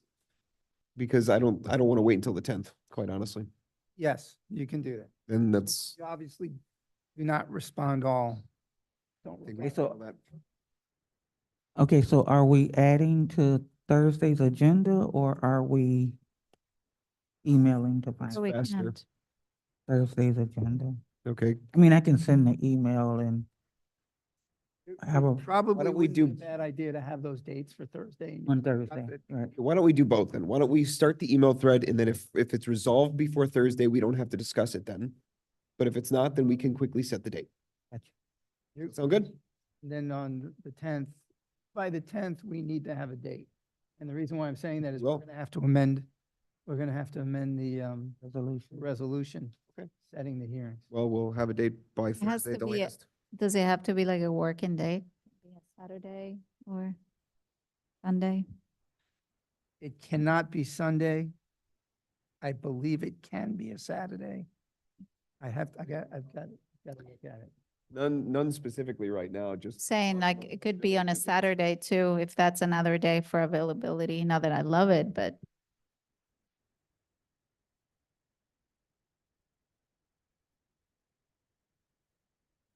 I'm saying, yeah, that, so that, everybody can check their availability, including that Saturday. Look, I think we can't set it while Art's not here. So let's have the clerk send the emails out, start looking at the dates. On Thursday, we'll have it shored up for certain if we don't already have a date by then, and then we'll just pick the date. We don't have a choice. That's all we can do. Okay. That, the clerk will start sending emails out, getting some ideas of when people are available. If we respond to her emails and we have a date where we're all available and everything is good, then we don't need to discuss it on Thursday. But if we don't have a date selected by email with the clerk before Thursday, we can discuss it Thursday before the evaluation. I'll be amending that notice tonight. Yes. We're all gonna be here. She's got to amend the notice for the Thursday hearing to make sure that it gets on there that we're discussing setting the date. And just so the record's clear, So that's why I want to do the emails now. We can pull it if we have to. Mr. Mayor, just so the record's Yeah. clear, you have a consensus that this is an emergency and an especially. Do we have a consensus that this is an emergency? Sounds like yes. Clarify what happens if we miss the September 30th deadline. If you miss the deadline, you basically, your millage will go back to your rollback rate. 8.3. Okay, well, let's not do that. We'll have some more cutting to do. Let's not do that. Oh, Okay. gosh. All right, we have a motion to adjourn? Motion to adjourn. Second.